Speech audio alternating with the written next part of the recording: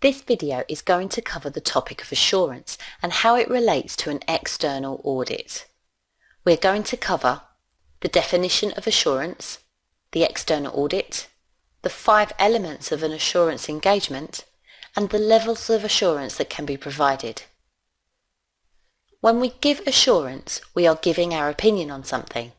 Therefore, an external audit is an example of giving assurance. To define assurance, we are given the following. A practitioner evaluates a subject matter, that is the responsibility of another party, against a criteria to express a conclusion to the user of the subject. To help remember this definition, we will highlight the key words: practitioner, subject matter, responsible party, conclusion, and user. We can apply this terminology to what we know about an external audit to see how it relates.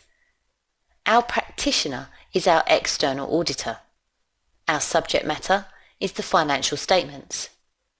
The responsible party is the client management. The conclusion is the audit opinion, and the users are the shareholders or other intended users. This definition applies to any other assurance provider also, for example, building surveyors for new properties, and by personalising the definition in this way, it helps remember the key terminology. By providing assurance, like the auditors provide assurance on the financial statements, you are giving confidence to the users when making decisions, and enhancing the credibility of the information in the financial statements. There are 5 elements of any assurance engagement. The 3 parties involved, the practitioner, the responsible party and the user. The subject matter. A suitable criteria which the subject matter is evaluated.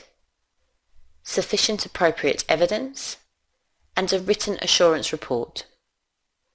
Therefore, for our external audit, the 3 parties are the auditor, the management and the shareholders.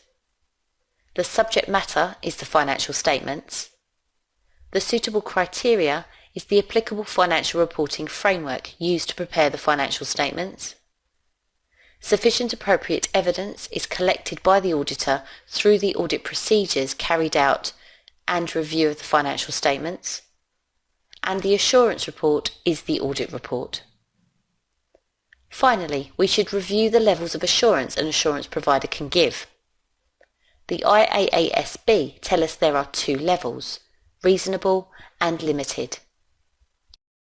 For reasonable assurance to be provided, the practitioner must provide sufficient appropriate evidence in order to form reasonable conclusions. This requires a high level of assurance to be provided, and so a high level of detail is provided in the practitioner's procedures. The practitioner will then issue a positive report or opinion. Therefore, our external auditor carries out thorough audit procedures to gather enough evidence which ensures an external audit provides reasonable assurance. The audit report is a positive report as it states that the financial statements are or are not true and fair. In comparison, a limited assurance engagement provides sufficient appropriate evidence in order to form limited conclusions. This requires a moderate level of assurance and a moderate level of detail required in the practitioner's work. The practitioner will then issue a negative report or opinion. Auditors may provide other services to their clients and may be asked to review information for them as a separate assignment. Therefore, to review something for a client requires less detailed work in comparison to an external audit. Also, when reviewing information regarding future events, for example a review of a cash flow forecast, it is impossible to give a positive opinion as we cannot predict future events. The wording is different in a negative opinion. Typically, the term "nothing has come to our attention" when reviewing is used in this type of report. To summarise this video, assurance is giving your opinion on something. External auditors are assurance providers. There are 5 elements of an assurance engagement: the 3 parties, the subject matter, the suitable criteria, the sufficient appropriate evidence, and the assurance report. and there are two levels of assurance that can be provided, reasonable and limited, with the external audit providing reasonable assurance. I hope you found this video useful. Thank you for watching. The aim of this video is to give you an understanding of the external auditor's role. The key areas to cover are understanding what is an audit, the expectation gap, the audit process, and the pros and cons of an external audit. An organisation has shareholders who invest money into the company, the directors who are then responsible for looking after that investment and reporting on how the company is performing, and the financial statements which are prepared by the directors so the shareholders can see how their investment is doing as well as other users to review for their own decisions.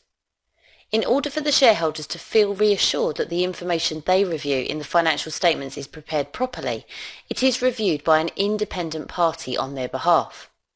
The independent party is the external auditor.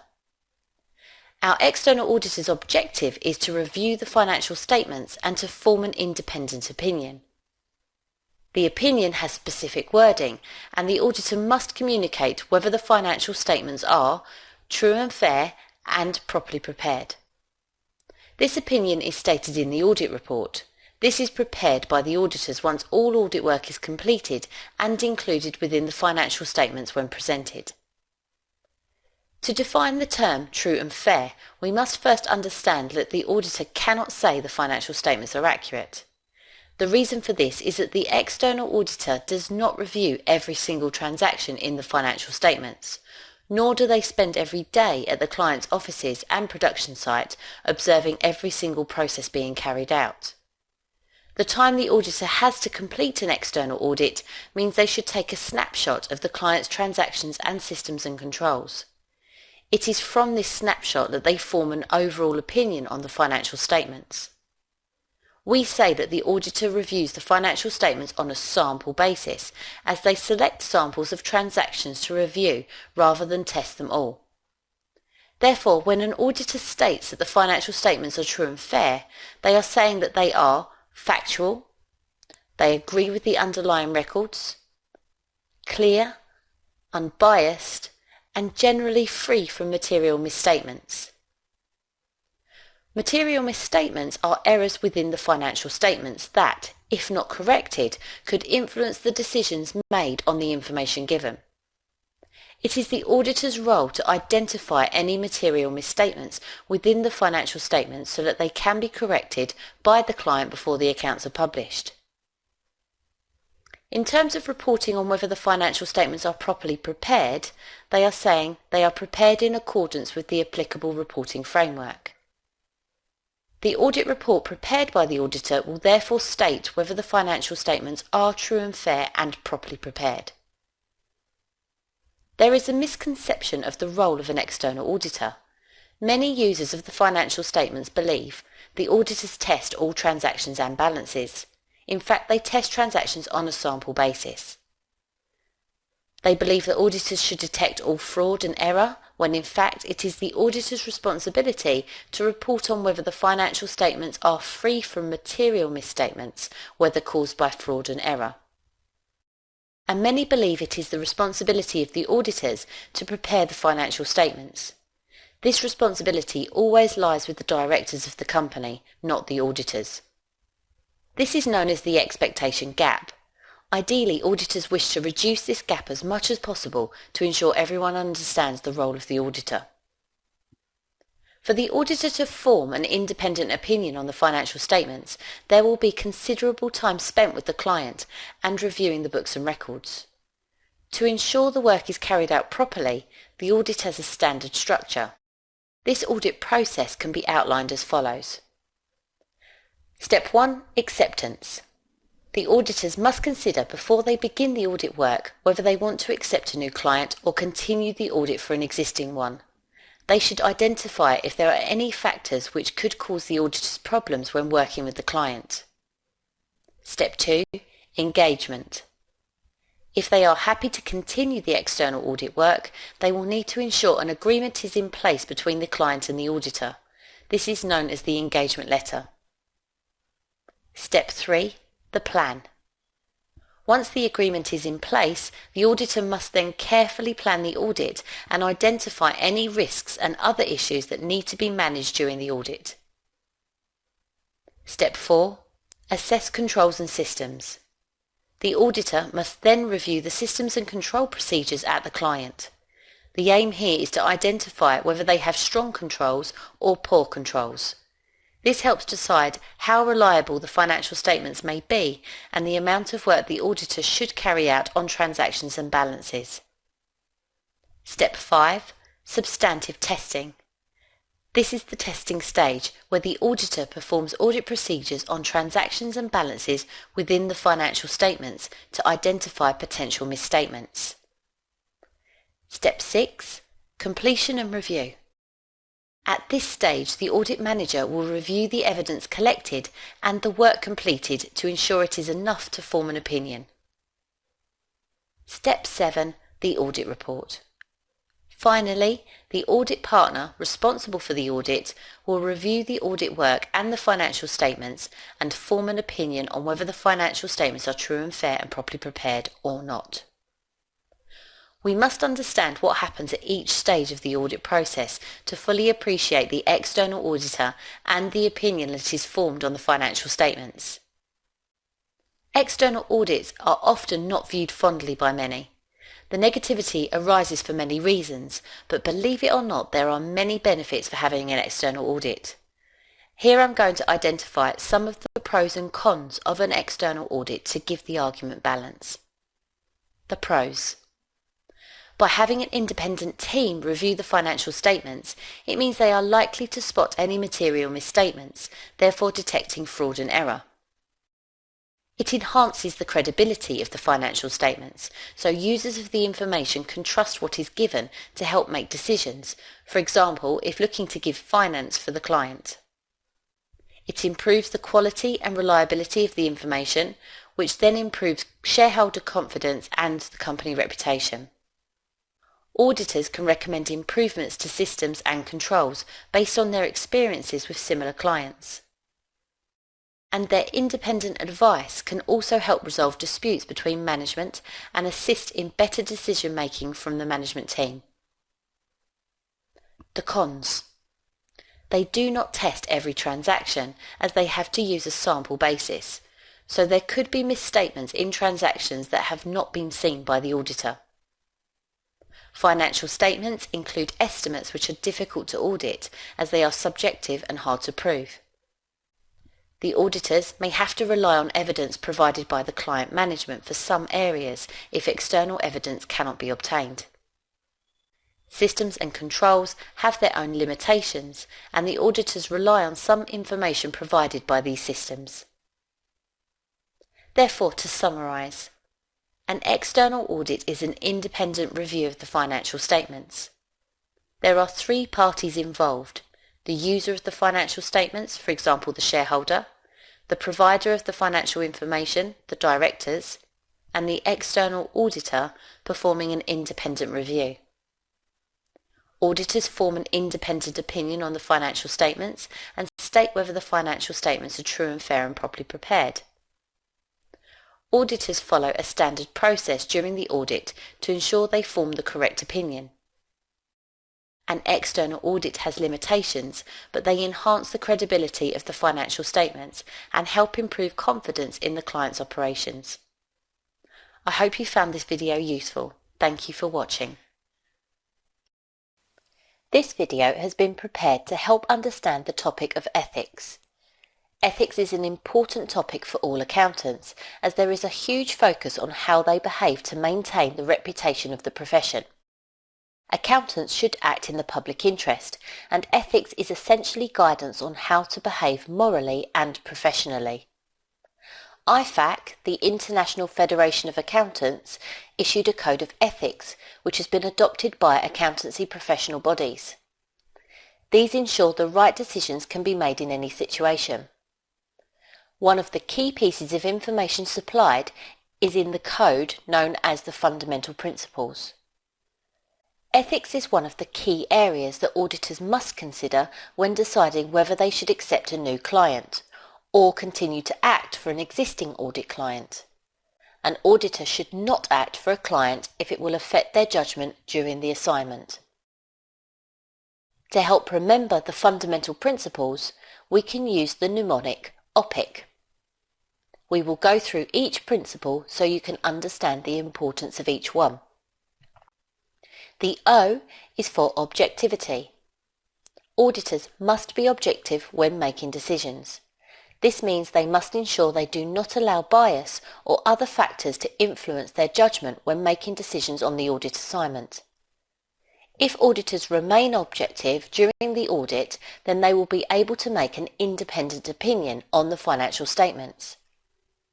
It is important for auditors to not only be independent, but to be seen to be independent by others. They therefore need to be careful not to be too connected to the client so they can maintain their objectivity. The P is for professional behaviour. Auditors must ensure they comply with relevant laws and regulations and act properly to ensure they maintain professional standards. At the end of the day, auditors are trusted to give an independent opinion, which is important to users making decisions based on these financial statements. Their opinion will only be taken seriously if they are regarded as someone to trust. The other P is for professional competence and due care. Auditors need to ensure that they maintain their professional knowledge and skill needed to do their work properly. They must also follow all relevant regulations, for example the auditing standards, in order to maintain the reputation of the profession.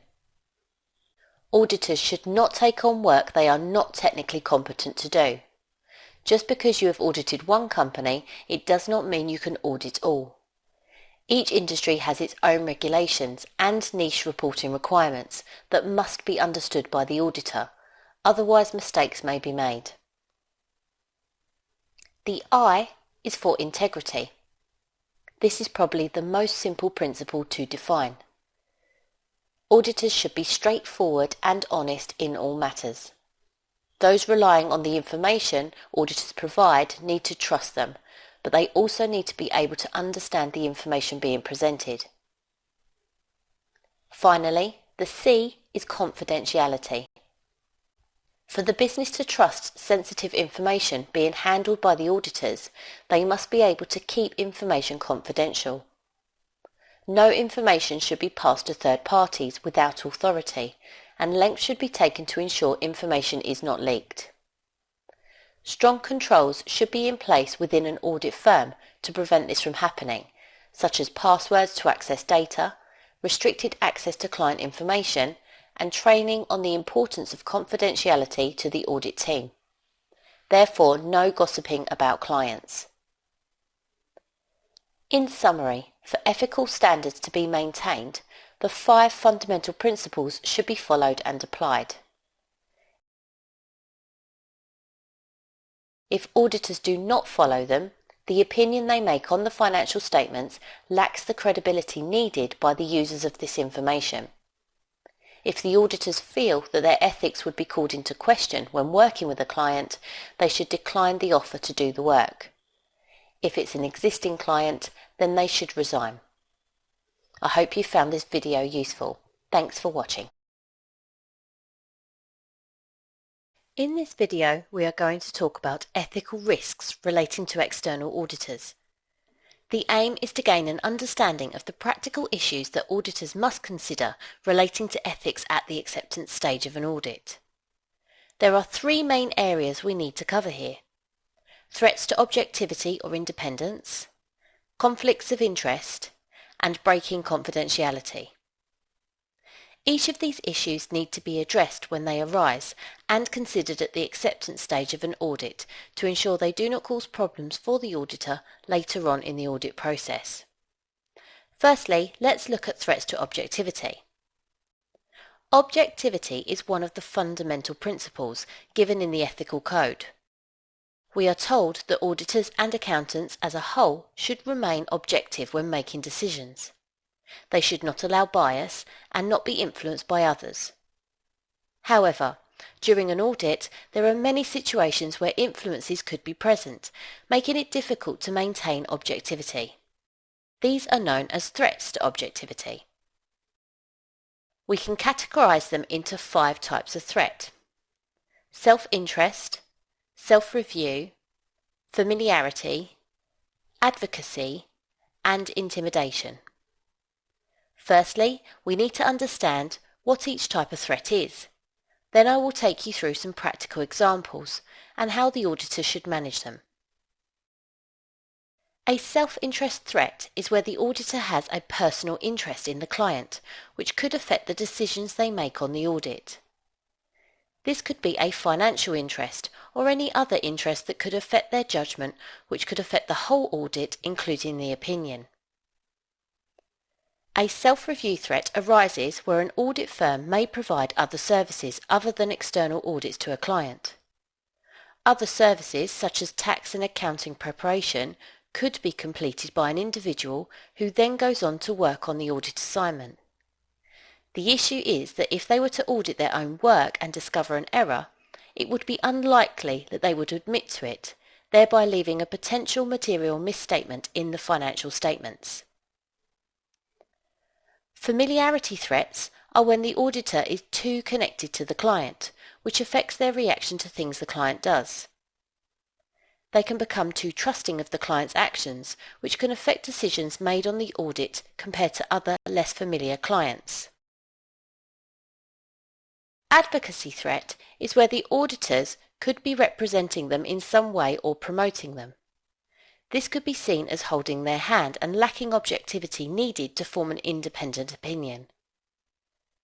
Finally, intimidation threat is where the client may put pressure on the auditors to threaten them in order to influence the outcome of the audit.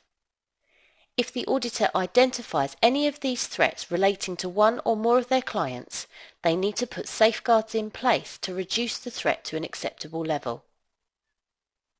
And so our next step is to identify some typical situations that auditors find themselves in relation to these threats and the necessary safeguards that you could recommend. Self-interest threats include owning shares in a client, being too dependent on client fees, and accepting gifts from clients. Owning shares in a client and auditing them could mean you have sensitive information available to your investment. If errors were discovered that reduced the profit, for example, you may not identify them to protect the return on your investment. You should therefore recommend that all shares are sold if taking part on an audit, or the individual should not be involved in the audit process. Being too dependent on client fees increases the need to keep them as a client. Auditors may therefore be too lenient with them and allow bias into decisions being made on the audit. The recommendations are that there are fee limits for clients within an audit firm. No more than 15% of total fee income should come from an individual client. This relates to recurring fees only, and regular fee reviews should take place on clients to ensure limits are not exceeded. Accepting gifts can be seen as a way to influence the audit. Auditors may want to please the client, so they continue to receive gifts which could affect decisions being made. The recommendation is to only accept modest gifts. If it is a small token, it is unlikely to affect the audit. Anything else should be politely declined. The auditors should also document any gifts offered on the audit file. Self-review threats include accounting and tax services, internal audit services, and if a client's staff join the audit firm. Provision of accounting or tax services is allowed as long as it is not a listed client. If listed, they must politely decline the offer. The same applies to internal audit services. If it is a listed client, it is not allowed. The general recommendation for provision of other services is, as long as it is not listed, separate teams should be used so individuals do not audit their own work. If a client member of staff joins the audit firm, they have a close connection to the client and may have personal feelings towards staff there which could affect their judgment. They could also technically be auditing their own work and may not identify mistakes made. It is recommended that they should not take part in the audit of this client for at least 2 years since their employment ended there. Familiarity threats include the length of time the client has been at the audit firm and family or friends working for the client. The longer the audit firm has worked with a client, naturally the less objective and more trusting they can become. The audit partner who is responsible for the audit should therefore be rotated on a regular basis to improve objectivity. 7 years is currently the recommended maximum that an audit partner should be working with a client. Family and friends working at a client would naturally cause problems for an auditor remaining objective and not allowing personal feelings affect their judgment. Therefore, the auditor should not take part in the audit assignment if they have family and friends working there. Advocacy threats include representing a client in court or any dispute, and negotiating on the client's behalf for finance. If representing a client to resolve a dispute or to assist in a court case happens, remember it is impossible to remain independent and work alongside them, speaking on their behalf. The same applies to negotiating on their behalf. The perception given by representing them means auditors would almost certainly not be seen as independent. The recommendation is that auditors are not allowed to act in this way. They must politely decline any offer of these services. Intimidation threats include overdue fees and litigation between clients and auditors. If fees are overdue, there is a risk the client is withholding fees to try and influence the outcome of the audit. The recommendation should be to discuss the issue with the client, then delay further work until the fee is paid. If there is a court case between the client and the audit firm, it is almost impossible to maintain a professional relationship and be objective during the audit process. The audit firm should therefore resign, as it is not possible to complete an audit assignment effectively. And so you should now have an understanding of the 5 threats to objectivity that an auditor may face, and also how to manage those threats if they arise. Our next step is to look at another ethical risk, conflicts of interest. A conflict of interest arises when the audit firm has the opportunity to audit 2 connected clients. For example, to audit 2 competitors or clients that are in a major supplier-customer relationship. This situation may arise if you have a client and due to your experience in that field you have been approached by the other client. It can also arise when audit firms merge together and they find that both parties have a client that is connected to the other. The main issue with a conflict of interest is confidentiality. Both clients will be concerned with sensitive information being leaked from one party to another, which the other client could react to. It is advised that audit firms should avoid conflicts wherever possible, but if a conflict is present, they should ensure sufficient safeguards are in place. The safeguards are as follows. The audit firm should discuss with both clients whether they are both happy to continue with the same audit firm. If it's a no, then they must decline the audit assignment or resign from one. If it is a yes, then they need to ensure confidentiality can be maintained. Having separate audit partners heading up the audit teams. Separate audit teams and offices, if possible, should be set up. Training on the importance of confidentiality should be given to all staff on either audit team.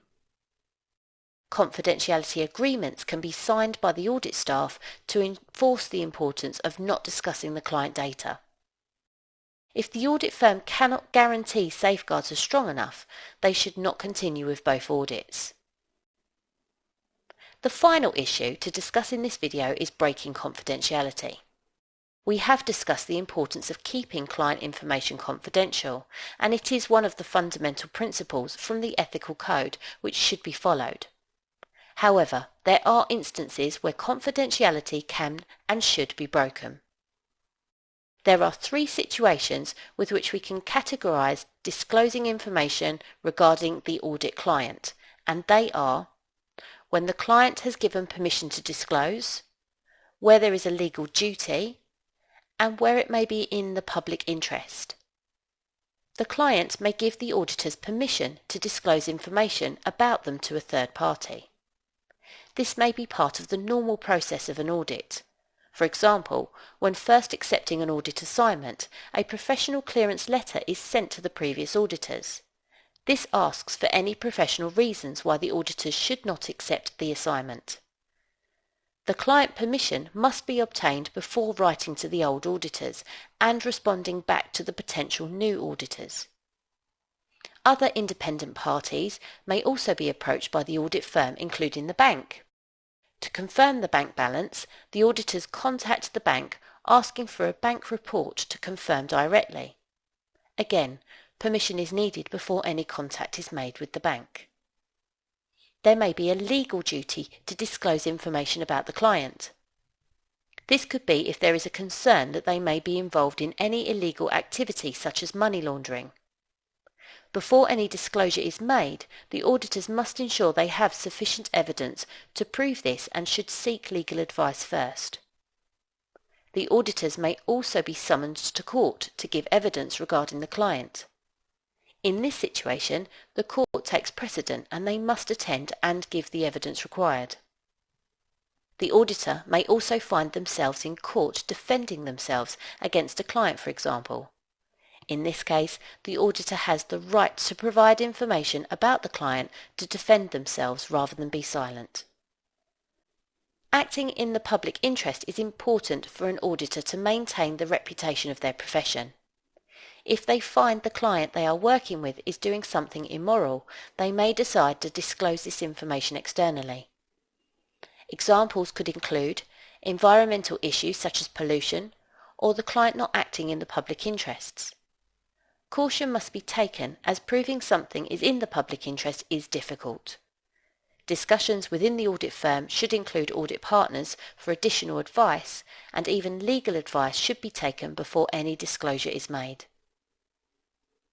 To summarise this video, we have covered ethical risks relating to auditors. These were threats to objectivity, conflicts of interest, and breaking confidentiality. All three issues are addressed at the acceptance stage of an audit to identify how likely it is that these issues will cause problems for the audit process. Confidentiality is then an ongoing issue for the auditors and should be considered if any of the issues mentioned arise when working for the client.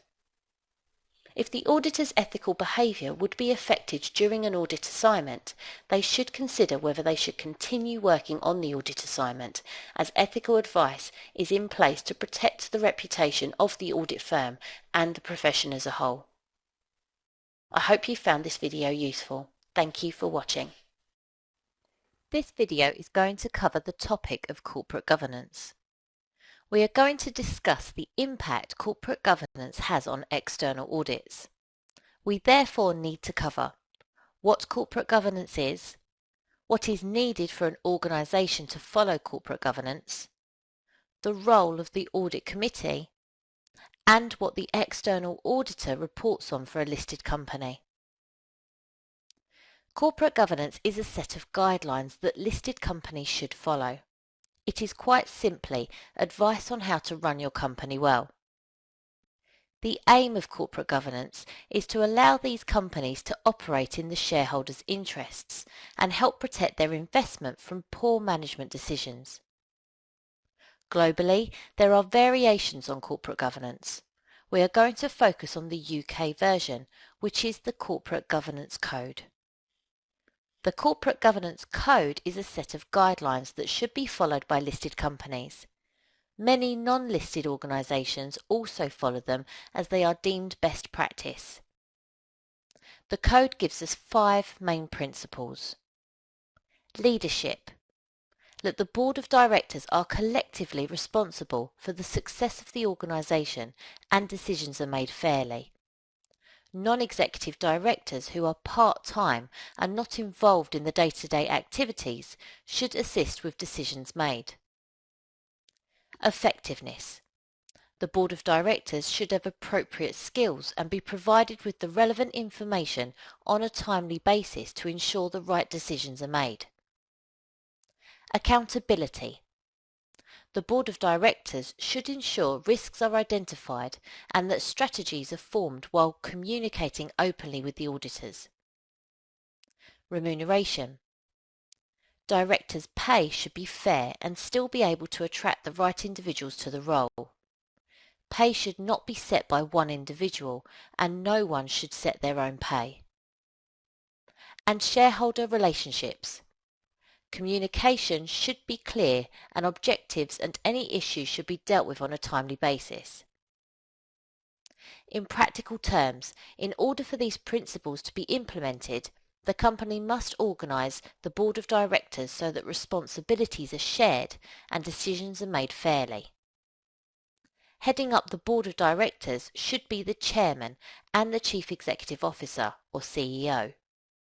The Chairman should be a non-executive director and lead the Board to ensure strategic decisions are made in the shareholders' interests. The next tier of management would consist of executive and non-executive directors. Executive directors run the company on a day-to-day basis, and non-executives monitor and assist in decisions being made. Ideally, there should be an equal board mix of the two types of directors. This tier of management would then form committees who take on responsibilities for the company. The committees are the Audit Committee, the Risk Committee, the Remuneration Committee, and the Nomination Committee. The Audit Committee is responsible for financial reporting and system control matters. It should be comprised of at least 3 non-executive directors. 2 is permitted for smaller companies. At least 1 should have finance experience, which makes sense given the responsibilities they are taking on for the company.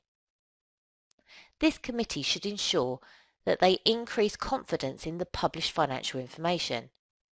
They liaise and advise the Board of Directors to ensure they meet the responsibilities for providing financial information, and improve independence of the external auditor as they communicate directly with them. Some of the responsibilities of the Audit Committee include reviewing the internal controls and recommending changes, often with the assistance of the internal auditor, communicating with the internal and external auditors, reviewing the reliability of the financial statements, recommending the appointment and removal of external auditors, and arranging for a confidential whistleblowing system for employees and potentially investigate any issues found. As this committee improves confidence, credibility, expertise and the control environment, it is a welcomed recommendation for shareholders. It may be difficult to find the right individuals with the necessary skills, and these individuals may prove expensive for the company. The Risk Committee are responsible for assessing the risks associated with the company and recommending the best approach to reduce these risks. This committee is also made up of non-executive directors, whose role is to identify risks and ways to manage those risks. Once identified, they need to prioritise them in order of importance and then assess whether the risk can be transferred to another party, for example by an insurance cover, be avoided altogether, be reduced by improving controls, or, if not likely to happen and low impact risks, be accepted. Business risks must be reviewed and reported to the board regularly to ensure that they are identified in a timely manner. This is an ongoing process for the committee, as the risks can come from the company itself and from external factors, for example, changes in regulations and economic climate changes. The Remuneration Committee set pay for the Board of Directors. Remember, the Corporate Governance Code recommends pay is not set by an individual and is fair but competitive. The Remuneration Committee is therefore made up of non-executive directors to ensure the executive directors are not paid excessive amounts, performance is considered in the decisions, and they are not setting their own pay. The Nomination Committee is responsible for appointing directors to the board.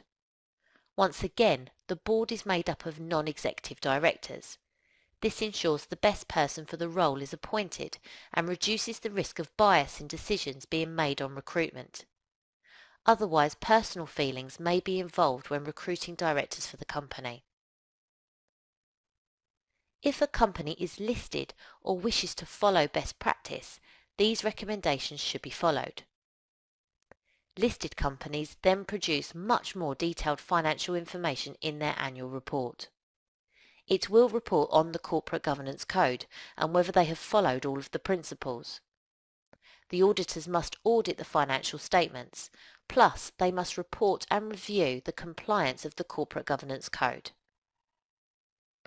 The auditors must prepare their audit report and report on whether the financial statements are true and fair.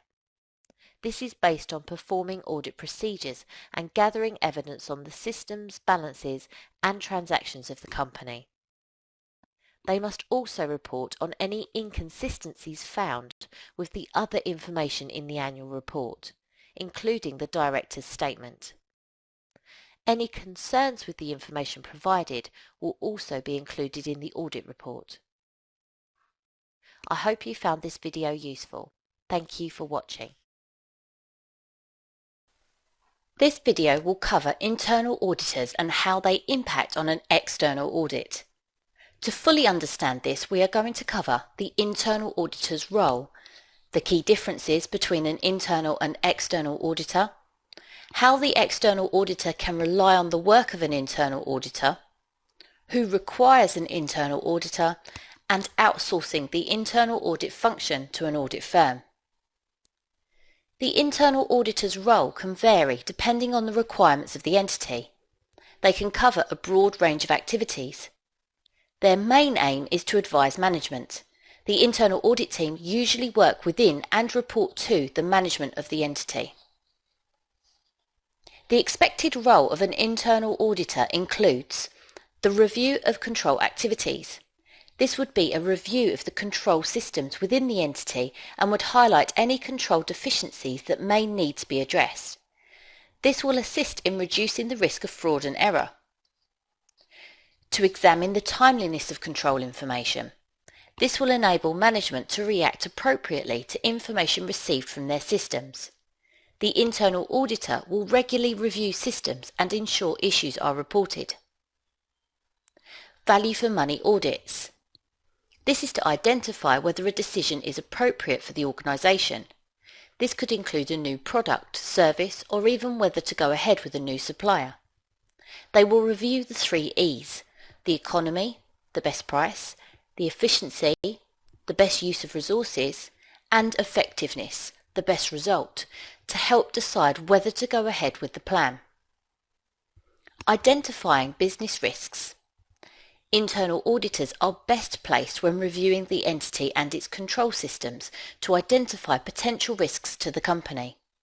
They will then report these to management and recommend how the entity can reduce that risk. They will examine compliance.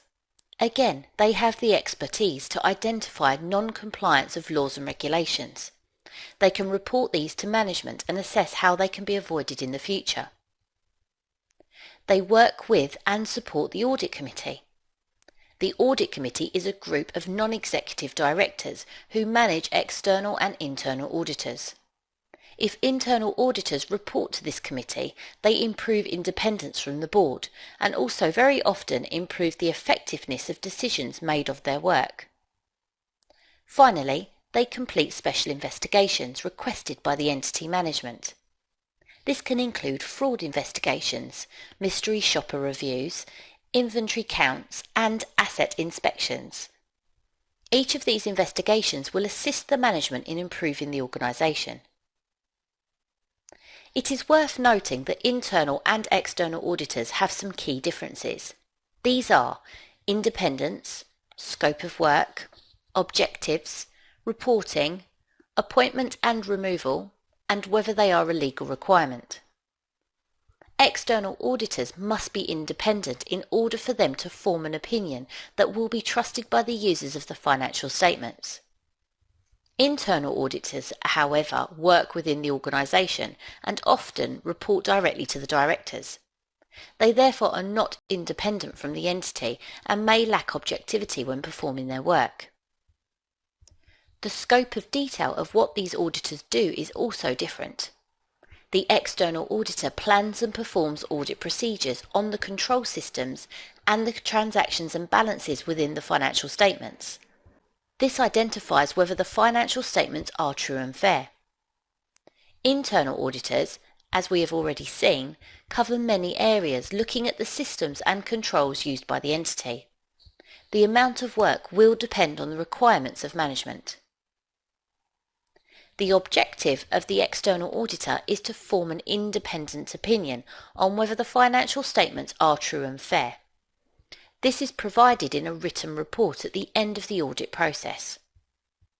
The objective of an internal auditor is to advise management and improve the control systems. External auditors report to the shareholders of the entity. Internal auditors report to the directors or the audit committee if available. External auditors are appointed and removed by the shareholders. This is done by vote, usually at the AGM. Internal auditors are appointed and removed by the board of directors or the audit committee if available. An external audit is required by law. There may be exemptions. For example, in the UK, there is a small company exemption which allows smaller companies to not carry out an audit, but all medium to large size companies will need one. Internal audits are not required by law. They are recommended by corporate governance to ensure sound control systems. External auditors may be able to use some of the work that an internal auditor produces. For example, the review of control systems to highlight deficiencies and testing of control systems is something that the external auditor carries out as part of their audit work.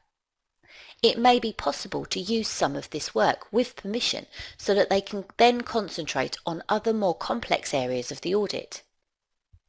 Before they decide whether they can use the work of the internal auditor, they must consider how reliable it is. Considerations would be the scope of work. They would address how much detail has gone into the work, as external auditors must provide reasonable assurance on the work they carry out. The technical competence. They would need to review the experience and qualifications of the internal audit team. The report quality. They would need to identify whether there is enough written evidence to ensure it forms sufficient appropriate evidence for the audit. Independence. If the internal auditors report to the audit committee, this would improve independence and also how reliable they would be for the external auditor. Based on what we've just mentioned, the external auditor would then decide whether they can use some of the internal auditor's work as evidence. Not all companies require an internal auditor. For example, if the company has simple systems, is small in size and only one location, there is very little need to have the internal auditor support the organisation. There are some indicators of requiring an internal audit function, including if the company is large, if it has complex systems and regulations that must be followed, if it is listed on the stock exchange, if it has been known to have problems, for example, fraud or internal control deficiencies that led to fraud and error. Each organisation must decide whether an internal audit function would benefit them and fit in the plans for their future. If an entity would benefit from an internal audit department, but it is not prepared to have a full-time employed internal audit function, they may outsource. Audit firms have the expertise to take on the role of an internal auditor for the organisation. Many have internal audit departments with dedicated staff who work on assignments for these clients and assist the management with the role of the internal auditor. This setup has many advantages and disadvantages. The advantages are: it can be cost effective, as using an external audit firm to take on a short-term assignment would be cheaper than having an employed internal auditor or internal audit team. This option also removes employment costs such as recruitment and tax. Audit firms may have more specialised skills from the experience they gain with other clients. This means the company may benefit more from the work completed by an outsourced function. This option increases independence for the internal auditor. If the internal auditor is not employed by the management and working full-time, then their work may be seen as more reliable. It reduces the burden of having a department to manage. It will allow them to focus on more important areas.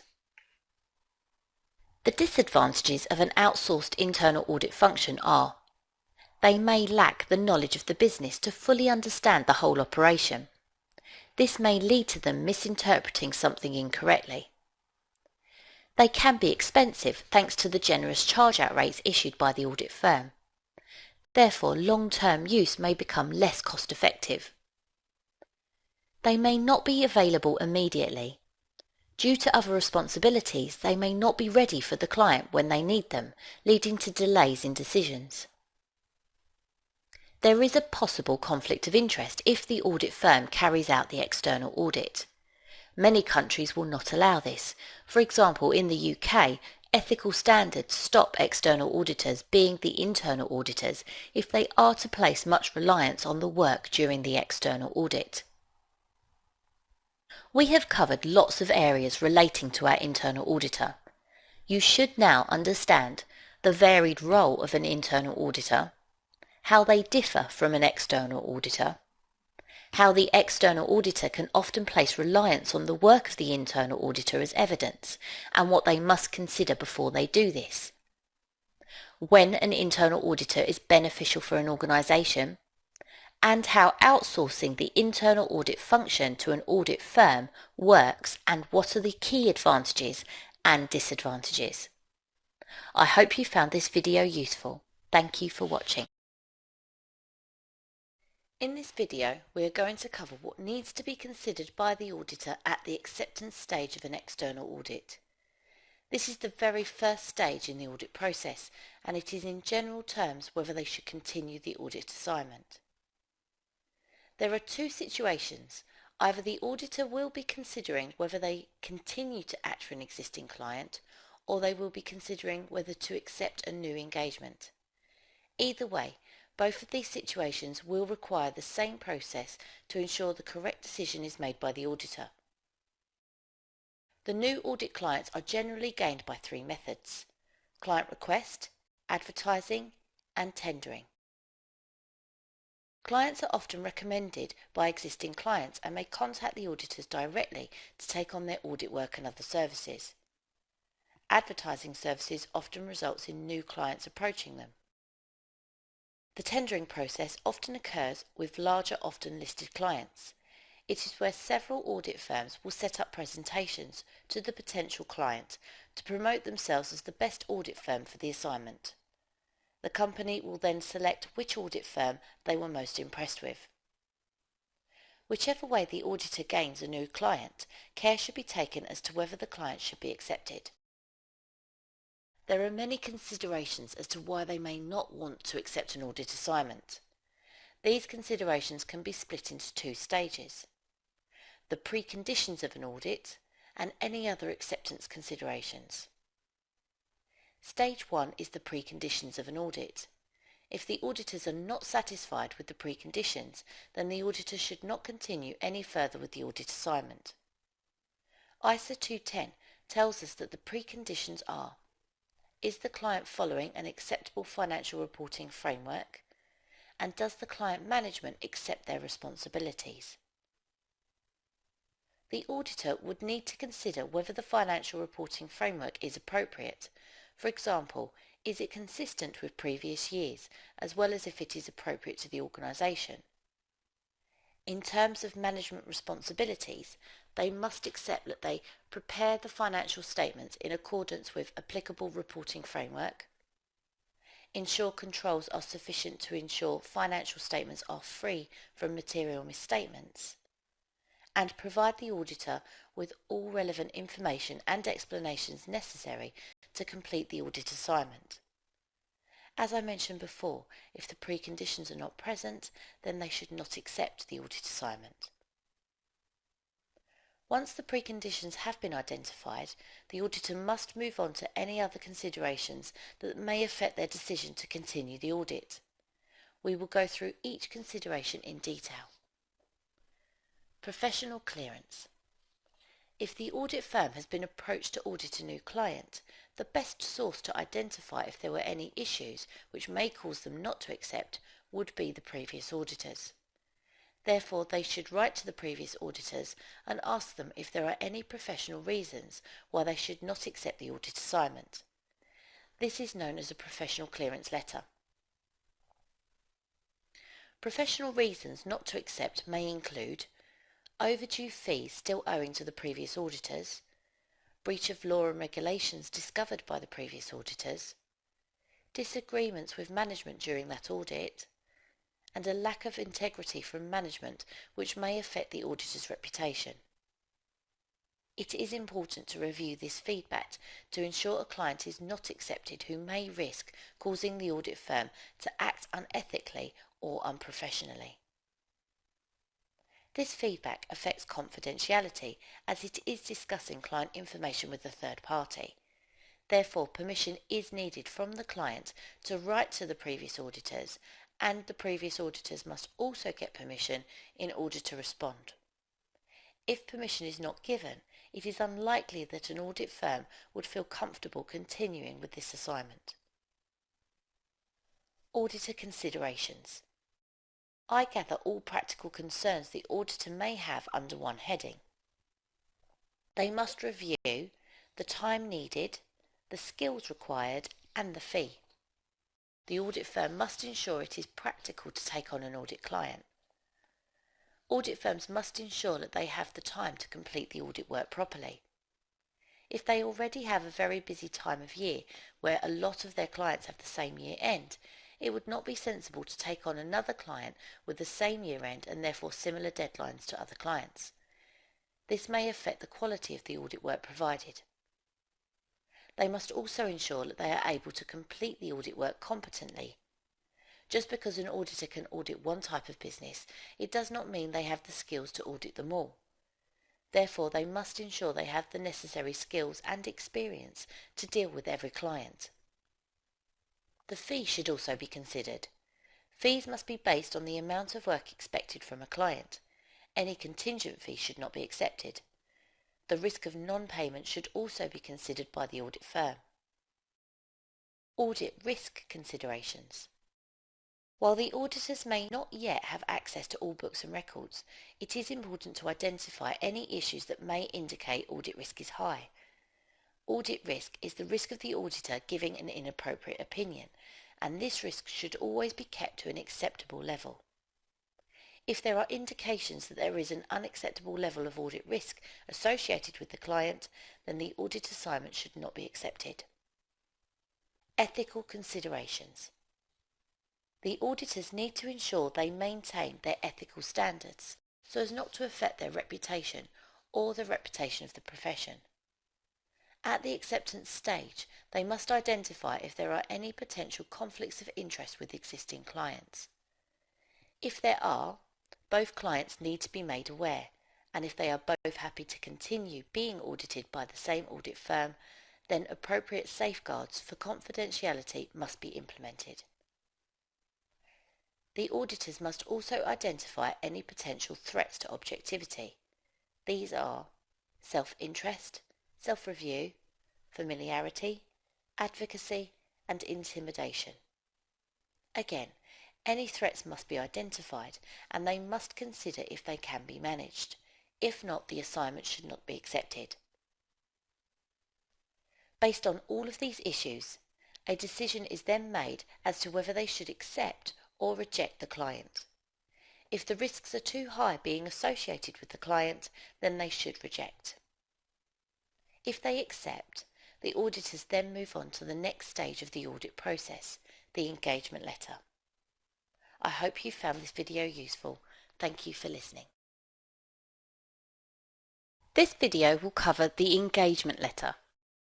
The engagement letter is an agreement that is put in place at the start of the audit process.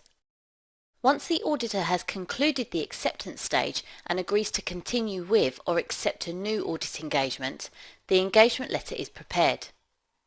In this video we must cover the purpose, ISA 210 agreeing the terms of audit engagements, and the contents of an engagement letter.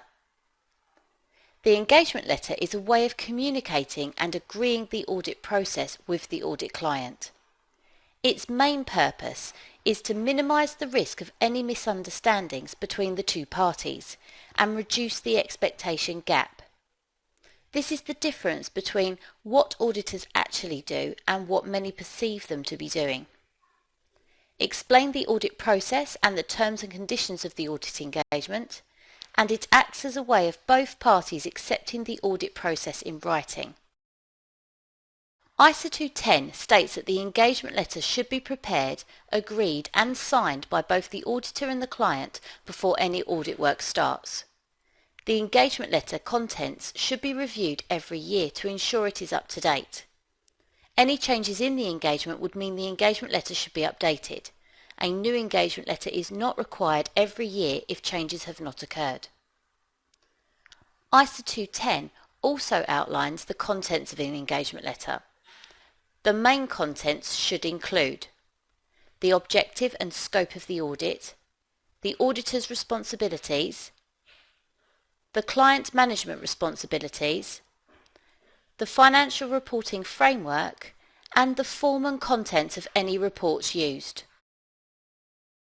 The objective of the audit is to provide sufficient appropriate evidence to form an independent opinion on the financial statements.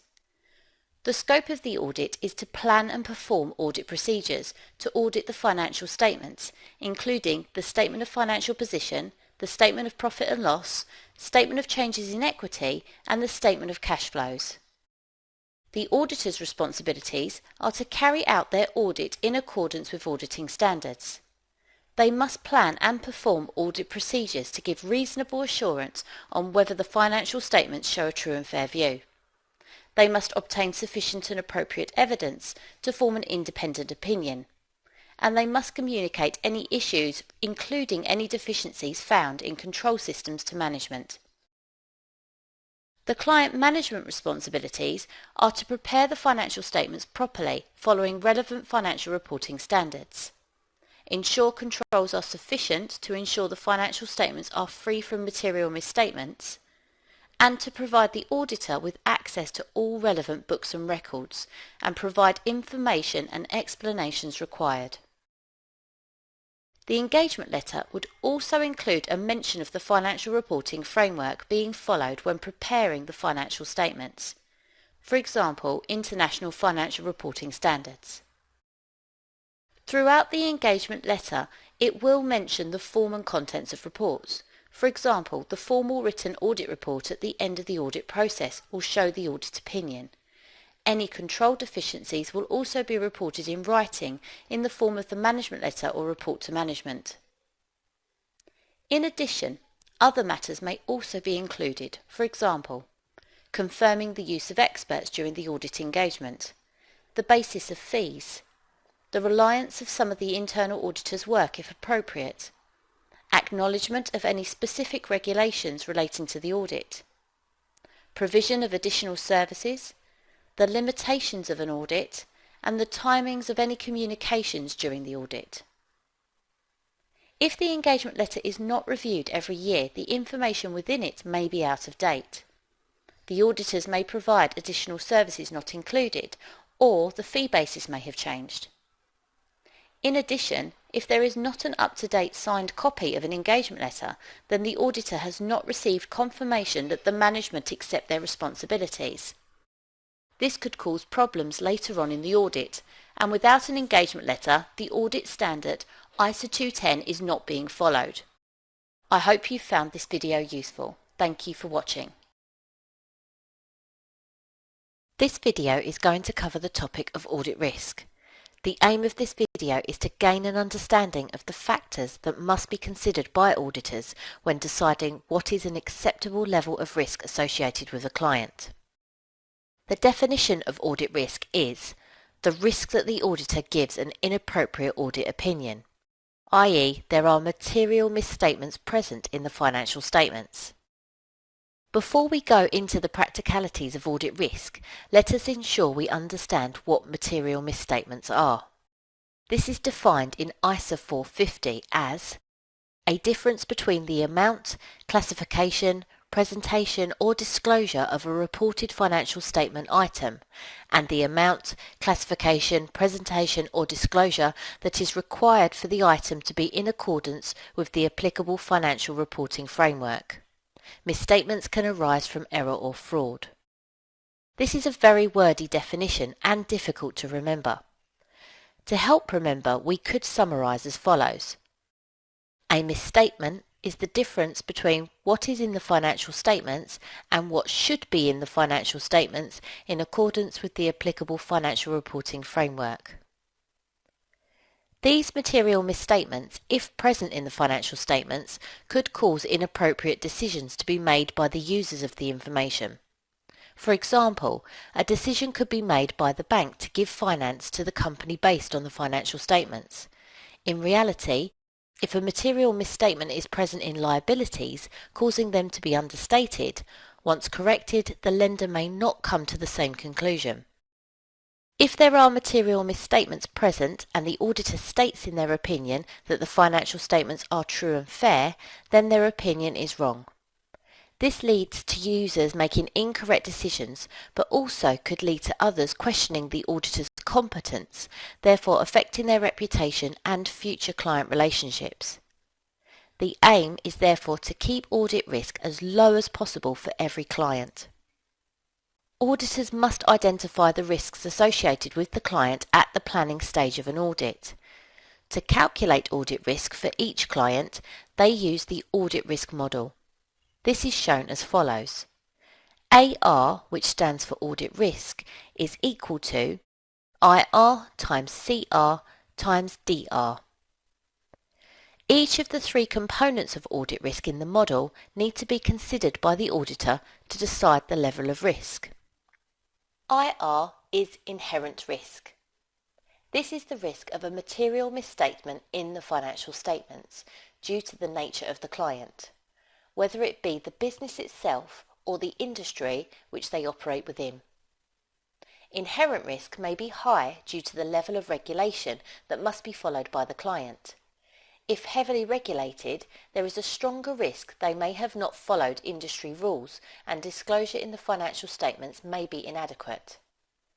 It could also be related to what they trade in or produce, for example. If the products are frequently being improved and replaced by new products, there is a risk inventory held in the financial statements may not be valued correctly, leading to material misstatements. Clients trading in technology are always high inherent risk clients. The auditor cannot change the level of inherent risk. They must identify it and then plan how to manage it. CR is control risk. This is the risk of a material misstatement in the financial statements due to poor client controls. Control risk may be high due to the financial reporting system itself. For example, it may not be integrated with other systems which provide it with information. If human input is required, this increases the risk of misstatements being present.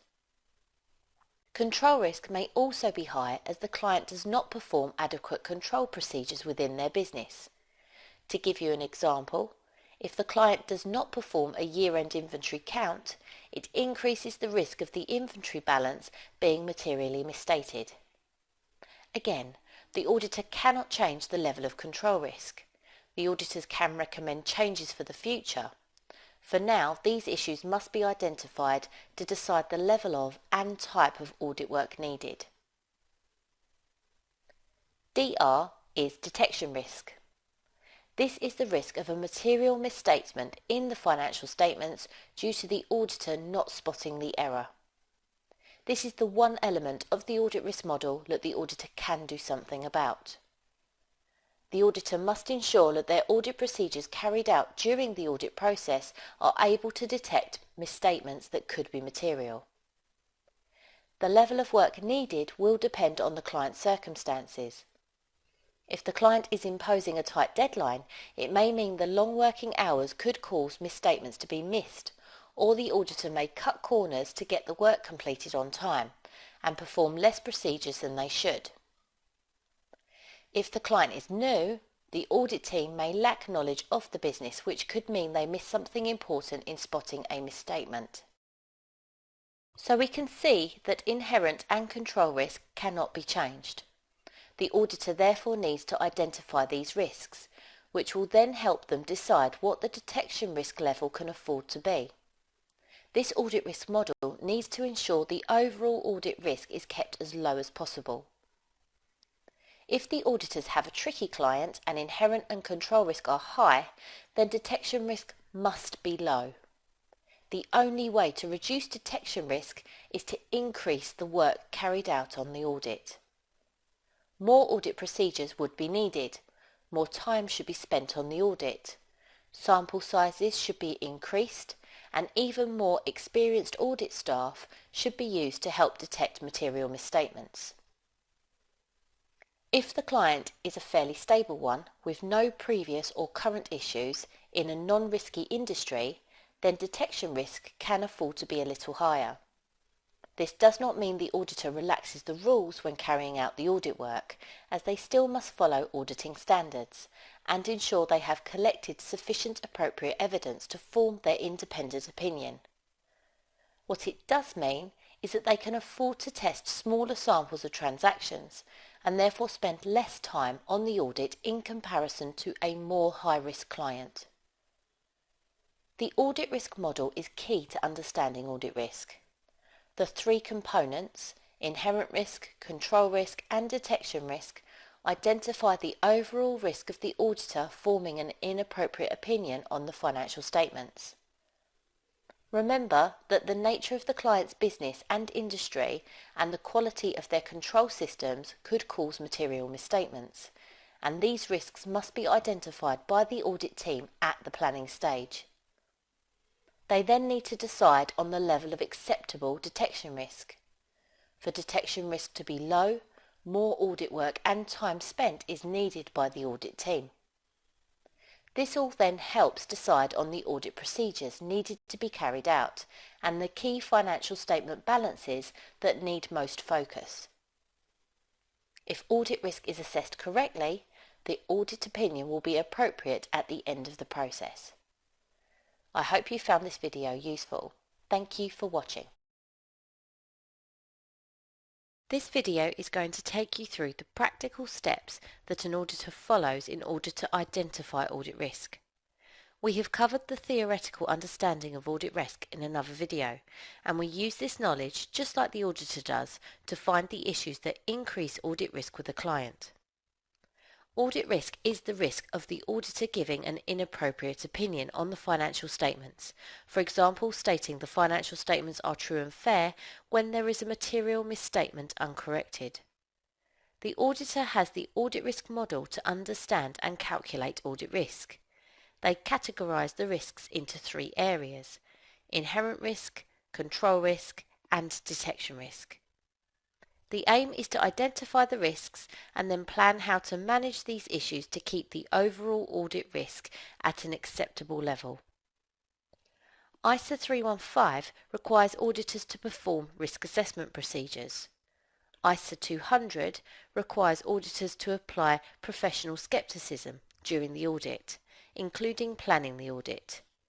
This means they must be alert to issues that may cause misstatements and have a questioning mind when carrying out their work.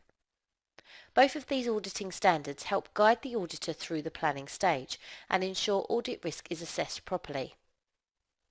The auditor must somehow identify audit risks so they can be included in the plan. The risk assessment includes two main pieces of work carried out at this stage: understanding the entity and its environment, and using analytical procedures. Both of these methods will help identify potential material misstatements and will allow the auditor to factor in the time and work needed to ensure their opinion is an appropriate one.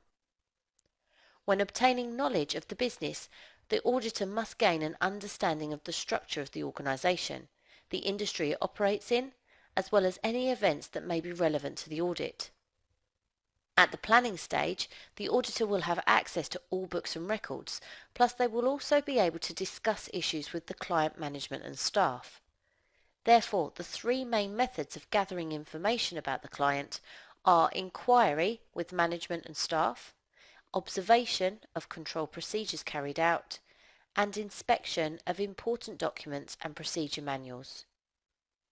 To understand an entity fully, the auditor must gather information on the following: industry and other external factors that impact on the client and its accounts, laws and regulations directly affecting the operations and financial statements, the client organisational structure, including how it operates, who owns it, any investment it makes, and the management structure, the accounting policies it follows, the client business plan and risks, the financial performance, and internal controls. This is a lot of information to gather at the planning stage. However, there are many sources where this information can be obtained.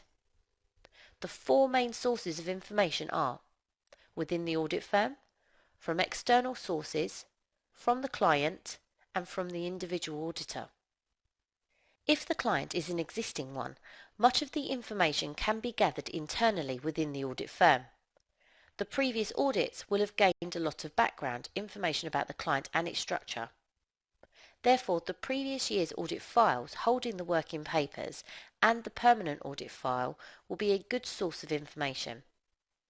Discussions with the audit partner, who will have much knowledge about the client, along with the audit manager, is also advisable.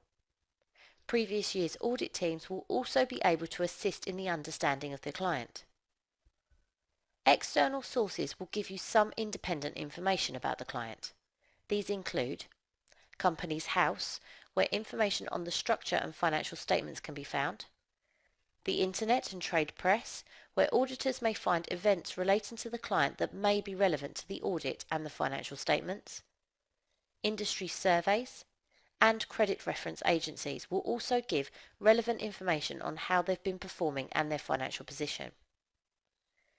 Information from the client regarding their systems and controls and any events relevant can be obtained from the following: discussions with client management and staff, observation of procedures, their website and any brochures.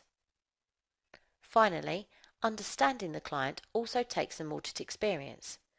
Past experience from similar clients, for example, will ensure the auditor can identify what is necessary for this particular audit.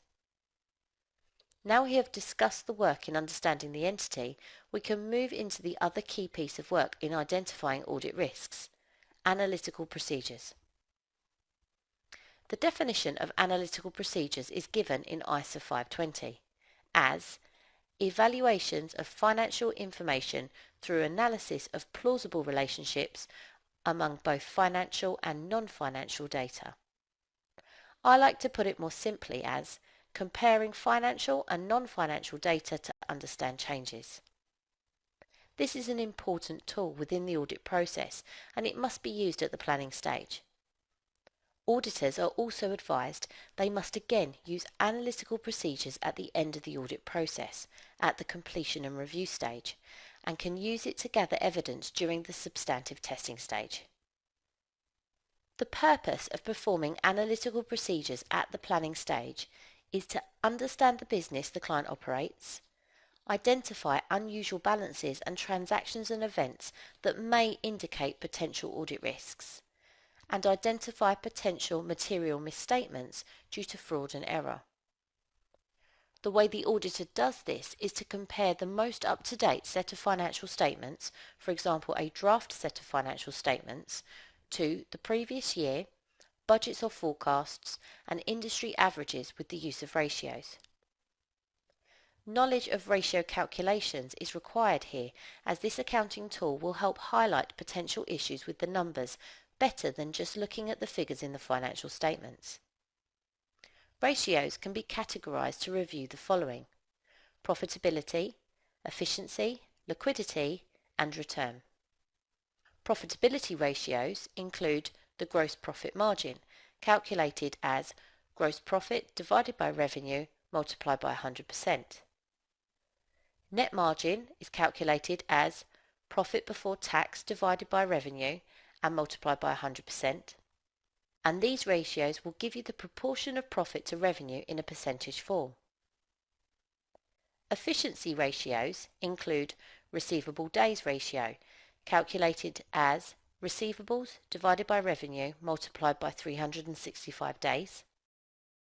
Payable days ratio, calculated as payables divided by purchases multiplied by 365 days.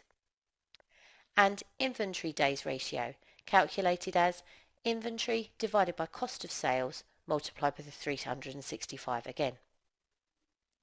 These ratios will give you the average number of days customers take to pay, the client pays suppliers, and inventory is held in the business.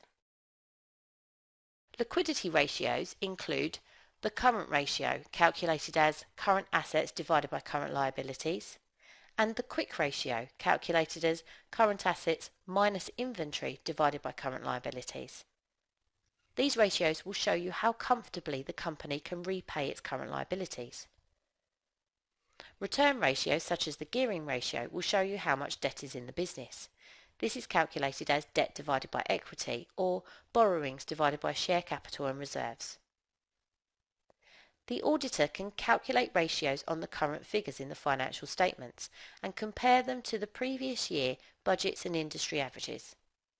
This will then highlight unusual differences in results, which can then be investigated in more detail during the audit.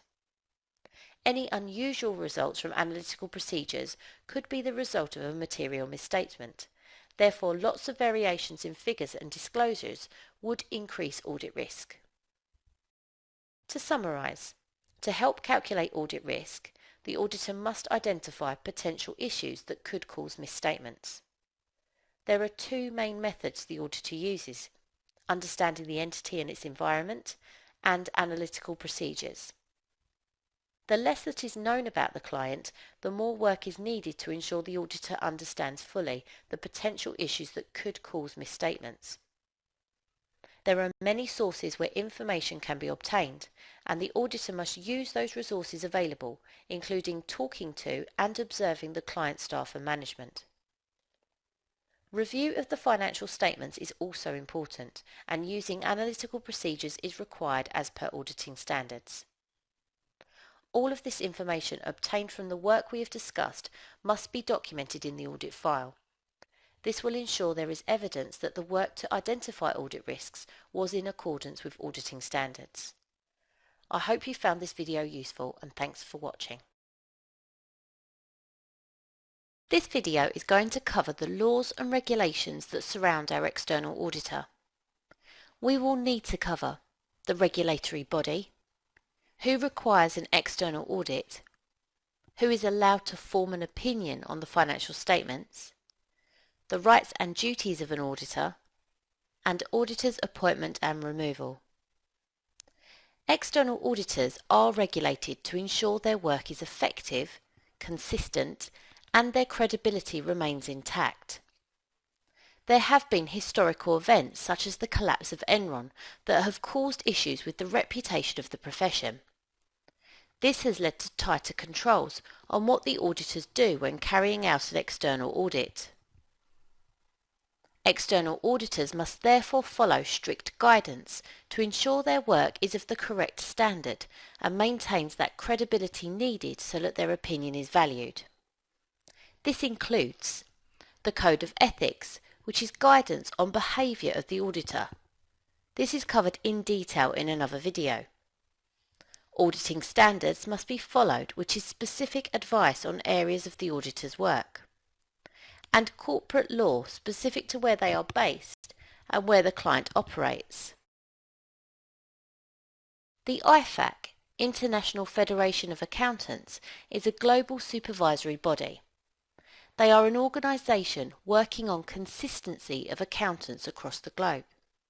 They have subgroups which then take on specific, more detailed responsibilities for each area of the profession.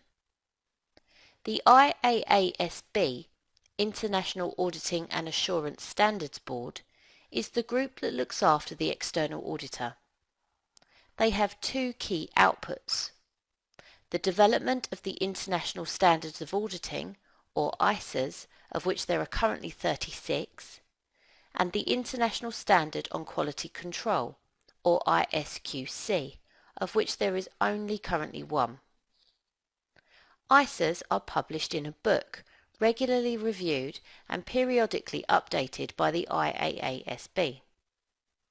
Each ISA gives the auditor specific guidance on elements of the audit process and must be understood and followed by the auditor. Only in exceptional cases would an auditor be able to depart from the standard guidance. Their decision would need to be justified. For a new ISA to be developed, there is a lengthy process. This will include lots of discussions with interested parties and debates over whether a new standard should be created or a current one adapted. The steps include a debate within the IAASB on the issue. If concluded there is a need for a change in the ISAs, they will issue an exposure draft, which is a draft of the standard made public for feedback from interested parties. Comments from external parties are taken on board and approval from the IAASB is sought. Finally, the new or adapted ISA is published. Many countries may have created their own version of auditing standards and choose not to follow the international ones. This is permitted as the IFAC has no legal standing in each country. In the UK, the Financial Reporting Council has adopted and modified the International Auditing Standards. In addition to auditing standards, the auditor must also ensure they follow relevant corporate law. Corporate law differs from one country to another, so we are going to look at the general requirements for an auditor from UK law and the Companies Act 2006. Registered companies are required to have an external audit. In the UK, there is a small companies exemption, which allows small companies to not appoint external auditors. These companies need to have revenue at less than 6.5 million. They can still have an external audit if they wish, but there is no legal requirement.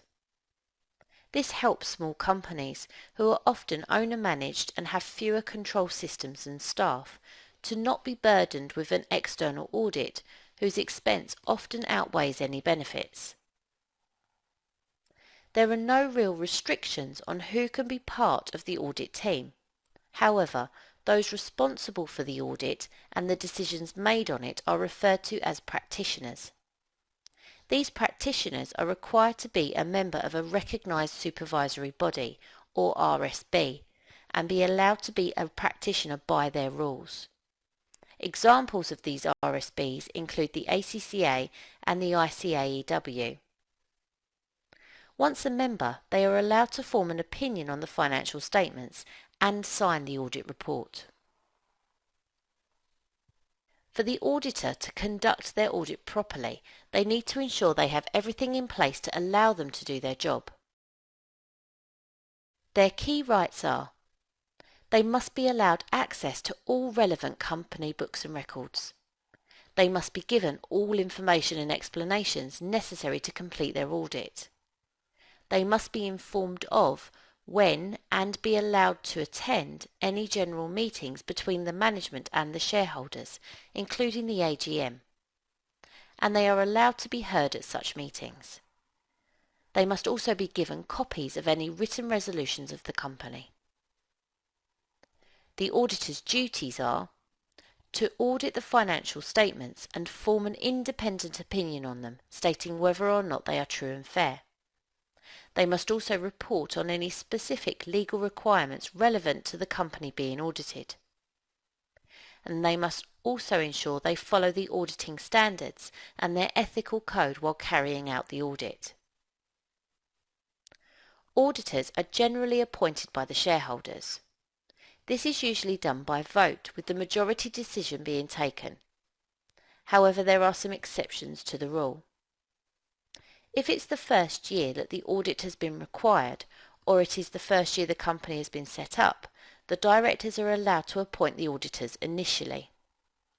This is to ensure that they have an auditor in place as soon as possible, rather than waiting until the AGM at the end of the year.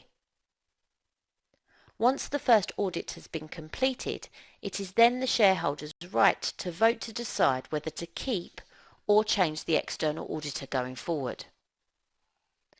If neither the directors or shareholders have appointed the auditors, and deadlines for submission of an audit report have passed, then the government would usually step in. They would then appoint an audit firm to complete the work for the company. This is an extreme measure and is quite rare, but the rules are in place to deal with this if it happens. There are two main situations where an auditor would no longer act for the company. Either they are no longer able to act for them and resign as auditors, or they are sacked or removed. There are many reasons why the auditors may resign. It may be that being the auditor could affect their ethical behaviour, or the integrity of the directors and their relationship with them has changed, and they feel they should not continue with the audit. Whatever the reason, the auditors must notify the company and the shareholders in writing as soon as possible. They issue a statement of circumstances, which gives the reasons for the resignation, and would then be available to assist with a handover to the next audit firm appointed. The shareholders will be responsible for removing the auditors. If the majority vote to remove or sack the auditors, then they continue with this decision. Once decided, the shareholders then need to inform the directors and the auditors. Notice is given to both the directors and auditors. Written confirmation is sent to both parties, informing them of the decision and giving notice to ensure any issues are tied up before the auditor leaves. If the auditor feels that the decision is unjust, they have the right to send a response to all parties explaining why they should not be removed. To summarise, auditors are regulated by the IAASB. They are expected to follow the auditing standards and ethical code when carrying out their work as an auditor. They must also follow any other relevant laws and regulations, for example, local legislation that is relevant when working for the client. The laws and regulations not only ensure the auditor carries out their work properly, but it also protects the auditor, for example, giving them rights that enable them to carry out their work with few complications. Not every country follows international auditing standards. Many countries may have their own set of auditing standards. However, very often, like in the UK, the international standards are adopted with some modifications. I hope you found this video useful. Thank you for watching. This video will cover how fraud relating to an audit client is managed by the audit team. ISO 240, the auditor's responsibilities relating to fraud, tells us that the auditors have a duty to identify and communicate any evidence found that fraud is present. Auditors have a responsibility to obtain reasonable assurance that the financial statements as a whole are free from material misstatements, whether they arise from fraud or error. The key difference between fraud and error is whether the misstatement was intentional or not. Fraud is criminal activity. There are two types the auditor may see. One is where there is a deliberate misstatement in the financial statements. This is known as fraudulent financial reporting. The other is the theft of company assets or misappropriation of assets. The auditing standard does not state that it is the auditor's responsibility to prove whether fraud has happened. Their responsibility is to identify misstatements during the audit process and assess whether they are as a result of fraud or error.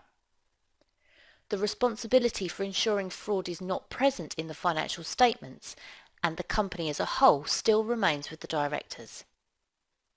This is sometimes referred to as a primary responsibility towards fraud, with the auditor's responsibility being referred to as secondary. This is because the auditors are given some responsibility, not all, as they assess the risk of fraud based on the systems and transactions reviewed during the audit process. For the auditor to maintain their responsibility, they must maintain professional skepticism throughout the audit process. An inquiring mind can open up things that have been concealed within the organisation. Assess any audit risks that could lead to fraud.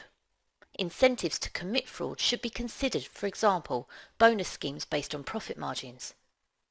Generally assess the risk of material misstatements for the entity.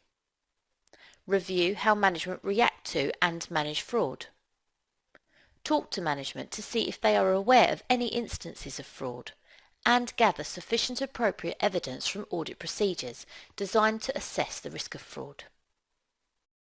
If the risk of fraud is high, the auditor must plan appropriate procedures to ensure that they are in the best position to detect fraud.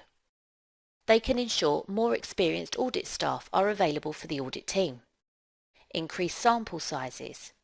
Change audit procedures from what they would normally do, as being less predictable could catch out anyone trying to conceal fraud. Focus more on balances containing estimates from management, as this would be a popular area to manipulate figures. And also focus on the transactions posted around the year end, as cut-off errors often are an intentional way of increasing or reducing balances. If fraud is found by the auditor, there are some simple steps to follow. Report it to those responsible for the audit team, for example the audit manager and audit partner. They should then consider the evidence obtained and report this to the highest level of management at the client. If the auditor is suspicious that the management are involved, they should seek legal advice and consider whether they would report externally. Caution should be taken when reporting externally, as the auditor has a duty to maintain confidentiality. If the evidence collected on fraud is incorrect, they would have had no reason to break confidentiality. If the fraud detected is material to the users of the financial information, then the auditor would need to modify the audit report to make the shareholders aware of the issue. In summary, fraud is an intentional act to deceive. The auditor may detect this as fraudulent financial reporting or misappropriation of assets. ISO 240 states that they have a responsibility to assess the risk of fraud and perform audit procedures to identify fraud. However, it is the director's responsibility to ensure fraud is not present in the organisation and the financial statements. If fraud is found, the auditor must report this and consider whether it is material and whether the audit report should be modified. I hope you found this video useful. Thank you for watching. This video is going to walk you through the planning process of an external auditor. We are going to cover the purpose of the plan, how the auditor spots risks, the audit strategy, materiality and performance materiality, and the written audit plan to be included in the audit file. ISO 300 states that the objective of planning the audit is to ensure it is performed in an effective manner. Indeed, the purpose of planning anything is to ensure it goes well, and so the more effective the plan, the more effective the audit will be. There are some key reasons why a plan is so important for an audit. It will ensure the auditor can give enough attention to the more problematic areas. It gives the auditor time to assess the risks associated with the audit before they start the audit work. They are able to plan appropriate audit procedures in relation to these risks. They can select the right level of experience needed on the audit team and consider the need for experts and assistance from internal auditors, which can then be planned properly. This should all ensure that the audit meets deadlines so that the financial information can be presented on a timely basis. The first stages of an audit process must include the audit team, ensuring they will not have any problems being able to follow their ethical code, and ensuring they understand the specific requirements of this audit client by reviewing the engagement letter. Initially, the audit plan begins with identifying potential audit risks. This is the risk of the auditor providing an inappropriate opinion, for example reporting that the financial statements are true and fair when they are not. The auditor must assess risks using the audit risk model, identifying inherent risks, the risk of material misstatements due to the nature of the entity, control risks, the risk of material misstatements due to poor controls, and detection risk, the risk of material misstatements due to the auditor not spotting the error. There are two main pieces of work that assist them in identifying anything that could increase these risks. These are analytical procedures and understanding the entity and its environment, or knowledge of the business. Analytical procedures are a comparison of financial and non-financial data to help the auditor understand material changes in the financial statements. Used at the planning stage, they will have a set of draft financial statements that they can compare to the previous year, industry averages, and any budgets or forecasts produced. With the use of ratios, they can identify changes in balances, which may then need to be investigated when carrying out their audit procedures later on. At the planning stage, once identified, they can design audit procedures that will focus on any areas where more investigation is needed. Understanding the entity and its environment is important, as if the auditor lacks a fundamental understanding of what the client does, there is a real risk that they may make poor decisions and issue an inappropriate opinion. Thorough investigation of what the client does through the audit firm, through the client themselves, any external sources, and using the auditor's expertise will enable them to find anything that could indicate the audit risk could be higher than expected. Once any risks have been identified and considered, then the auditor must produce an audit strategy. The audit strategy is to identify the overall plan for the audit. It always comes before the detailed plan, as it enables the audit team to see what should be included and how much work will be required. We can separate the audit strategy into three components. The auditor will need to consider the scope, the timing, and the overall direction of the audit. The scope is the specific details relating to the audit for the client. This could include the auditor identifying how many locations the client has so they can plan where they need to travel to. It could include the systems that the client uses and whether there have been any changes, for example, a new upgraded financial reporting system. This would require the auditor to ensure the system is reliable and is understood by them, which will take time. These specific details relating to the client are now identified so plans can be made to address them during the audit. The timing of the audit is also important. The audit team must ensure they provide their audit report in a timely manner so that the financial information can be presented at the AGM to the shareholders. The auditors therefore need to consider when areas of the audit process should be completed by. They should book audit staff so that they are available to be part of the team and arrange when they are visiting the client. Depending on the size of the entity, the auditor may need to include an interim and a final audit. Medium to large size companies usually require both, so there is enough time to complete all of the audit work. An interim audit will take place before the year end. This can be shortly before the year end when much of the events have already occurred. Here they can plan, assess control systems, and perform some of the substantive audit procedures on transactions that have already occurred. This then frees up much needed time after the year end for the final audit, where further substantive testing and completion and review procedures are finalised. The direction of the audit is where the auditor decides what style of procedures are required and the volume of work needed. Based on the work to identify risks and some review of control systems, the auditor will be able to determine whether control systems look reliable. If this is the case, then the direction will be controls-based, where they conclude systems are reliable and sample sizes and the overall level of work needed for the audit can be reduced. If control systems look unreliable or there appears to be many indicators of high audit risk, The direction is procedural. There will be detailed audit testing, larger sample sizes, skilled staff needed, and more time. One of the important decisions to make at the planning stage is to decide what is a material misstatement. Remember, if something is material, it means it can influence the users of the financial information. The auditor has guidelines to follow on what materiality can mean in relation to the financial statements. Something can be material by its size or by its nature. If an item is material by size, if incorrect, the auditor would request that the client correct this in the financial statements. If they don't, the auditor would conclude that the financial statements are not true and fair.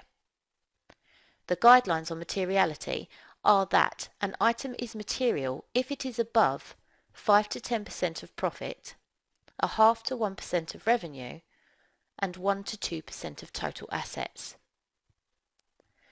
At the planning stage, the auditor must decide what basis they are going to use and what percentage. They use their own experience and judgment to decide this. For example, if the company has many high audit risk indicators and they believe there is a risk of many material misstatements, they may choose to lower the percentage, for example, set at materiality at 5 or 6% of profit. This will allow them to investigate more misstatements in detail. If they feel that profit may be distorted as costs may not all be present, then they may select revenue to calculate what materiality should be. Some balances by their very nature are going to be material to the users. A prime example is directors' transactions, which must be transparent to the users. If the auditor finds any misstatements relating to this, they must be corrected regardless of their size. The auditor must also consider and set performance materiality at the planning stage. This is a smaller amount than materiality, usually a percentage of the materiality they have calculated. The idea is that if any misstatements identified while performing audit procedures are above performance materiality, they are recorded. This is usually in a spreadsheet, often called the Summary of Unadjusted Errors or Evaluation of Misstatements. At the end of the audit process, at the completion stage, this spreadsheet is reviewed. The auditor is looking to see if there is an accumulation of smaller errors that actually add up to a material misstatement. The auditor would then request that this group of errors, which are now collectively material, be adjusted in the financial statements. Let me give you an example. Let's say a company has a profit of $20,000 and a set materiality at 10%. This means any misstatements found that are $2,000 or more are material to the users and should be corrected. The auditor also sets performance materiality, let's say 20% of materiality. This means any misstatement above $400 should be recorded on a spreadsheet to be reviewed later. The auditor then performs their audit procedures and finds the following errors in the payables balance: $500, $1,600 and $1,400. In isolation, none of these are material. However, they all relate to the same balance and collectively add up to $3,500, which is material to the users. In this example, there would be a request to amend the financial statements for this amount. Once the auditor has spent time on the audit strategy and considered details relating to the audit client, then they can put together the audit planning document. This document is the detail. It proves whether the auditor has planned the audit properly and includes all information needed to then carry out the rest of the audit process. Remember, this is not set in stone. Things change, and if things come to light that mean the conclusions made at the planning stage are no longer appropriate, then the plan must be amended. The planning document must be completed before the audit work begins and should be stored in the audit file.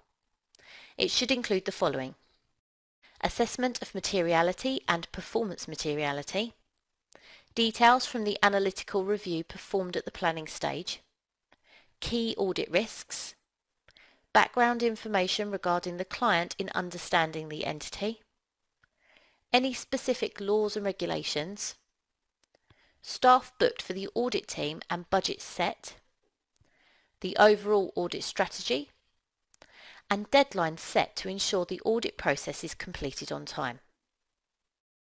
With the detailed evidence now in place, the auditor is now ready to continue the audit process and follow the plan to ensure an appropriate opinion is decided on the financial statements in the audit report.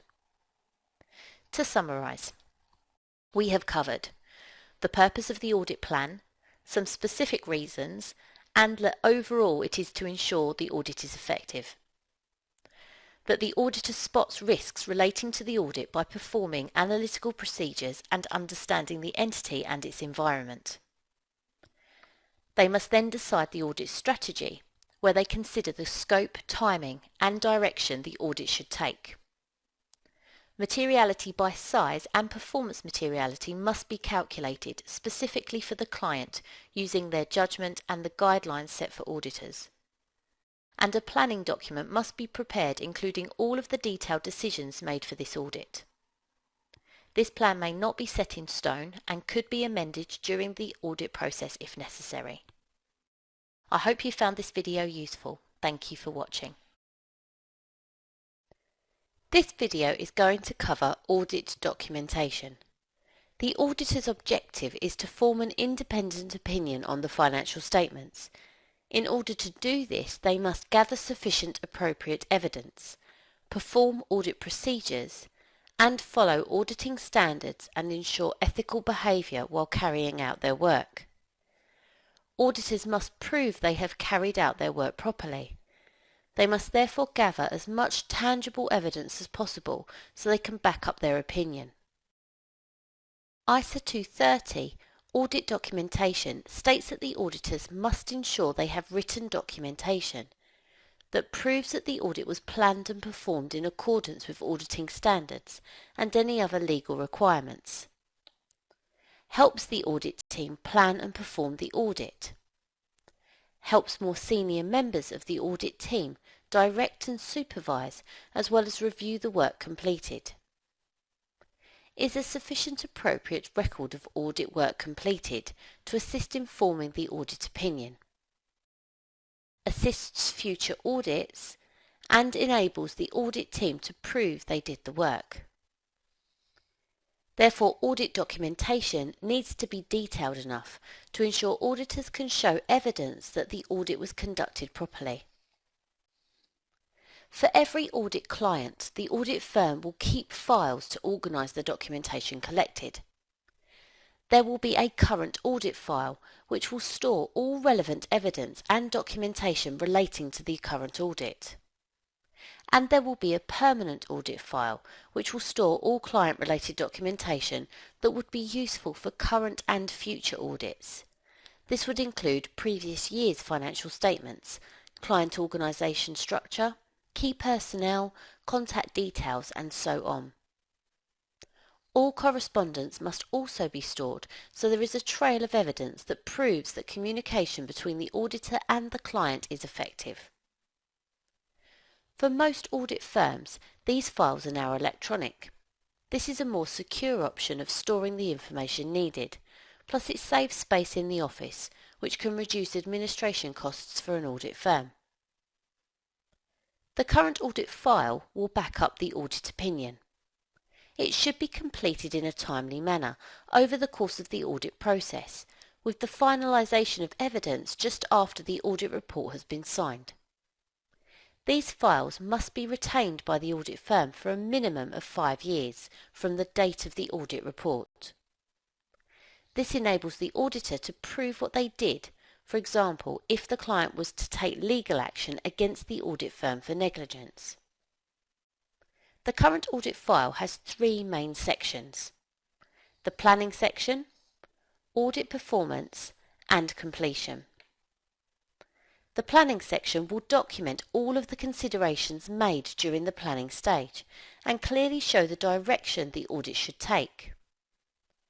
The audit planning document must prove that the audit team planned effectively and will include the following: an assessment of materiality and performance materiality, details from the analytical review performed at the planning stage, key audit risks, background information regarding the client in understanding the entity, any specific laws and regulations, staff booked for the audit team and budgets set, the overall audit strategy, and deadlines set to ensure the audit process is completed on time.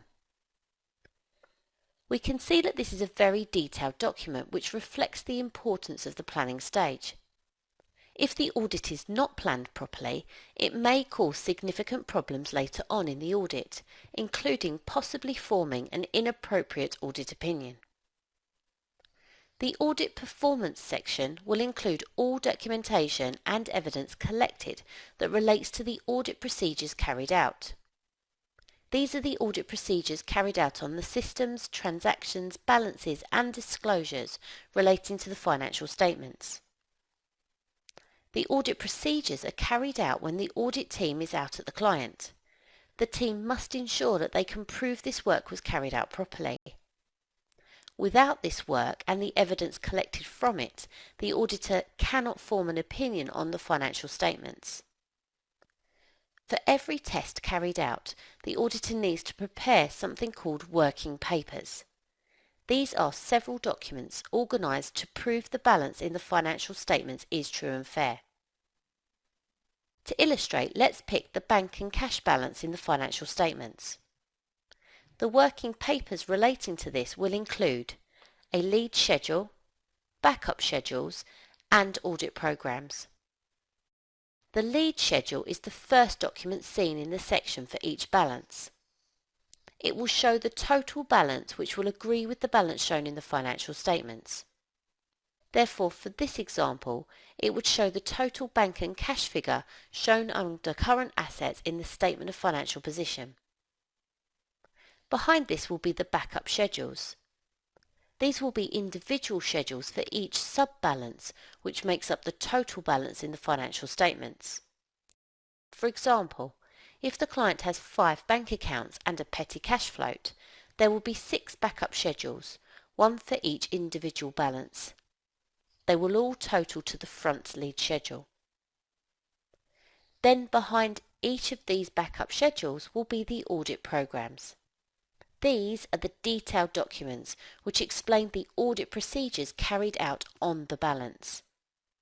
They will be separate tests carried out on the current bank account, savings account, etc. Each of these tests will have a sheet explaining the test and its outcome in detail. Each audit program must show the following: the objective of the test, for example, the financial statement assertion that is being tested, a description of the audit work being carried out, how the sample was chosen to test, the outcome or conclusion from the work carried out, shown clearly who did the work by a signature and name, the date it was completed, and who reviewed the work at the completion stage. Any other documents that back up this audit program are then filed behind in this section as additional evidence. For example, copies of the bank statements, the bank report, and the letter sent to confirm balances, and a copy of the bank reconciliations will all be stored with the audit programs. The third section is the completion area of the audit file. This is where the final review is carried out and post-year-end audit procedures are carried out. All evidence connected to this work should be stored together here. The key areas of the completion stage are the final analytical procedures, disclosure checklist for accounting standards, summary of unadjusted errors, a record of adjustments made since the trial balance was produced, the subsequent event review, the going concern review, written representations, the draft financial statements, and a draft management letter or report to those charged with governance. Again, evidence needs to be thorough and conclusions must be clear in this section. The review should be made by a senior member of the audit team, and evidence of who reviewed the audit work must be shown. The audit file and all of the working papers produced by the audit team belong to the auditor. Access to the working papers is only permitted if authorization is given by the auditor. Some of the reasons for this are that some of the information held in the file will contain sensitive information about the client. They therefore have a duty to protect this. If any of the work is lost or stolen, it would need to be recreated in order to form an opinion. This would be at an expense. There is a risk of evidence being tampered with. This could affect the opinion being formed at the end of the audit process. All evidence must be kept secure. To summarise, ISO 230 gives guidance on what documentation is needed for an audit and how it should be managed. Documentation is retained for the current audit, for relevant information to assist the auditor and any correspondence between the auditor and the client. Documentation for the current audit is split between the planning, audit performance and completion sections of the audit file. Evidence collected relating to the audit procedures carried out is referred to as working papers and must be sufficient and appropriate to prove the balance it relates to in the financial statements. Evidence who did the work and who reviewed it in the audit team must be present, and the documentation must be completed shortly after the audit report is signed. I hope you found this video useful. Thank you for watching. This video is going to cover the topic of quality control. This relates directly to the auditing standard ISO 220 Quality Control for an Audit of Financial Statements. This auditing standard focuses on the audit firm's own quality control procedures.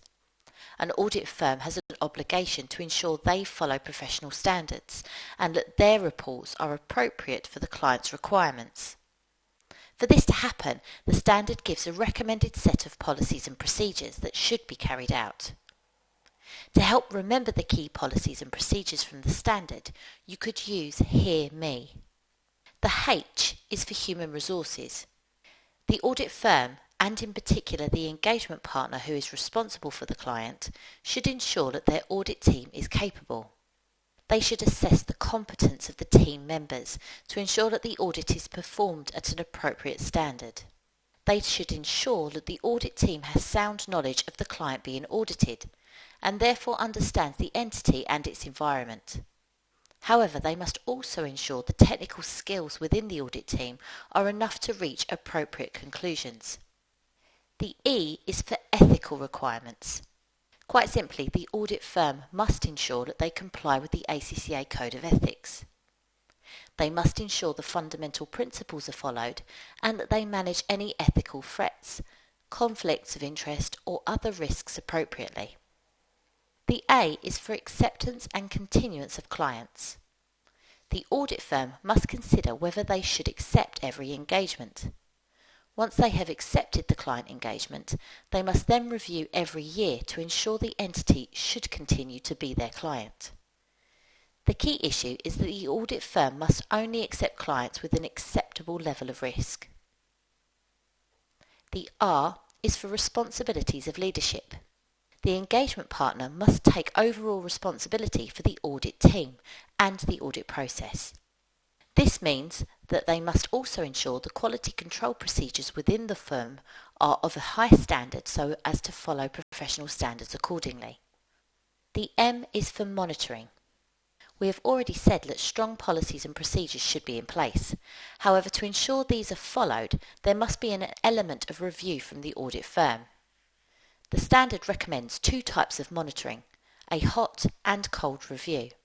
An independent partner within the audit firm undertakes the hot review usually. They review the audit work and conclusions reached. This is to ensure that the overall conclusion, i.e. the opinion, is appropriate. Hot reviews are usually carried out for listed clients or those with significant audit risks. A hot review is carried out before the audit report is signed. It is also known as an EQCR, or Engagement Quality Control Review. A senior member of staff at the audit firm performs a cold review. An external consultant can also carry it out. They review the work carried out for the client and the conclusions reached. The key difference is that the review takes place after the audit has been completed and the audit report signed. A sample of clients is selected across the audit firm to review.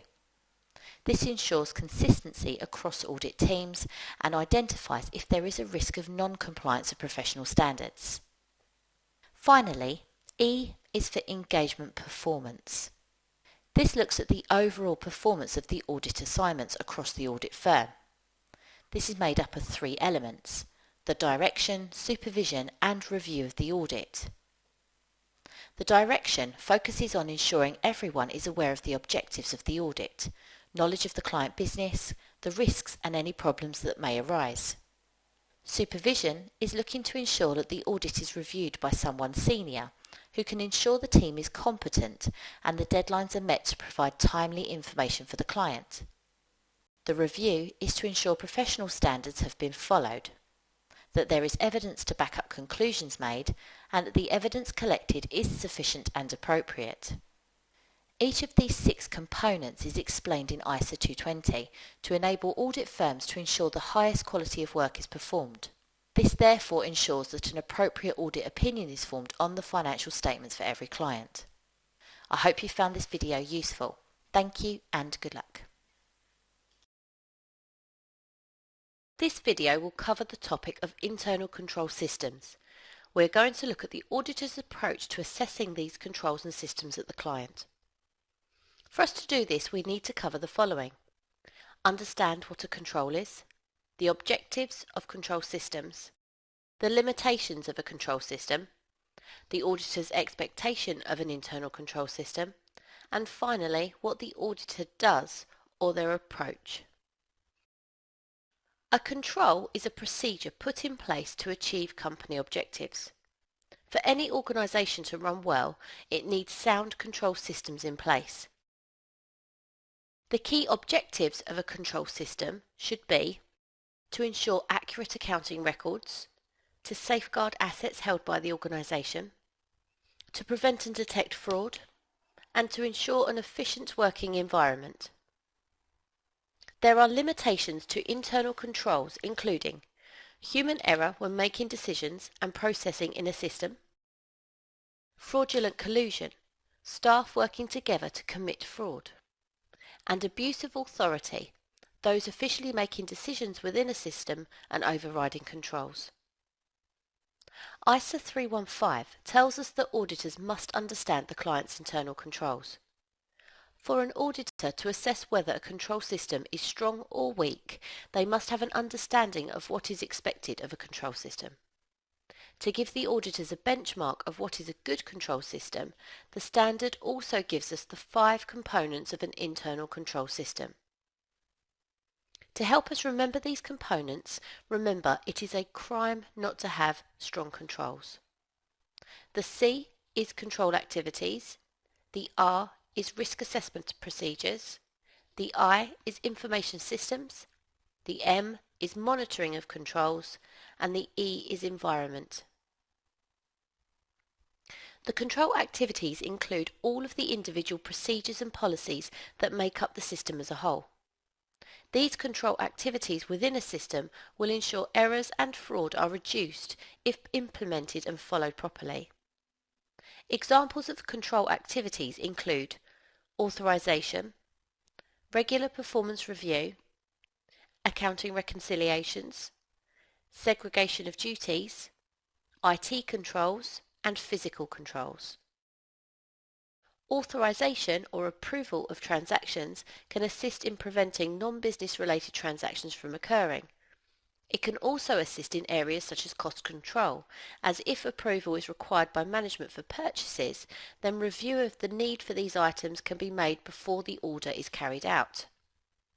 Authorization should be made by a senior official of the organisation, and ideally, the higher the value, the more senior the approval should be.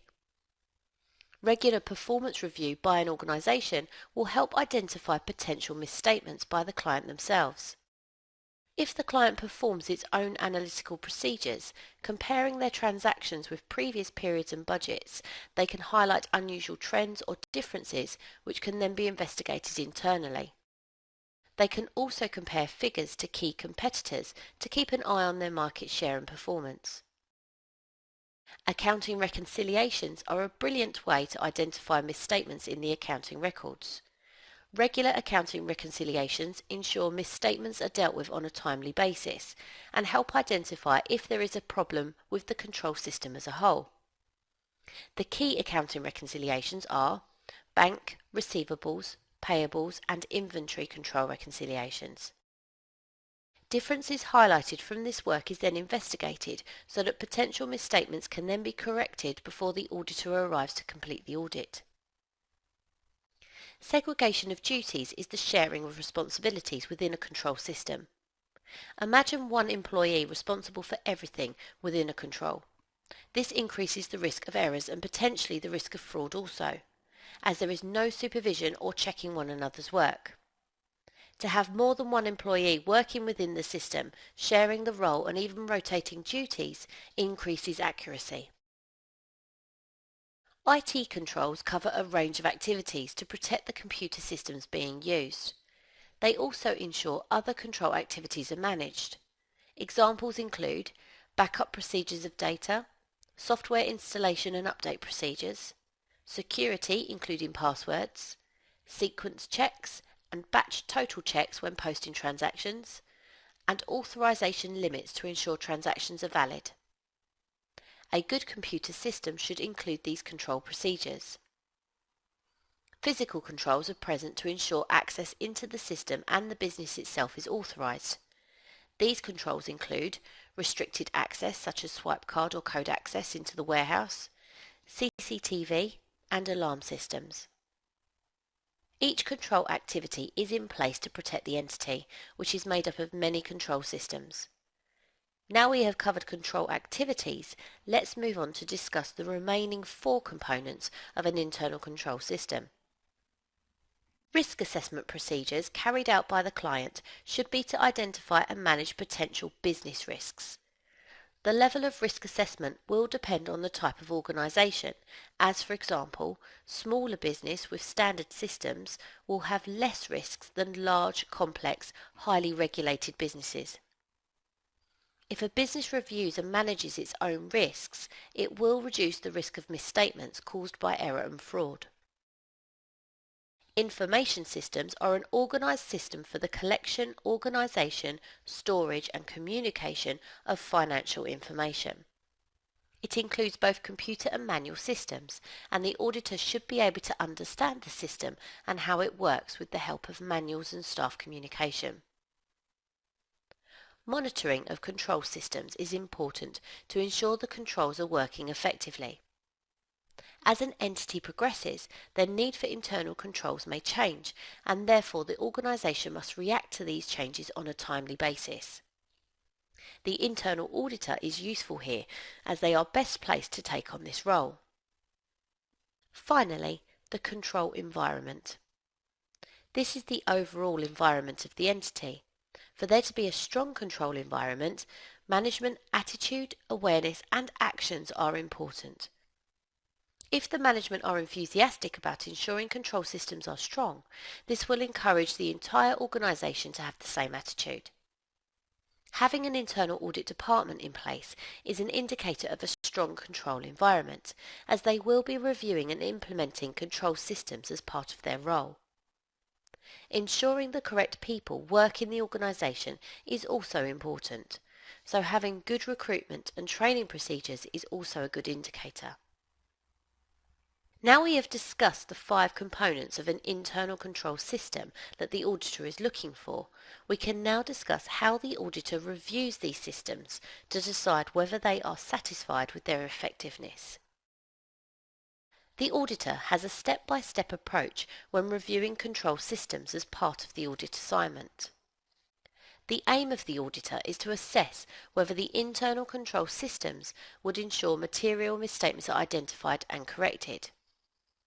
If control systems are poor, this increases the risk of material misstatements being within the financial statements. Firstly, the auditor needs to identify and understand the control system, for example, the sales, purchases, payroll, inventory, cash and asset systems. they can use methods to help understand, including inquiry with management and staff, inspection of documentation such as manuals, and observation of the control system itself and those working within that system. The next step is to document the system. Auditors must prove that they understand the system, and so by documenting and including within the audit file, they have gathered sufficient appropriate evidence on this. There are various methods to document the system, the most popular being detailed written notes or flowcharts. Detailed notes are easy to put together, but can be difficult to identify any missing controls due to the level of detail. Flowcharts can be easier to spot any deficiencies, however they can be more time-consuming, as detailed notes may also be needed in order to prepare them. Either method then gives the auditor an understanding of the system for their audit work. The next step is to assess the system. The auditors must initially identify whether the internal control system is strong or weak. Whilst understanding the system, talking to staff, observing and inspecting documentation, the auditor will have an idea of what kind of system they're reviewing. In addition to this, the auditor can send out internal control questionnaires to the client's staff to get feedback on how the system operates. There are two types of client questionnaires the auditor can use: internal control questionnaires or ICQs, and internal control evaluation questionnaires or ICEQs. Internal control questionnaires are a series of questions on the system that require a yes or no answer. They are therefore quick and easy for the client staff to fill out. For example, a question could be, does the payroll system require a password to access staff data? An internal control evaluation questionnaire requires a little more feedback. The question would be formatted differently. For example, is the payroll system secure? And please explain your answer.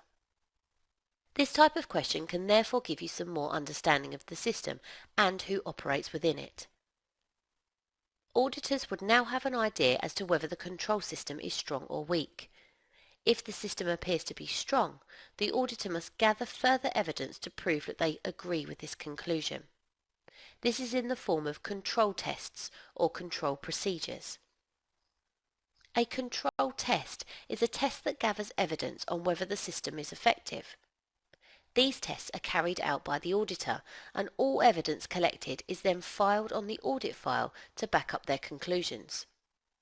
Once again, using the methods inquiry, inspection and observation are useful when designing control tests. The objective of every control test should be to prove whether the control works. An example could be when reviewing the security of the payroll system. With the client's permission, attempt to gain access to the payroll system without the password to ensure only authorized access is possible. Or, inquire about the security procedures over the payroll system, including the type of password needed and whether it is regularly changed. Both of these control tests would identify if the payroll system's security is appropriate. Once the control tests have been performed, the auditor must conclude whether they agree with the earlier evidence that the control system is strong, or whether they disagree and the system is weak. This is critical for the audit, as it then decides how much further audit work is needed to form the audit opinion on the financial statements.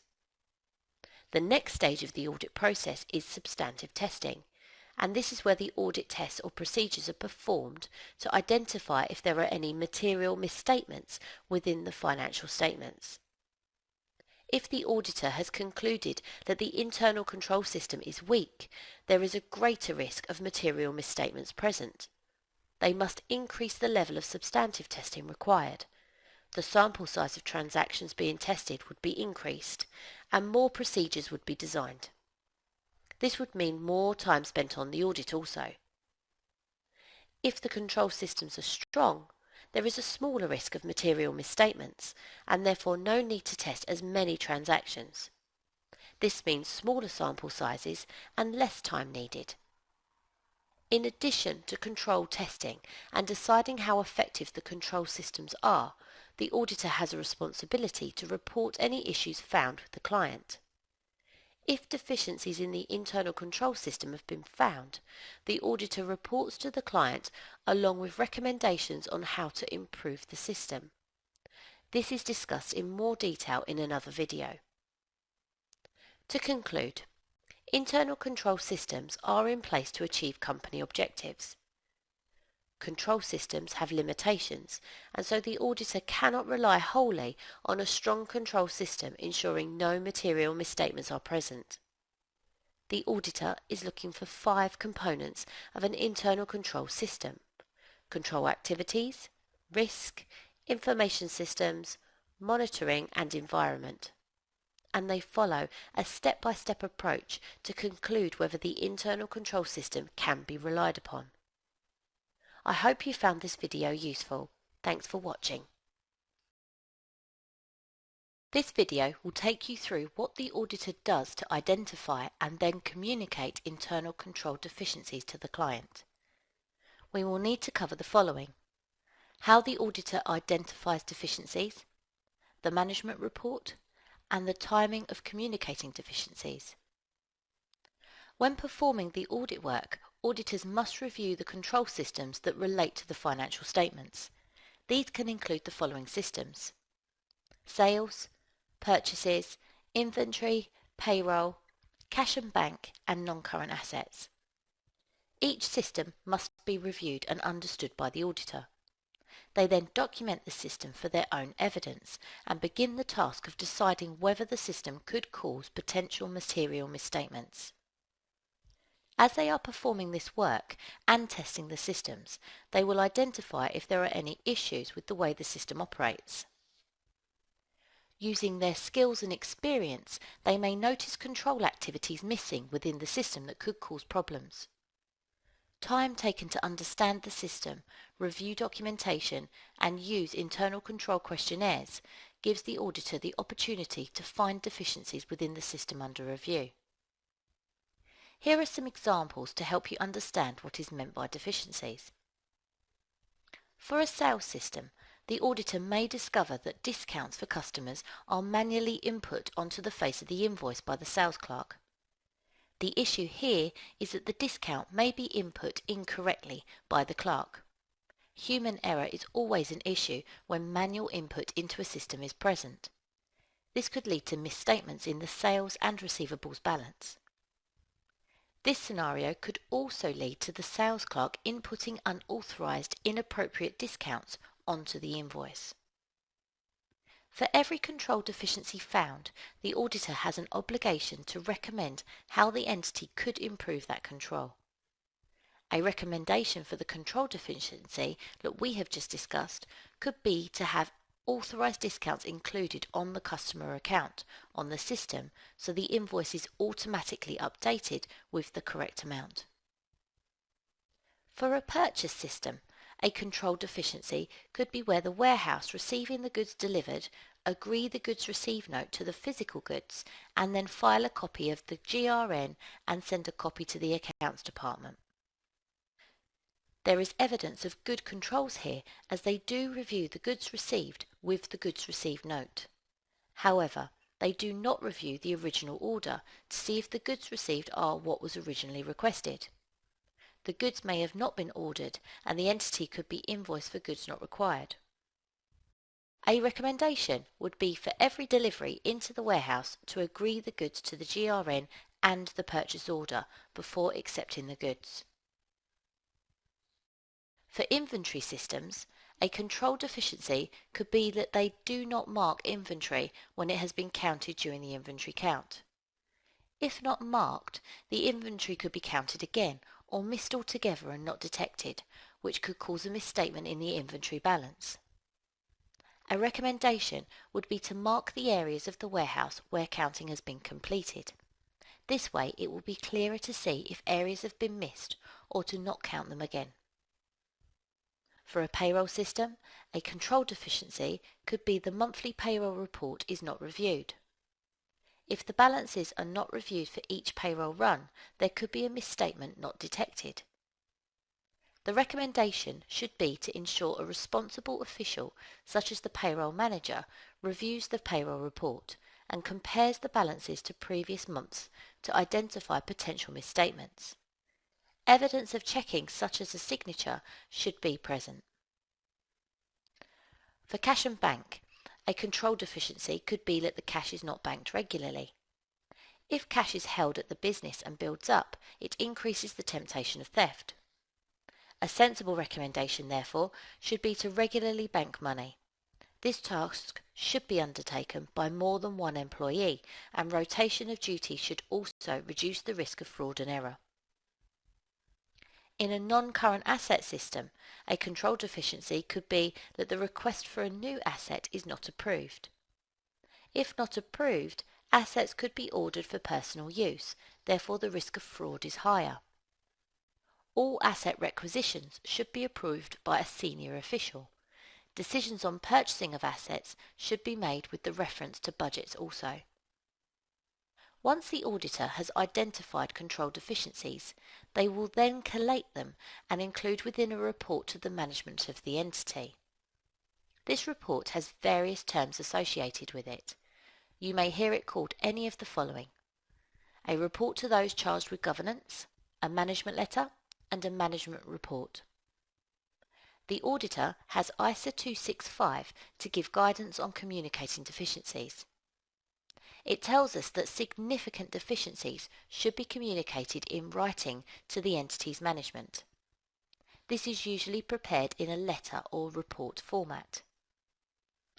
The management report should be addressed to the directors of the entity. It will detail all of the deficiencies found by the auditor during their audit. They will also explain the impact of the deficiency and a recommendation. The deficiency should be a clear description of what is wrong. The impact should be an explanation of what could happen if the deficiency is not addressed by management. For example, as we've already discussed, deficiencies could lead to theft, errors in the accounts, and unnecessary costs. The recommendation should be a realistic suggestion to improve the specific deficiency. This is to help the client improve its control systems for the future, which will assist future audits if it is then implemented. In addition to outlining deficiencies, the auditor must give specific information regarding the evidence being provided. Within the report, they will explain that the report is not a comprehensive list of all deficiencies. The deficiencies are only those found during the work of the auditor, and there may be more that have not been detected. The report and the information within it is for the sole use of the company. They should not disclose anything within the report to a third party without written permission from the auditor, and no responsibility is assumed to any other parties. The timing of the management report is agreed at the beginning of the audit assignment, before work commences. Management reports are usually given to the client at the end of the audit process, once the audit report has been prepared. Often, the client will have a meeting with the auditors and discuss these deficiencies to enable them to clearly identify what needs to be done. In summary, auditors use their experience and feedback from the client to understand the control systems, and this enables them to identify deficiencies. They are required to identify deficiencies and recommend improvements to control systems, and this is laid out in ISA 265. There are various control systems that relate to the financial statements, including sales, purchases, inventory, payroll, cash, and assets. Once deficiencies are identified, they are included in the management report, along with the impact and recommendations. The management report is usually communicated at the end of the audit, once all of the audit work is complete. I hope you found this video useful. Thanks for watching. This video is going to cover the key control systems or cycles. It has been prepared to help you understand the stages of the key control systems and their objectives, the risks within the systems, and the controls that will help reduce the risk of the problems occurring. The control cycles we are going to cover are the systems linked to the financial statements. They have an impact on whether the financial statements are true and fair and are the sales, purchases, assets, inventory, payroll and cash systems. For each system, I will outline the stages of the system and examples of the objectives, risks and controls at each stage. We're going to start with the sales system. It has 5 key stages where controls should be designed to ensure mistakes do not happen. Stage 1 is when the order is received. Stage 2 is when the goods are dispatched. Stage 3 is when the invoice is sent. Stage 4 is when the transaction is recorded in the financial statements. And Stage 5 is when the cash is received. Stage 1, when the order is received, is usually in the sales department. It could be taken over the phone, via a website or by email. A sales order should be produced for each order received. The objective of controls at this stage is that all orders are processed and customer orders are only accepted for customers who can pay. An example of risks are an order is taken for a customer who has exceeded their credit limit or the order is not recorded properly. Controls to be put in place could be access to the customer account where the credit limit can be reviewed when the order is taken. Stage 2, when the goods are dispatched, is usually in the warehouse. A delivery note or goods dispatch note should be produced. The objective of this stage would be for goods dispatched to be on time to the correct customer and all sent out. An example of a risk is that goods sent out are for the wrong quantity. Controls put in place could be the dispatch team must agree the original order to the dispatch note and the goods to indicate with a signature that this has been checked. Stage 3, when the invoice is prepared and sent, would occur in the accounts department. The objective would be all goods have been invoiced for and all are invoiced with the correct amounts. An example of a risk is a customer was not invoiced with the right product, and controls put in place could be a copy of each dispatch note is sent to the accounts department sequentially numbered. The accounts team should review the dispatch note when preparing the invoice. Stage 4, when the transaction is recorded, would also be in the accounts department. The objectives would be to include all invoices on the system for the correct amounts. A risk would be that sales are not recorded accurately or in the correct period. And a control would be to prepare invoices with sequential numbering. On entering the invoice to use that reference and regularly check the system to ensure the sequence is not missing an invoice number. Stage 5 is the payment from the customer. The objective is to ensure cash is received on a timely basis and recorded correctly in the correct customer account. A risk could be that the cash is not paid on time, and a control would be to having a member of staff perform credit control procedures such as reviewing the sales account regularly for debts that have reached their payment deadline and chase customers for payments. The purchase cycle has 6 stages where controls should be in place to reduce the risk of fraud and error. Stage 1 is the requisition stage. Stage 2 is where the order is placed. Stage 3 is where the goods are received. Stage 4 is where the invoice is received from the supplier. And Stage 5 is where the invoice is recorded on the account system. Stage 6 is where the payment is sent to the supplier. Stage 1, the requisition stage, is where the business or division within the business will recognise the need for more goods. A requisition note will be passed to the purchasing department detailing the supplies needed. The objective is to ensure goods are requested and are for business purposes. A risk could be the requisition note may not be received by the purchasing department and the order not made. A control could be Requisitions are made by email to the purchasing department, who must respond when they have made the order. Stage 2, the ordering stage, takes place in the purchasing department. There should be a purchase order for each order made, which details the goods ordered, the quantity, price and supplier used. The objective is to ensure suppliers used have been checked for reliability, quality and price, and orders made considering disruptions to production if not delivered on time. A risk could be a supplier is used who is not reliable and delivers late, leading to a delay in production. A control could be to select a supplier from an authorised supplier list. This list could be authorised by senior officials and regularly reviewed to ensure suppliers' quality and price have not changed. Stage 3 is when the goods are received. This is usually in the warehouse, where a delivery note or goods received note will be prepared. The objective is to ensure only goods ordered are received and accepted and received on time. A risk could be that goods received have not been ordered by the company, and a control would be for every delivery the goods should be inspected and agreed to the delivery note and a copy of the purchase order. This should then be signed by that staff member.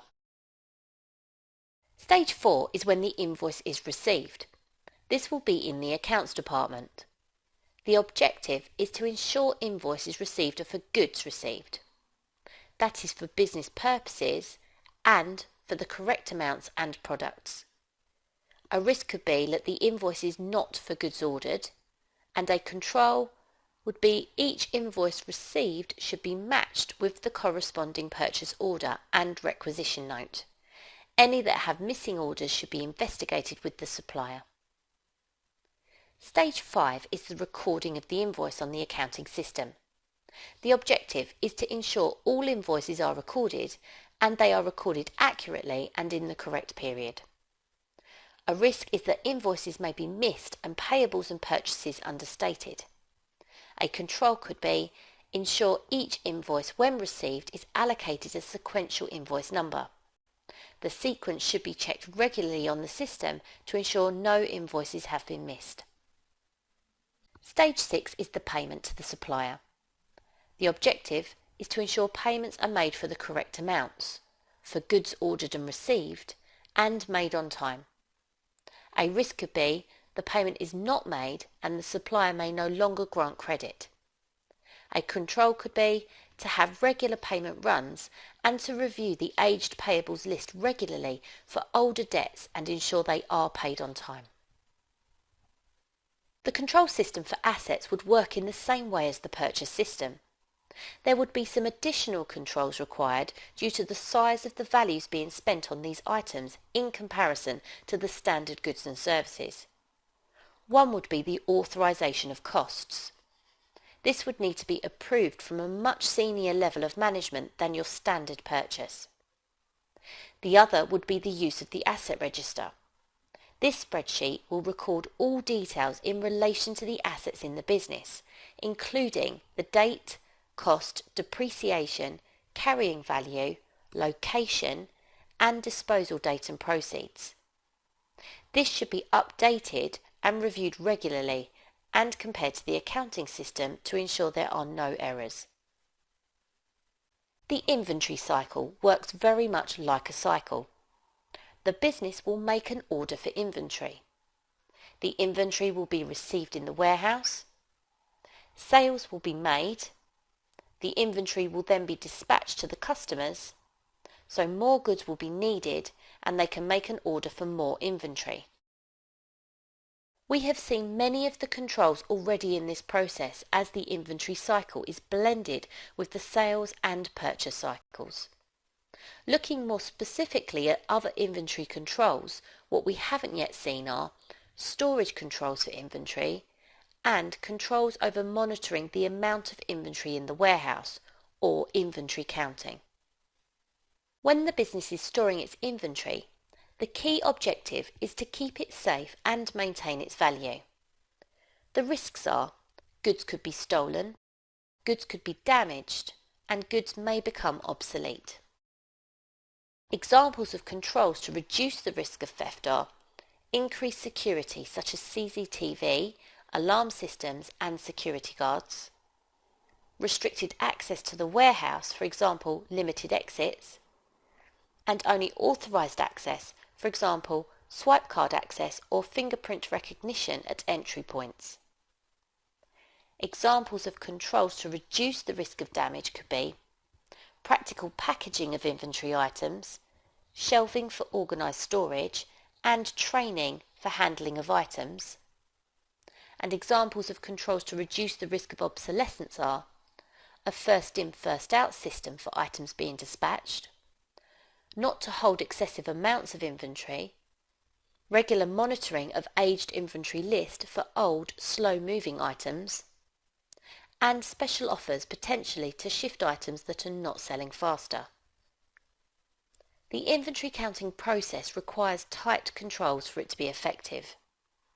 The external auditor will always review this control carefully, as if there are deficiencies, it could lead to material misstatements in the inventory balance.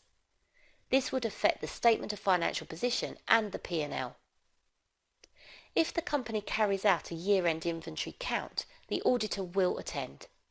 If they carry out several counts during the year as a continuous counting process, the auditor will attend a sample. There are elements of the account that are important to have controls. These are the people counting, the admin or paperwork, the count itself, and the end process of the count. The people counting the inventory should be objective. They will be staff members but should not be the warehouse staff. This reduces the risk of theft being hidden by those who are in a position to steal. The counting should be carried out in teams of 2 or more, and the process should be supervised by someone senior, for example the internal audit manager. There are 2 key pieces of paperwork, the count instructions and the count sheets. The count instructions should be clear and easy to follow. They should be given out before the count, and the staff should be briefed so they fully understand what they are to do. The count sheets should be sequentially numbered. Spare sheets for inventory found not on them should also be pre-numbered, so sheets cannot go missing. These sheets should include the product details such as the description and code, but should not include the quantities as per the system. This stops count teams just agreeing with the number.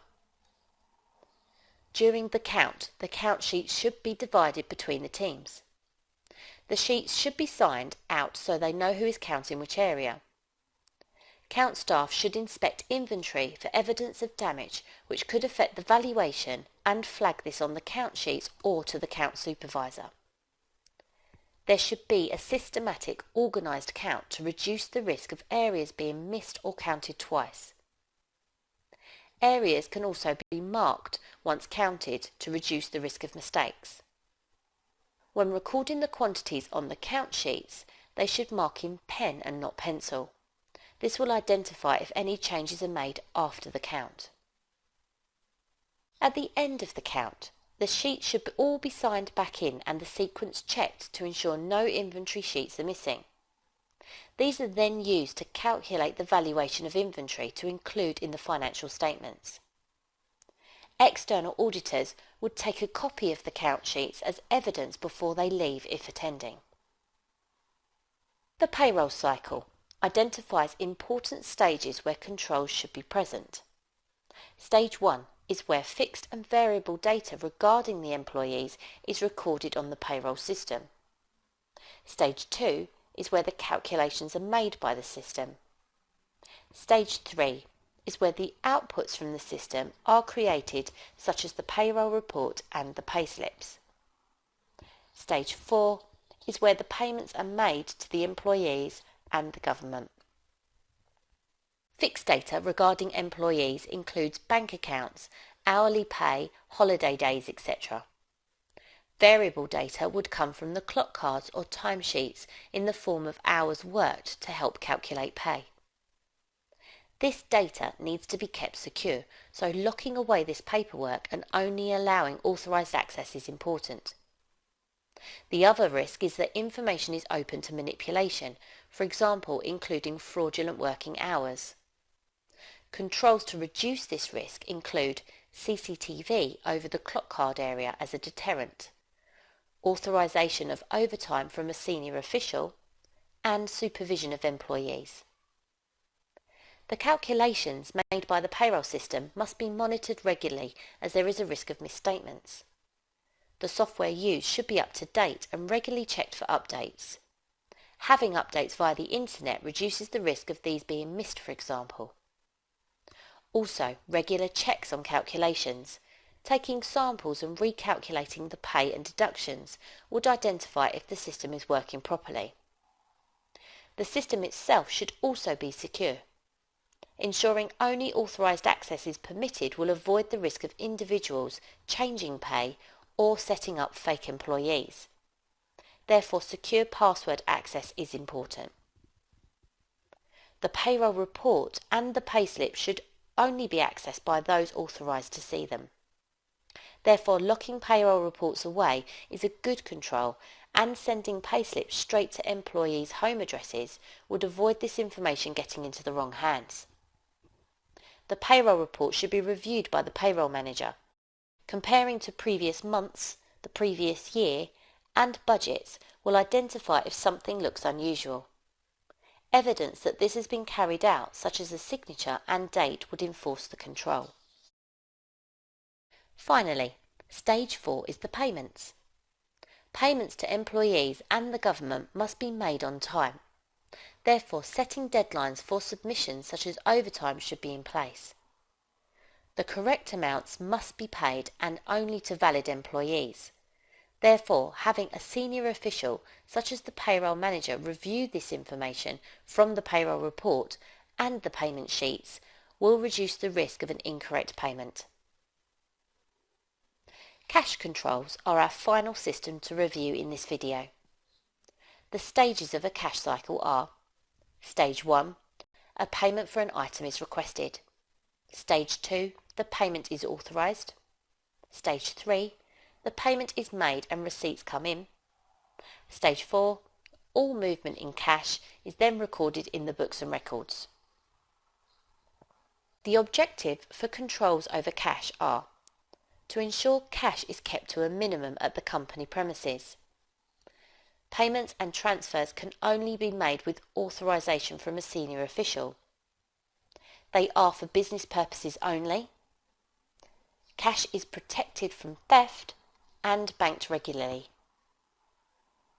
An example of some controls to achieve the objectives include: using an impressed system for petty cash, having a manager's signature for all payments made, regular review of the cash book and petty cash book by management, locking away cash in a safe at the premises, and regular banking patterns using different staff, taking different routes to the bank to avoid theft. We have now reviewed the key control systems that connect to the financial statements of an organisation. For each system, a good understanding is needed of the objectives, risks, and effective controls that a company should have in place. The specific controls within a control system will reduce the risk of fraud and error. They will not eliminate the risk, as controls have limitations, as we have discussed in another video. The stronger these control systems are, the less chance of material misstatements being present. This in turn assists the external auditor.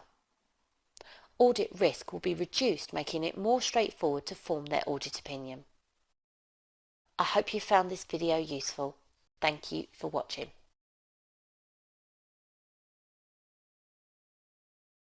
This video will cover the topic of the financial statement assertions. These assertions relate directly to the substantive audit procedures that the auditor carries out during the audit process. In simple terms, the financial statement assertions represent the key objectives of the substantive audit procedures that are prepared. If a substantive procedure does not address an assertion, it does not assist the auditor in forming the opinion.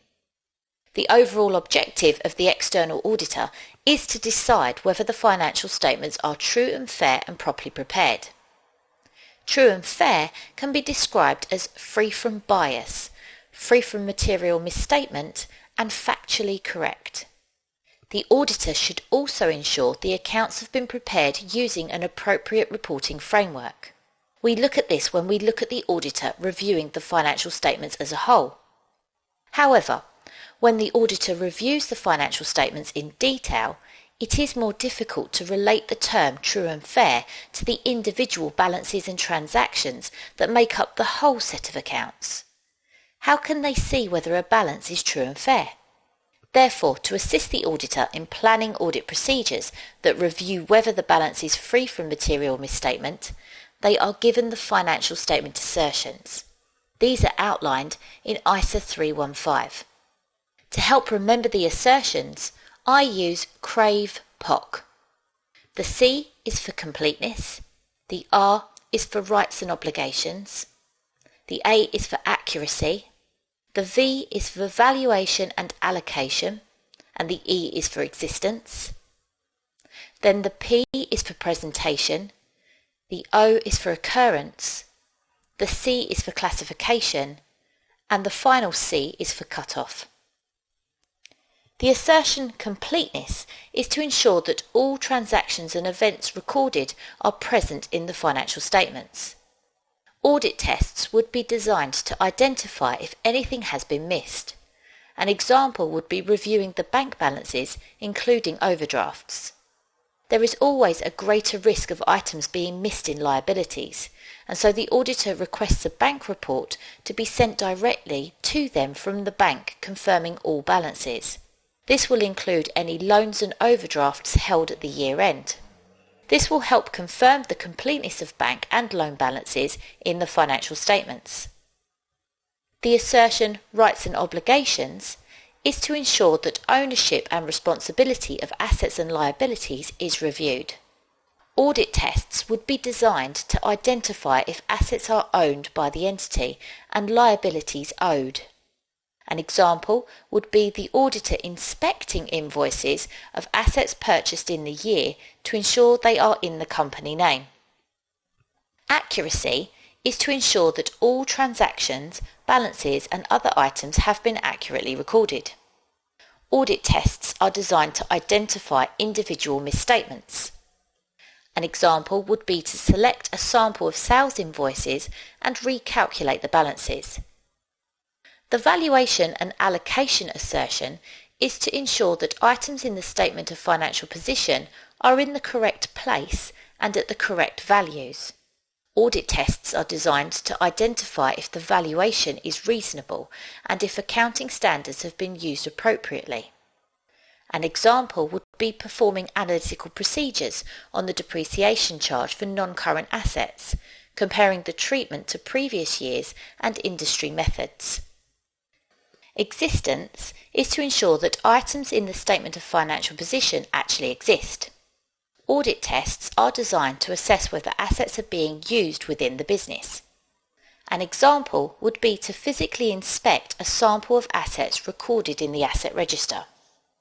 Presentation is to ensure that transactions, events and disclosures are clearly described, relevant, understandable and required by the applicable financial reporting framework. There is a term used in the auditing standard ISA 315 stating that transactions should be appropriately aggregated and disaggregated. This simply means that items should be added together and shown separately where appropriate. Audit tests are designed to assess whether the information in the financial statements is presented properly and of assistance to the users. An example test would be to compare the revenue figure in the statement of profit and loss to the revenue note to the accounts and general ledger to agree that the breakdown is presented clearly and accurately. Occurrence is to ensure transactions and events actually happened. Audit tests should be designed to identify if these events are real. An example would be to verify employees on the payroll report to ensure that they work for the entity. Classification is to ensure that transactions are in the proper accounts and items have been disclosed correctly. Audit tests should be designed to identify transactions posted to the wrong account. An example would be to review the asset and expense accounts for evidence that transactions may have been misclassified as an asset or expense. Finally, cut-off is to ensure transactions are recorded in the correct financial period. Audit tests are designed to identify if sales and purchase invoices have been recorded in the period where the goods were delivered or dispatched. An example would be to inspect the goods dispatch notes just before and after the year end and compare to the sales invoice recorded. If the delivery date is before the year end, the sale should be recorded this year. If the delivery is after the year end, it should be recorded in the following year. Each of these assertions should be used within the substantive testing phase. Each of the assertions within CRAVE, so completeness, rights and obligations, accuracy, valuation and allocation, and existence, are used to test balances within the statement of financial position. These would be all assets, liabilities and equity. Each of the assertions within POC, so presentation, occurrence, classification and cut-off, are used to test balances within the statement of profit and loss or income statement. These would be all income and expenses for the entity. There are a few assertions we have covered that are important for the whole of the financial statements and can therefore be used for all balances and transactions. These are completeness, as the auditor would need to review whether all transactions are present; accuracy, as all transactions tested should be flagged if not accurate; classification, as recording improper accounts crosses both statements; and presentation, as the whole set of financial statements needs to be clear and understandable. I hope you found this video useful. Thank you for watching. This video is going to cover the area of gathering evidence.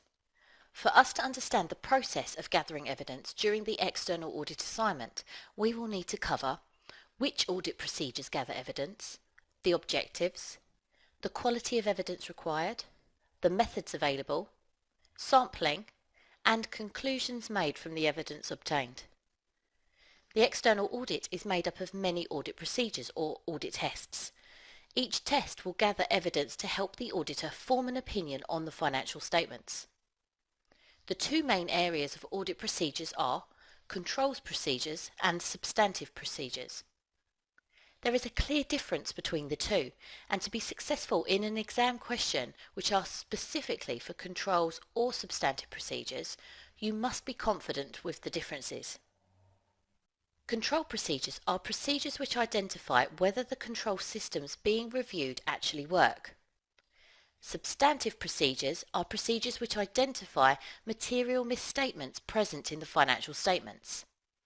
They will assist the auditor in giving the opinion whether the financial statements are true and fair. Controls procedures are carried out when an auditor is assessing the internal control systems which relate to the financial statements.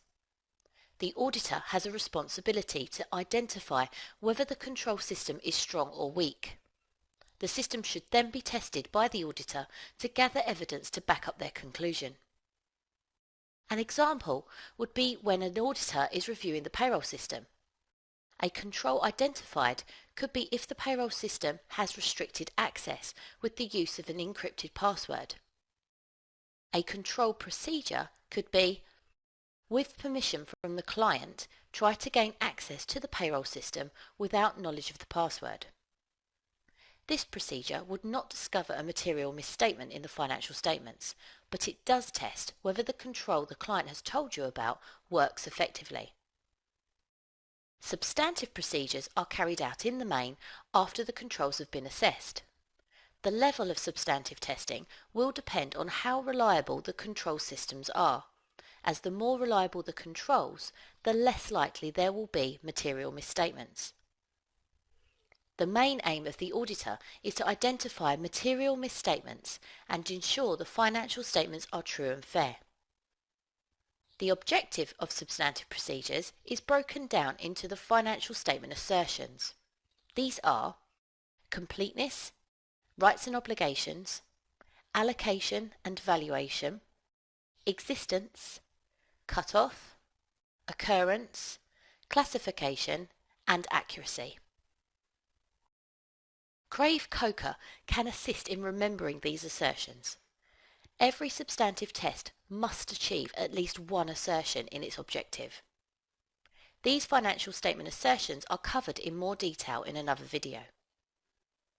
We have now identified the two main audit procedures, controls and substantive, discussed the differences and the objectives. Now we need to consider the quality of evidence required on an external audit. The quality of evidence is important in gaining confidence with the opinion made at the end of the audit process. ISA 500 tells us that audit procedures must be designed in such a way so that the auditor gathers sufficient appropriate evidence. So we need to understand what is sufficient and appropriate. We can define both sufficient and appropriate in relation to the auditor. Sufficient means enough evidence, so the auditor must obtain enough evidence to form an opinion. When deciding what is enough evidence, the auditor must consider the following: the risk of material misstatements identified at the planning stage, how material the balance or item is, how reliable the control systems are, the conclusions of the control tests performed previously, the size of the sample being tested, and how reliable the evidence that can be collected is. Certain balances will be able to gather enough evidence with very little effort. For example, the bank balance in the financial statements can be confirmed by gathering evidence such as the bank statements, the bank report confirming balances direct to the auditor, and the bank reconciliation which reconciles the balance in the accounts to the bank statements.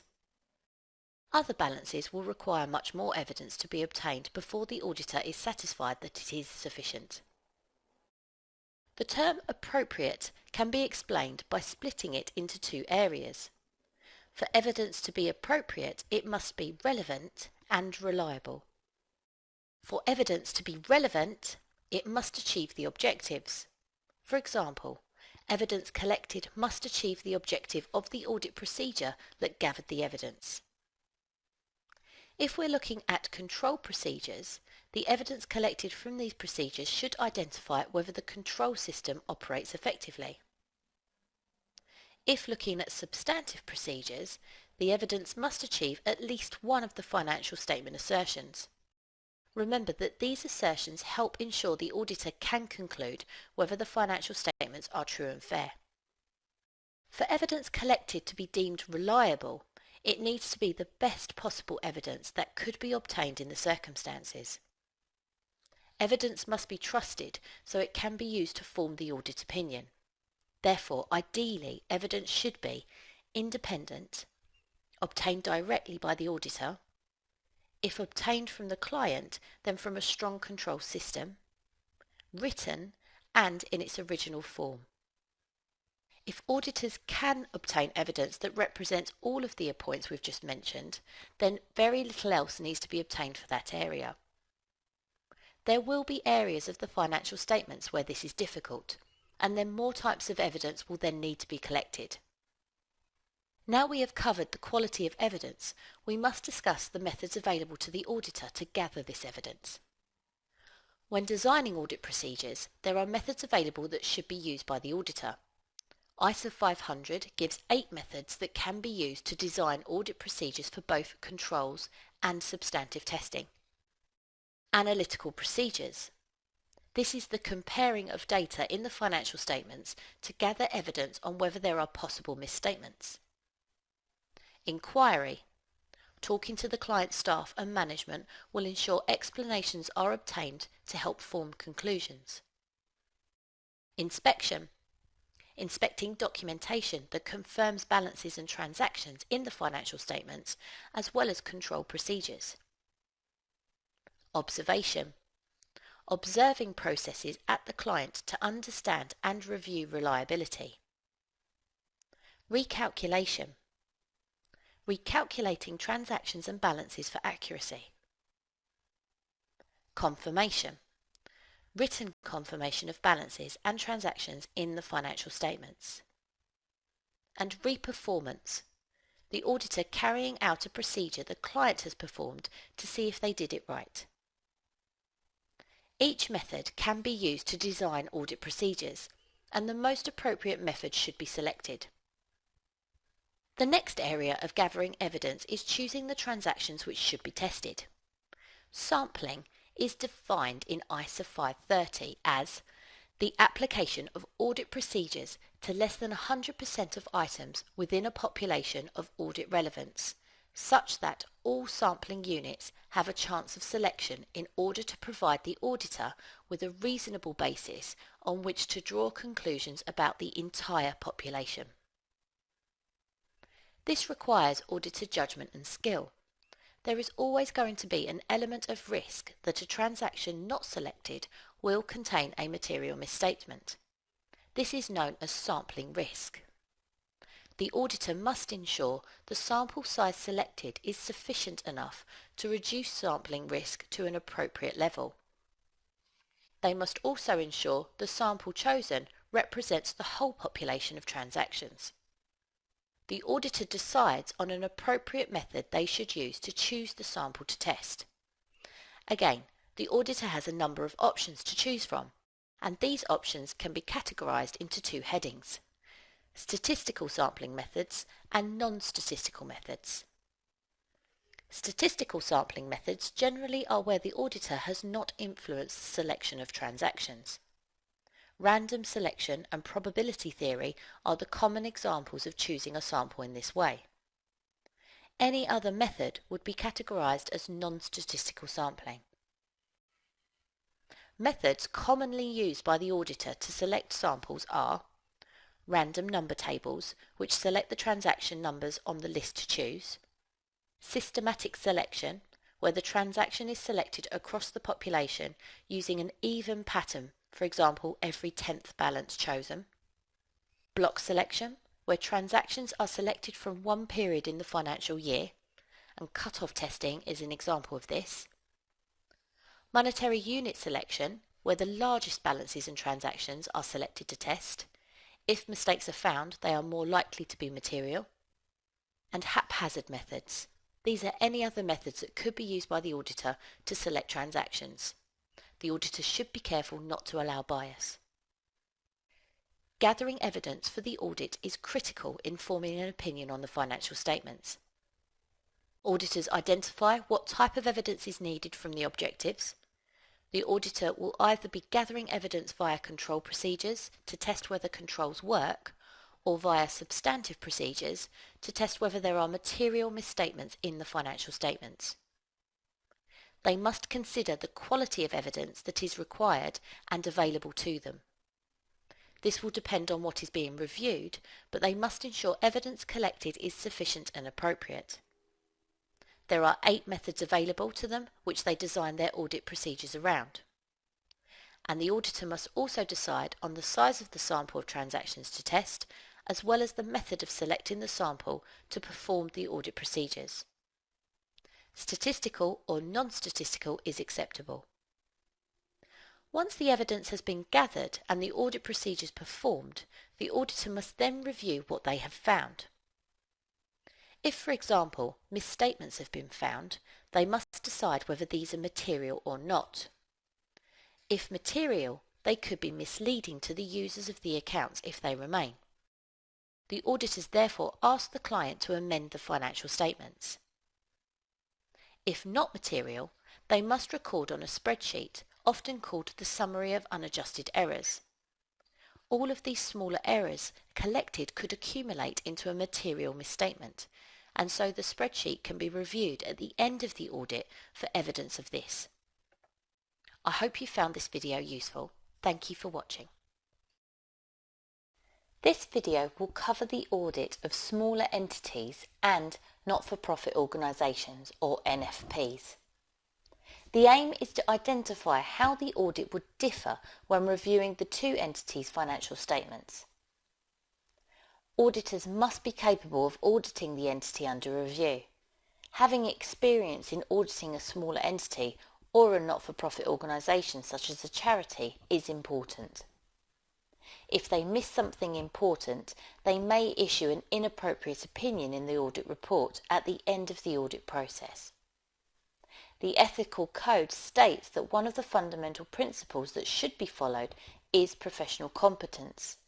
This also enforces the importance of understanding the client and its industry. We are going to start by looking at the audit of a smaller entity.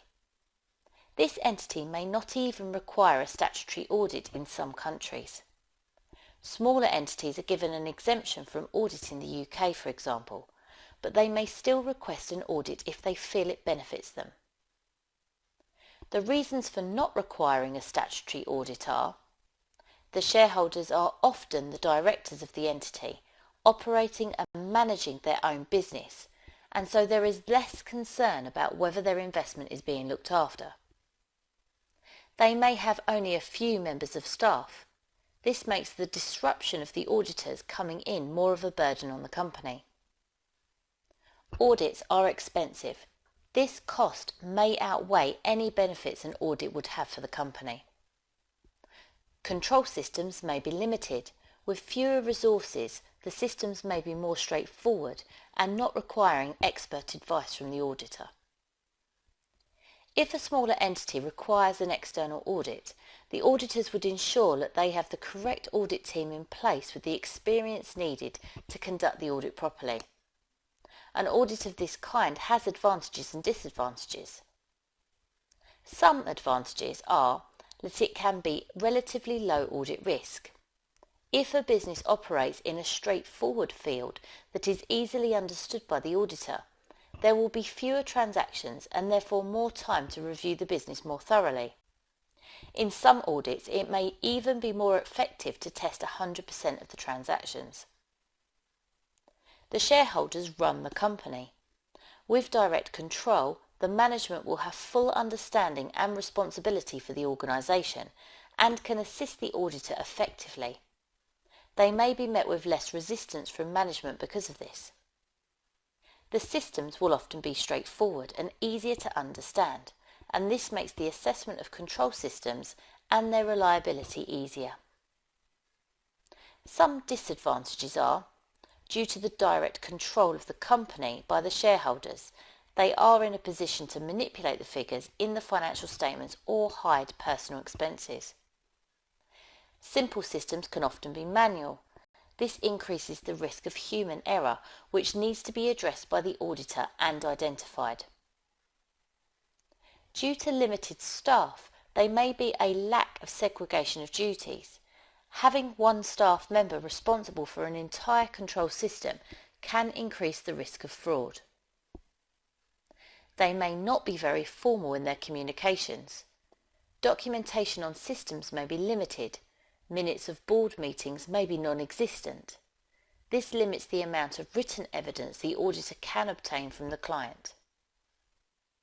To conclude, depending on the specifics of the small business, there may be elements of an audit that are far more straightforward than dealing with a larger organisation. There will possibly be less substantive testing. However, careful planning is still needed to assess the risks and review the control systems and any limitations, to identify whether fraud risk is high and decide how to approach the audit. Not-for-profit organisations include charities and public sector entities. The way these entities are structured and how to prepare their financial information will be significantly different to how a private sector entity would operate. It is even more important that specialised audit staff are involved in the audit process for this kind of entity. The key differences we would see with a not-for-profit organisation are: they are not driven by profits. Their objectives may vary, but as an example, it could be to provide a service and not to make money. They will not have shareholders. There will be no investors looking for a return on their money, and there will be no dividend payments. The format of the financial information being presented will also be different. For example, a charity would prepare a statement of financial activities, which is formatted differently to a statement of profit and loss, as they are not in operation to make a profit. Auditing not-for-profit organisations come with their own audit risks. An example of some of these are, as with smaller entities, their resources are restricted, and so there may be a lack of segregation of duties and simple systems not documented. This could increase the risk of fraud and error. These entities are controlled by trustees. They often work part-time, and they may not have the expertise or time to make good strategic decisions. Volunteers are used to keep costs down. They may lack skills and make mistakes, but also they may not stay long and then not be available to assist the auditor with explanations after the year end. Income may depend on external factors. Government grants may be needed, which may depend on criteria being met and changes in these criteria being made. Donations may also be relied upon, which may depend on the economic climate and their public profile. They may have very complex regulations to follow. These must be understood by the auditor to ensure they can assess whether they have been followed correctly, and this increases the risk of disclosure notes being inadequate. The going concern review is more difficult. As there is often reliance on donations and grants for income, external factors are very important in assessing the survival of the entity. Any sudden change in circumstances could affect the entity short term. The audit approach for this type of entity should include careful planning. The materiality percentage will be low to address the high risk. This will increase the amount of audit testing performed. A specialised audit team will be required. If controls are not deemed effective, pure substantive testing may be required. Analytical procedures will be useful. If control systems are limited, they will provide the auditor with evidence to assess whether further testing is necessary. And if there are any issues gathering the evidence needed to form an audit opinion, as always, the auditor may need to modify their audit report. I hope you found this video useful. Thank you for watching. This video is the first of a series that will take you through some practical examples of substantive audit procedures you can carry out on specific balances in the financial statements. We will cover the general principles in designing and performing audit procedures, some general procedures you can perform on any balance, and then substantive audit procedures for non-current assets, bank receivables, inventory, estimates, trade payables, the statement of profit and loss, and share capital, reserves and directors' emoluments. This video will cover the general principles, general procedures and non-current assets. We have covered the topic of gathering evidence in another video. Many of the principles discussed relate to substantive audit procedures. It is recommended that you review the gathering evidence and financial statement assertion videos before you watch this one. It will give you a better understanding of what we are covering here. Remember, substantive audit procedures are procedures that identify if material misstatements are present within the financial statements. They are testing the transactions, balances and disclosures for these misstatements. The steps to performing a substantive test are: identify the item to test and set the objectives of the test. Consider the quality of evidence required. It must be sufficient and appropriate. Design the test and ensure it meets the objective. Select the sample of transactions to perform the test on. Record the test, method, results and other evidence as working papers in the audit file. Consider the conclusion of the test. Is further work required? Are there material misstatements to be amended in the financial statements? The objective of a substantive test must be at least one of the financial statement assertions again covered in the Gathering Evidence and Financial Statement Assertions videos. As a recap, here are the financial statement assertions: completeness, rights and obligations, allocation and valuation, existence, cut-off, occurrence, classification and accuracy. There are many examples of practical substantive tests. We are going to discuss a few for each area of the financial statements you would typically see in the exam. This will give you some specific practical ideas you can use. Before we do this, there are some things you could do for any balance. Some ideas can be remembered using TOAD. T is trial balance. Auditors will want to ensure that the financial reporting system agrees with what has been presented in the financial statements. An audit procedure would therefore be to agree the balance in the financial statements to the trial balance. Any balances not included in the financial statements would then be investigated with the client. O is opening balance. Every balance in the statement of financial position will have an opening balance carried forward from the previous year. For the closing balance to be correct, the opening balance must also be correct. An audit procedure would therefore be to agree the opening balance to last year's closing balance and investigate any differences with the client. A is add up and recalculate. There is always something the auditor can add up. All balances need to be checked for accuracy. Examples could be to add up the receivables list to agree the balance, recalculate a sample of employees' net pay, or add up the bank reconciliation. Each of these and many more will ensure the assertion accuracy is achieved. D is disclosure check. The auditor needs to ensure that any specific guidance on how the balance or disclosure is formed and presented has been followed. They therefore need to review any specific accounting standards relating to the area of the financial statements and ensure they have been followed when preparing the financial statements. With a few general procedures out of the way, we can now look at some specific balances you might see in an exam. We will start with non-current assets. In order to ensure non-current assets are audited effectively, the auditor will need to review the financial statements, including the statement of financial position and the non-current asset note, the asset register, which includes all details relating to the assets held by the company, and the trial balance and ledger accounts forming the non-current asset balance. Each of these sources should tie in with one another, and it is the auditor's job to test whether that is the case.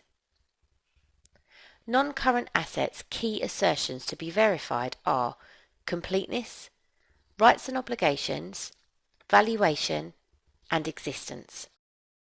If we visualize the non-current asset note, the auditor needs to ensure each balance has been audited, therefore auditing opening and closing balances, new assets purchased or additions, disposals of assets in the year, depreciation, and revaluations.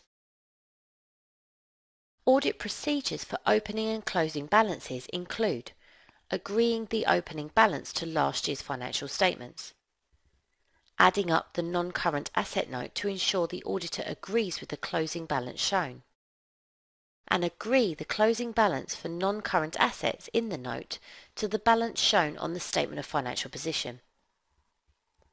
For new assets purchased, audit procedures include agreeing the additions balance in the financial statements to the asset register. This will verify completeness.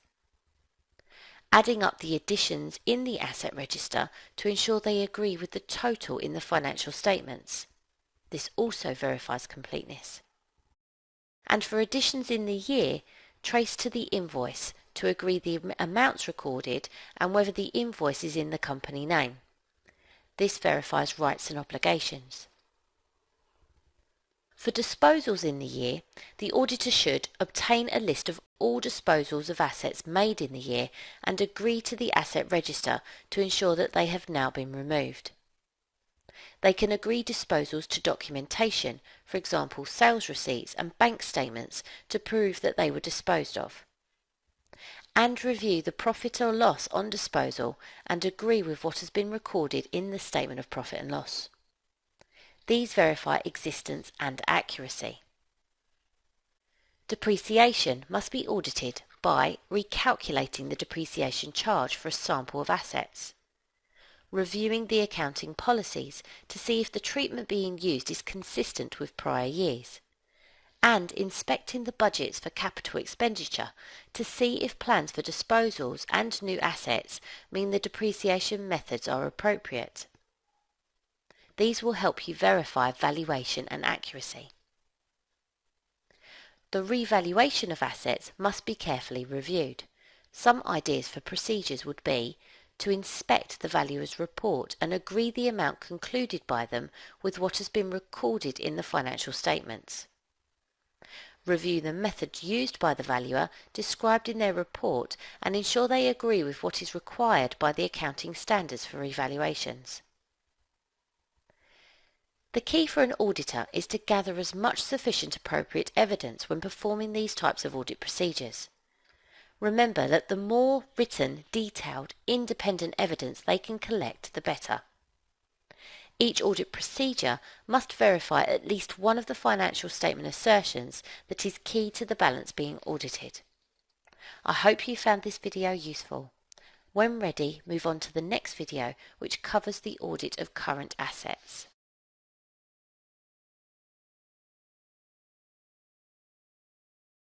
This video will cover some practical ideas and examples of how an auditor will audit current assets. We are going to cover the audit of bank, receivables, estimates and inventory. Bank is an asset presented in the financial statements. It is shown under the heading Current Assets in the Statement of Financial Position.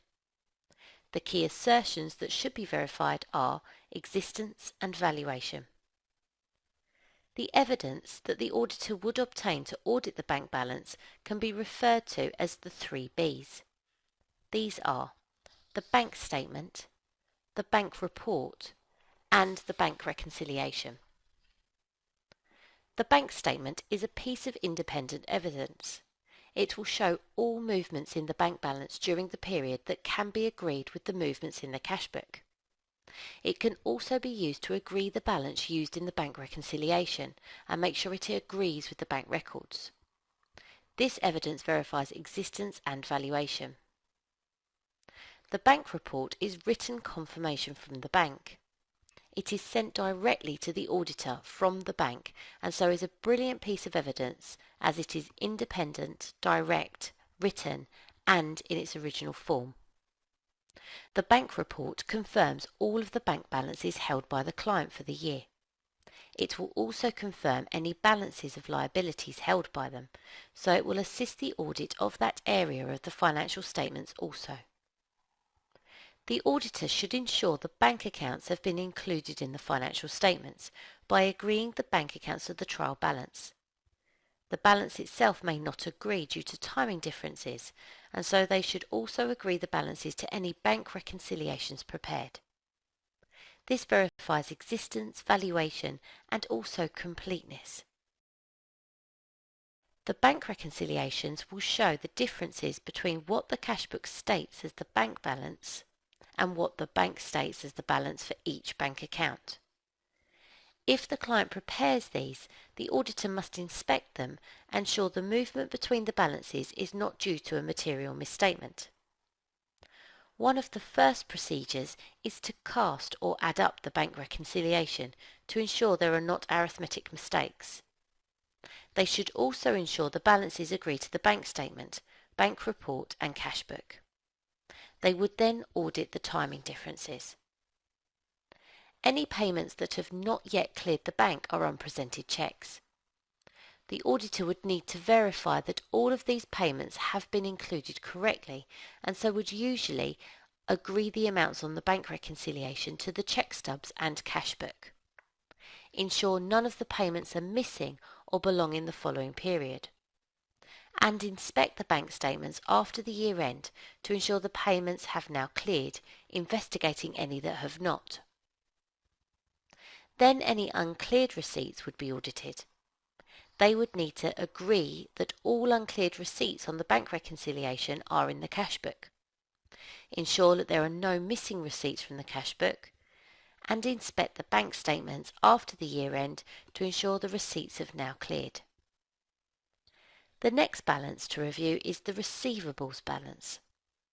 This balance is actually made up of two in the ledger, the trade receivables and any provision for bad debts.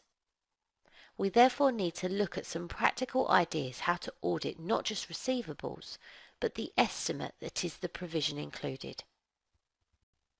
Firstly, let's look at trade receivables. There are three important tests that should carry out on this balance: circularisation, cash received after the year end, and cut-off. Circularisation is writing to a sample of trade receivable customers, requesting that they confirm the balance they owe from the records.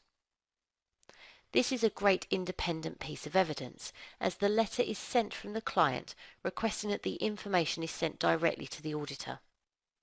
Not all responses will be received, as it is not a legal requirement, and so customers do not have to respond. The auditor can send follow-up letters or a call to the customer to request the information, but should not harass them. If the response is sent and it agrees with the client ledger, then there is no further work needed and it can be filed as evidence in the audit file. If the response does not agree with the ledger, the auditor will then need to complete a reconciliation between the client and customer balance to identify if the difference is due to timing issues or due to a misstatement. If there is no response, then the auditor may wish to investigate that the customer does in fact exist. An example would be to inspect post-year-end bank statements for evidence of customer payments. The auditor will also select a sample of receivable customer balances and then agree these balances to receipts in the post-year-end bank statements. This will again verify existence of these customers, and any where there have been no payments should be investigated further. Cut-off testing should be performed to ensure the sales invoices recorded on the ledger are in the correct financial period. As receivables is an asset, they will be concerned that this balance may be overstated. The client may push invoices into the current year to make this balance and the revenue balance look healthier. The auditor should review invoices just before and after the year end and inspect their goods dispatch notes, reviewing the delivery date to ensure they are in the correct period. The next step is then to audit the provision for bad debts. Like any estimate in the accounts, this is difficult to audit, as there will be little in the way of external evidence. The key assertion to verify is valuation. This provision has been created by the client using their own judgment, and so the auditor must obtain evidence to ensure they agree with it. Examples of procedures include comparing the provision to the previous year and investigating any differences. Other analytical procedures, such as calculating the receivable days ratio and comparing to the previous year. Reviewing the aged receivables list and investigating old balances to see if they should be included in the provision or written off. Inquiry with management about any specific provisions. And post-year end event review to see if the customer has paid or is maybe now unable to repay the debt. The final balance to review from current assets is inventory. The key assertions are valuation, existence, completeness, and rights and obligations. This balance has a very specific accounting standard which shows us how the balance should be included. The most important and remembered element from IAS 2 is that inventory should be valued at the lower of cost and net realisable value. the auditor must prove that the balance has been correctly accounted for to verify valuation. They should ensure they review sales around the year end. Sales prices of items should be compared to the calculations for net realisable value to ensure the selling price looks reasonable. They should also trace the cost used in valuation to the source documents such as the purchase invoice. Existence can be verified by attending the inventory count. If the auditor attends, they can observe the count and the actual inventory. This not only verifies this assertion, but it also enables the auditor to review the control procedures carried out by the client. The audit team would need to be organised and ensure there are staff available to attend the count. Whilst at the count, they also re-perform samples of the count to verify existence and completeness of the counting records. Inspection of ownership documentation should also be carried out. Review of the purchase invoices for them to be addressed to the client verifies rights and obligations. Also, inspection of any inventory stored at third-party warehouses needs to be carried out. The auditor should inspect agreements with the client and ensure inventory belongs to them. We have now covered some specific ideas in auditing the current asset balances. The next video will cover the audit of liability balances. Thank you for watching. This video will give you some practical examples in how auditors would audit some of the liability balances in the financial statements.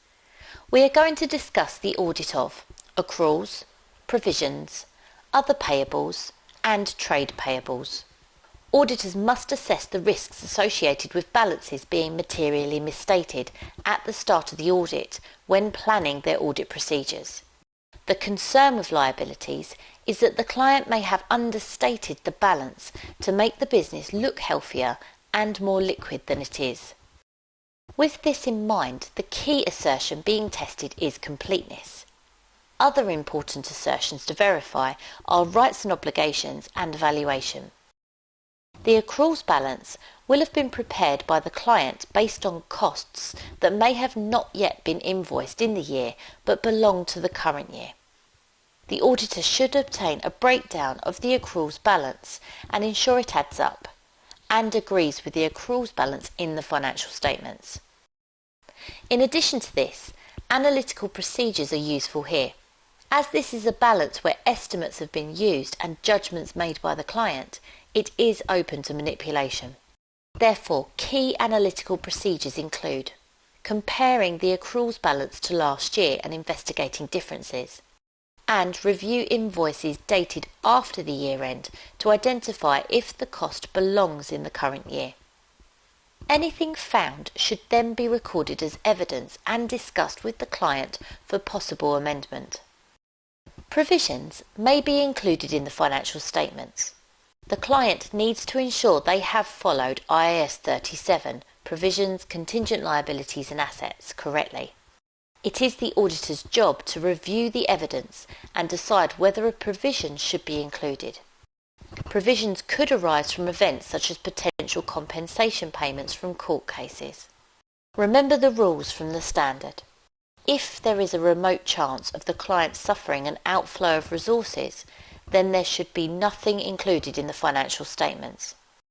If there is a possible chance of the client suffering an outflow of resources, then there should be a disclosure note called a contingent liability note explaining the possible event, but still no provision.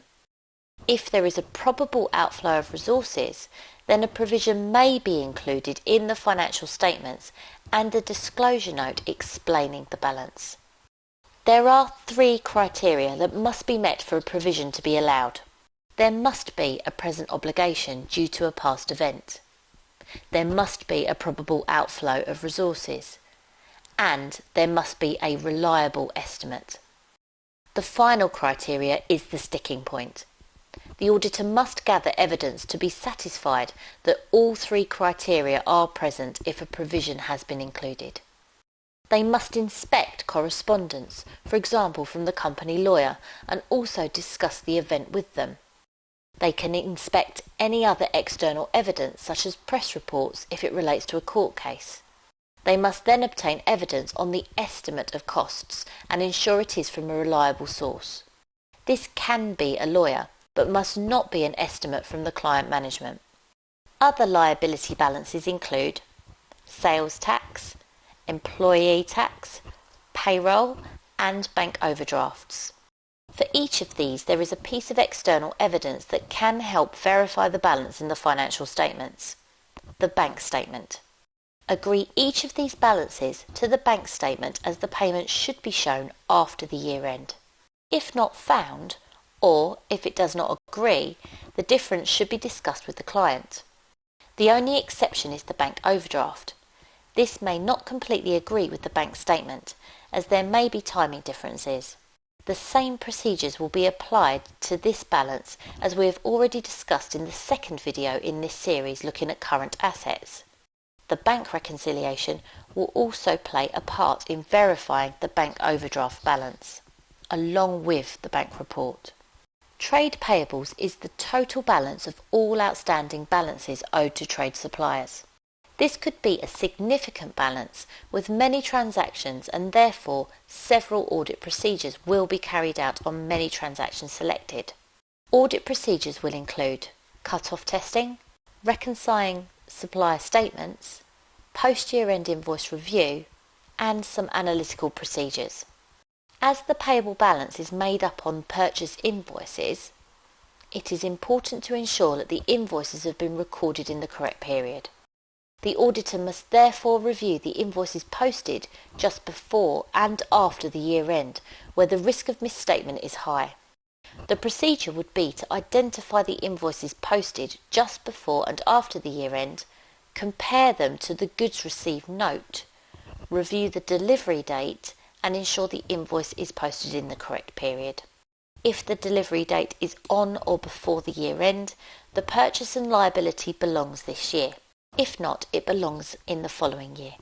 The client would receive supplier statements from the suppliers which will show the transactions such as invoices and payments made and the outstanding balance. These are usually sent monthly. The auditor should select a sample of suppliers and reconcile the supplier statements sent at the year end to the ledger. Timing differences such as invoices sent but not received at that point are acceptable, but any other differences that cannot be explained should be investigated with the client. As completeness is an important assertion, the auditor must be satisfied that all transactions have been included. Therefore, inspecting purchase invoices since the year end and reviewing the detail will be required to ensure that there were not any invoices that should have been included in the current year. There are a few analytical audit procedures that can be carried out on the trade payables balance. These include comparing the balance to the previous year and investigating any significant differences, calculating the payable days ratio and comparing to the previous year, identifying the trade payables balance for each month and comparing the level of payables to the expected trend of the company, and inspecting the aged payables analysis, in particular identifying the old and slow-moving balances and investigating these with the client. In summary, we have looked at key liability balances that are regularly seen in the Statement of Financial Position. When auditing liabilities, the key assertion is completeness, as it is possible the client may manipulate figures to reduce liabilities and costs. Analytical procedures are a very useful tool when reviewing these balances, and reviewing transactions and events after the year end should not be overlooked, as this may identify potential liabilities that have been missed. I hope you have found this video useful. The fourth video on the audit of specific balances will cover auditing balances in the statement of profit and loss, including directors' transactions and equity and reserves.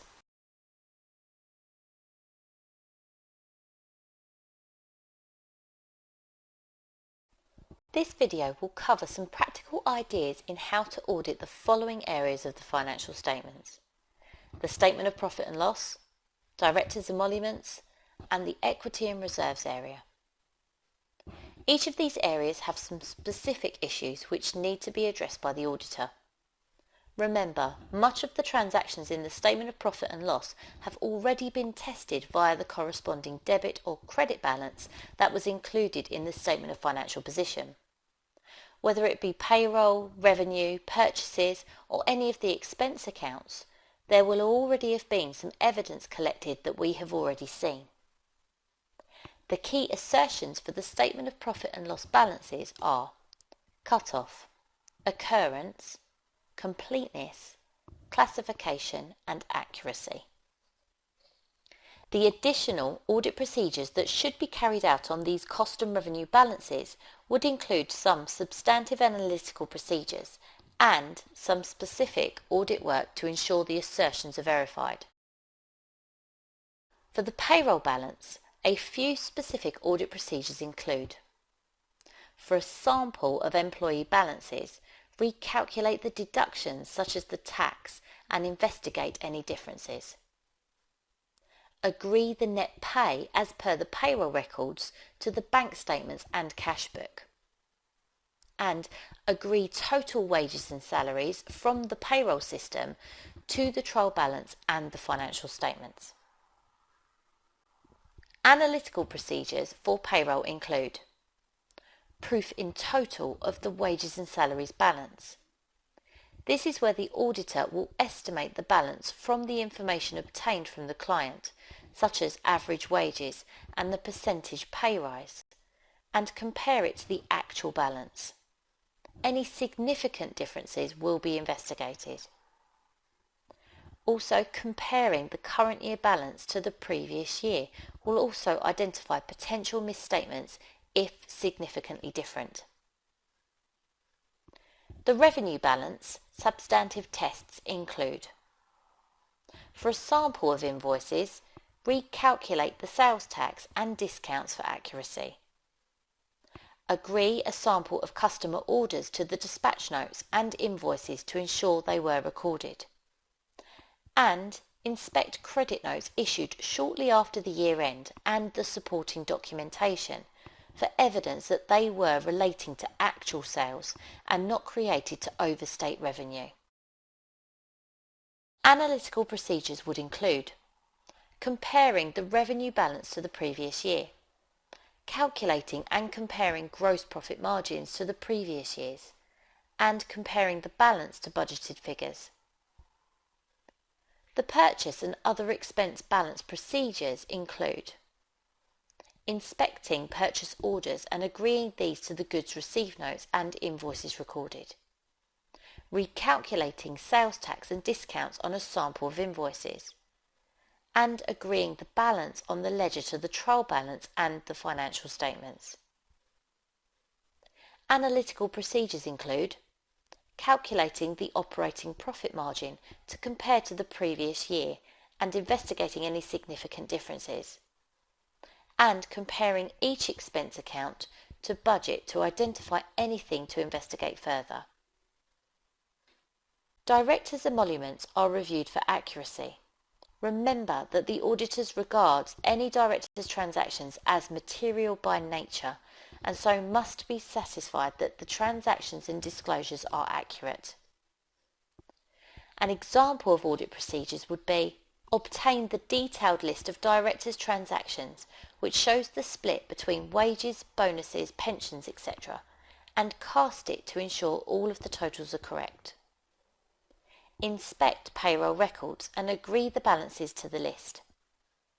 And inspect bank statements and agree the amounts actually paid. And obtain a written representation from the directors that they have included all directors' remuneration to the auditor. The equity section of the Statement of Financial Position will include the following balances: share capital, dividends, and other reserves.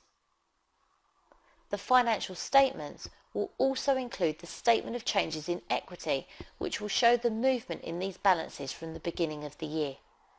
For each of these balances, ensuring the closing position agrees with the trial balance and the statement of financial position will be important. To audit share capital, the auditor will need to inspect share certificates or other official documentation and agree to disclosures made in the financial statements. Inspect board minutes for evidence of a share issue. And inspect the cash book for evidence of money coming in from a share issue. Dividends paid and included in the financial statements will require the auditor to inspect board minutes to ensure the amount and the date declared was before the year end. Inspect the bank statement and agree the amounts paid and that they were before the year end also. Other reserves could include the revaluation reserve as an example. To audit this balance, the auditor must ensure that the opening balance agrees to last year. The movements in reserves add up to the closing balance, and that any movements agree with supporting documentation, for example, a valuation report. There are many examples of good substantive audit procedures to carry out on individual balances within the financial statements. Having a strong understanding of the financial statements and how they are prepared will help you remember the key audit procedures that help identify material misstatements. Analytical procedures feature as a key substantive procedure for many of the balances included in these videos. These procedures allow the auditor to assess the risk of misstatements being present so they can decide whether to investigate further. Practice makes perfect. Reviewing procedures and practicing questions will ensure you retain this knowledge and grow in confidence. I hope you found these videos useful. This video will be covering the area of computer-assisted audit techniques, widely known as CATs.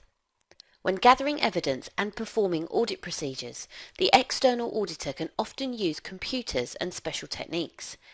This can improve efficiency and speeds up the audit process. The two main areas where this can help is with the controls work the auditor completes and the substantive testing stage of the audit process. When the auditor is assessing the control systems used by the client, they can use something called test data. When the auditor is performing substantive tests or procedures, they can use something called audit software. Test data is where the auditor will access the client's computer controls. They will perform audit tests on the system itself by entering dummy data into the system and monitoring how it progresses through the control cycle. This method of testing will allow the auditor to see if the control functions of the computer system perform properly. For example, they could enter a fictitious sales order in the sales ordering system and then monitor whether it is posted correctly and whether the controls over ensuring it is authorised before being accepted are effective. There are two ways the auditor can perform test data: live and dead data. Live data is where the auditor has access to test the computer systems during the operating hours for the client. The benefits of testing computer controls during working hours is that it allows the auditor to assess whether demand has an impact on the efficiency of the controls. It could detect that the system does not cope when there are multiple users, all posting onto and reviewing the data on the system. The drawbacks are that these dummy entries into the system may be forgotten and not reversed. There's nothing more embarrassing than the auditor being responsible for the misstatement detected in the following year's audit. Dead data is where the auditor can enter dummy data into a batch after working hours. This is easier to reverse as all entries are all together. Alternatively, the client may only permit the auditor to test the system by taking a copy to install on their own computer. This will remove the risk of leaving misstatements in the system altogether, and very often the client feels most comfortable with this option. The drawback to this approach is the auditor will not have assessed whether the system can have problems when busy.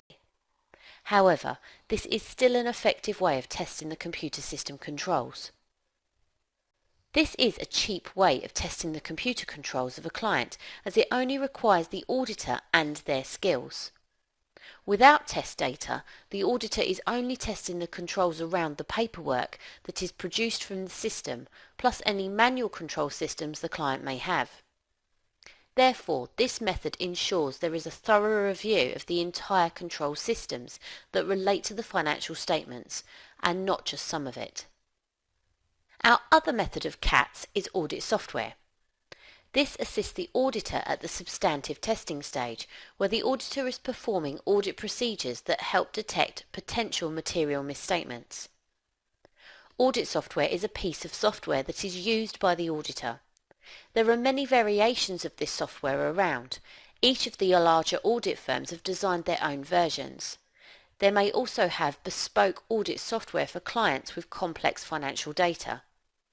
The smaller audit firms may purchase audit software from the larger firms.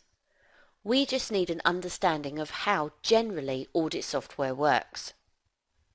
The auditor should be able to import all of the client's transactions and balances onto the audit software.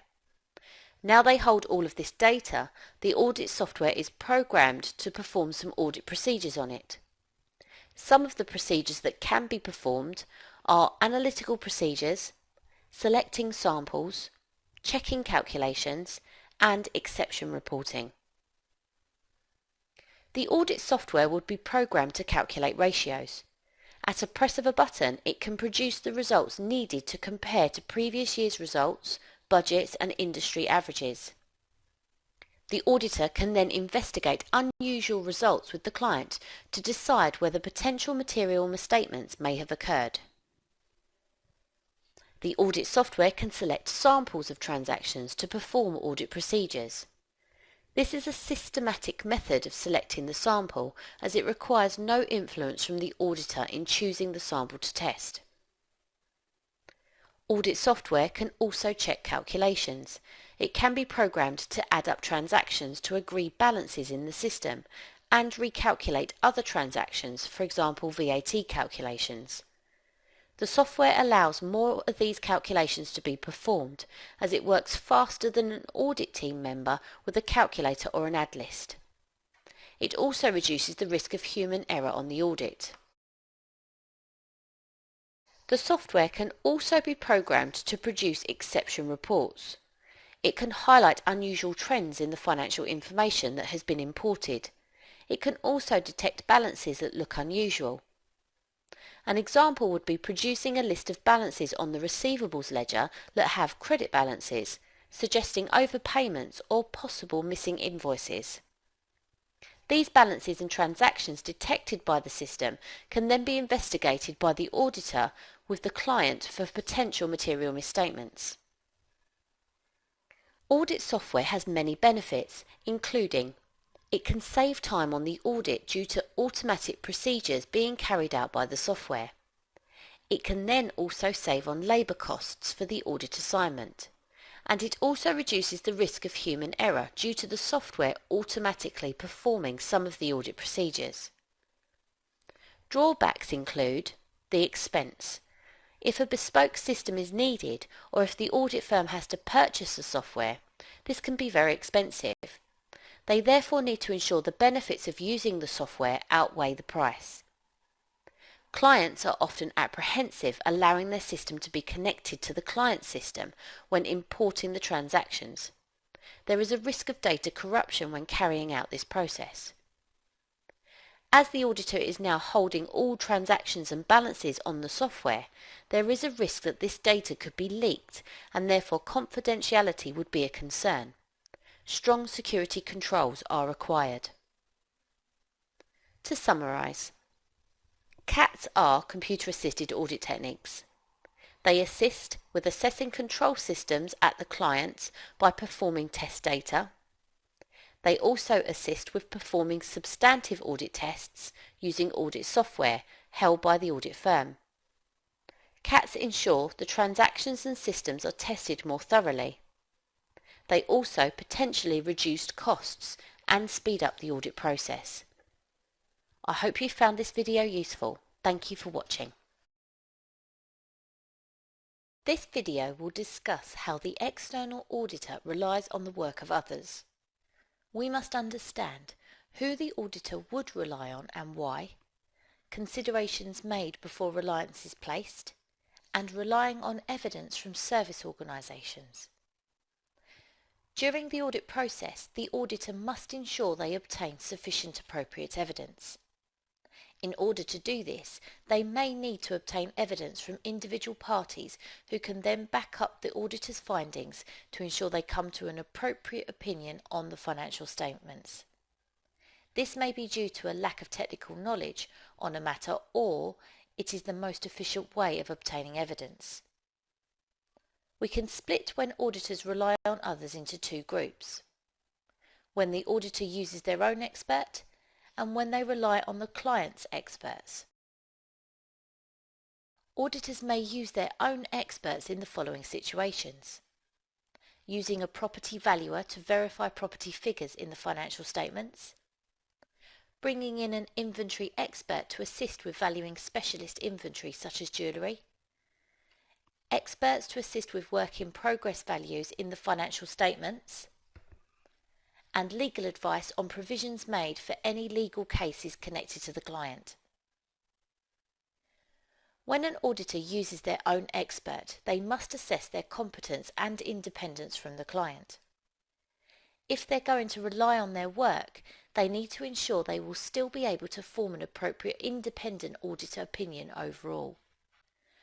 ISA 620 states that the auditor is to ensure that they obtain sufficient appropriate evidence from the expert so they can provide reasonable assurance on the client's financial statements.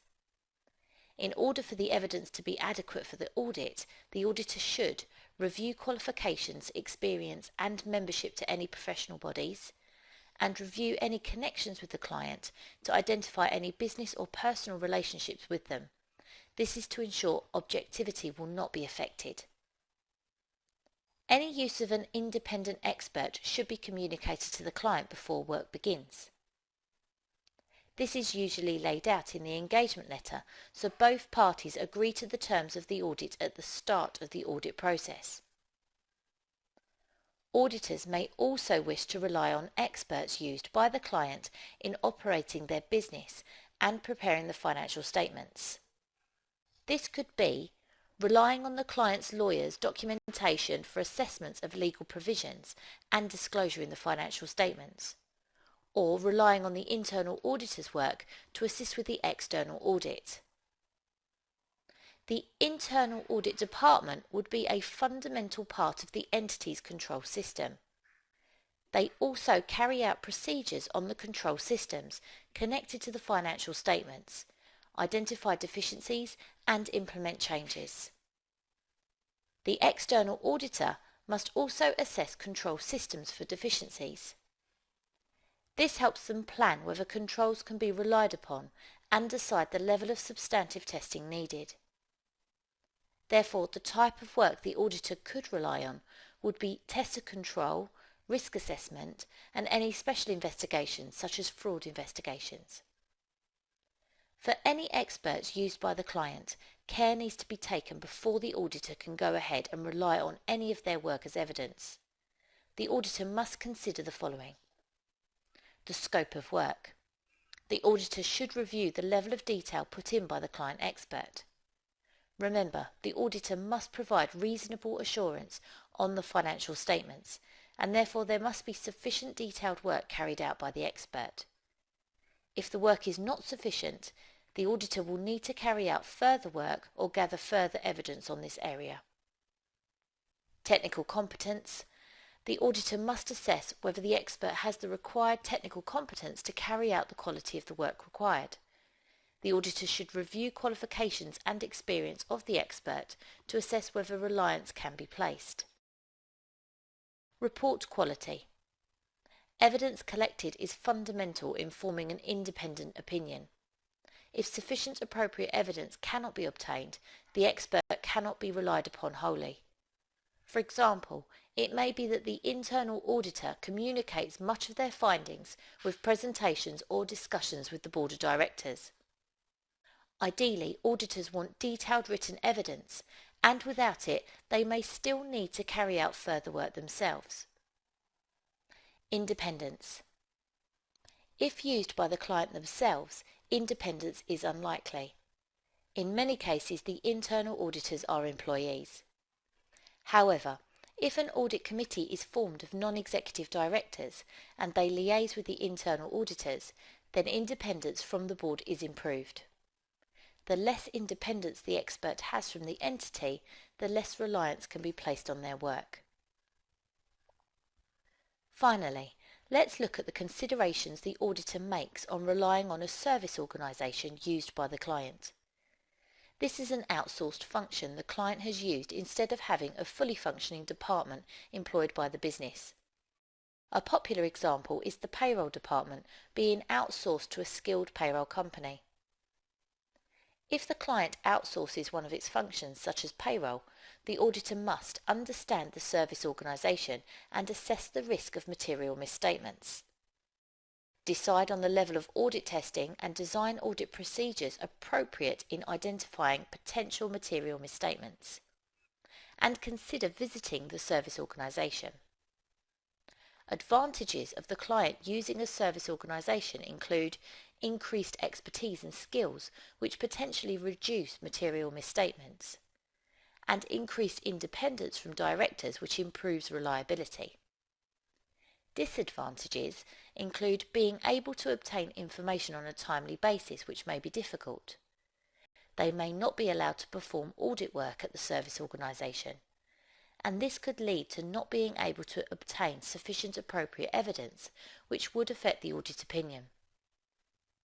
There are many sources who can assist the auditor in gathering evidence. The key is to assess whether these experts are needed before the audit commences. That way the auditor can plan the work required so evidence can be collected on a timely basis and no disruption is made to the audit and ultimately the forming of the audit opinion. I hope you found this video useful. Thank you for watching. This video will take you through the process the auditor follows to complete the subsequent event review. The subsequent event review is carried out at the completion and review stage. Its aim is to identify if events since the year end have an impact on the current financial year and require inclusion in the financial statements. The auditor must identify any post-year events and apply them to the accounting standard IAS 10, events after the reporting period. Carry out audit procedures during the review as per the auditing standard ISO 560. Identify and discuss with management any changes needed to the financial statements, and consider the impact any events identified have on the audit report and opinion. IAS 10 states that there are two types of events that occur after the reporting period. They are either adjusting or non-adjusting. The definition of adjusting events are events that may have been discovered after the year but where there is evidence that the conditions actually existed at the reporting date. An example would be a receivable customer that has communicated their inability to pay after the year end. It is unlikely that their inability to pay happened overnight. They were unable to pay at the period end, but did not communicate this until after the year end. Therefore, the advice from the standard is to write off the debt as it should be an adjustment in the financial statements. The definition of non-adjusting events are material events where the conditions did not exist at the reporting date, but arose after. They are material enough to feel necessary to inform the users, and so should be disclosed in the financial statements. An example could be a disaster after the year end, like a factory fire. This event would impact on future productivity, and so would be misleading not to inform the users of the financial statements. A disclosure note explaining the event and its impact would be required. The entity should include any subsequent events as per the accounting standard treatment. The auditor must then review any events and their treatment in the financial statements, plus perform other audit procedures to obtain evidence of any further events that may have been missed. They do this with the guidance from their auditing standard ISO 560. ISO 560 subsequent events states that sufficient appropriate evidence must be obtained on events that occur from the year-end date to the date the audit report is signed. During this period, the auditor has an active duty to obtain evidence and identify events which may need adjustment or disclosure in the financial statements. Having an active duty is to perform audit procedures. Examples of typical audit procedures carried out are inspection of post-year-end financial information, for example, management accounts. This may identify significant changes to performance that may need to be communicated to the users. Inspection of board minutes of meetings held since the year end. These may identify significant events that may have not been included within the financial statements. The auditor will also review the procedures carried out by the entity when identifying events and preparing the financial statements. It may highlight a risk of subsequent events not being disclosed correctly. This may mean the auditor needs to increase the amount of work on this area. The auditor will obtain a written representation from the directors that events have been disclosed correctly. This acts as backup evidence, and other audit procedures must also be performed. Inquiry with the management of the entity is also likely. The auditors will ask the management if there are any events that have occurred that may need disclosure. Inspecting correspondence, for example with legal parties, may identify significant events affecting the entity. If audit procedures identify events that have not been included correctly or omitted from the financial statements, the next step is to discuss these events with management. The auditor should explain the changes necessary to the financial statements. They should then inspect the financial statements to ensure amendments to the balances or disclosures have been made as discussed. If management refuse to amend the financial statements, there will be a misstatement in the financial statements. If the auditor has concluded that this is material, then this will impact on the audit opinion. If management cannot be persuaded to make the changes, it is likely that the audit report will be modified with a qualified opinion due to a material misstatement. If the event has been disclosed correctly but it relates to a material uncertainty surrounding the client, the auditor may consider modifying the audit report with an emphasis of matter paragraph. Remember that this type of audit report will still state that the financial statements are true and fair, but reference will be made to the event disclosed in the financial statements to highlight its importance. Once the audit report has been signed, it tells us the audit report has a passive duty to identify and react to events discovered. Therefore, once the audit report is signed, the financial statements will be issued and the AGM will be held. During this period, if anything comes to light regarding a material event that should have been, but has not been disclosed in the financial statements, the auditor must take necessary action.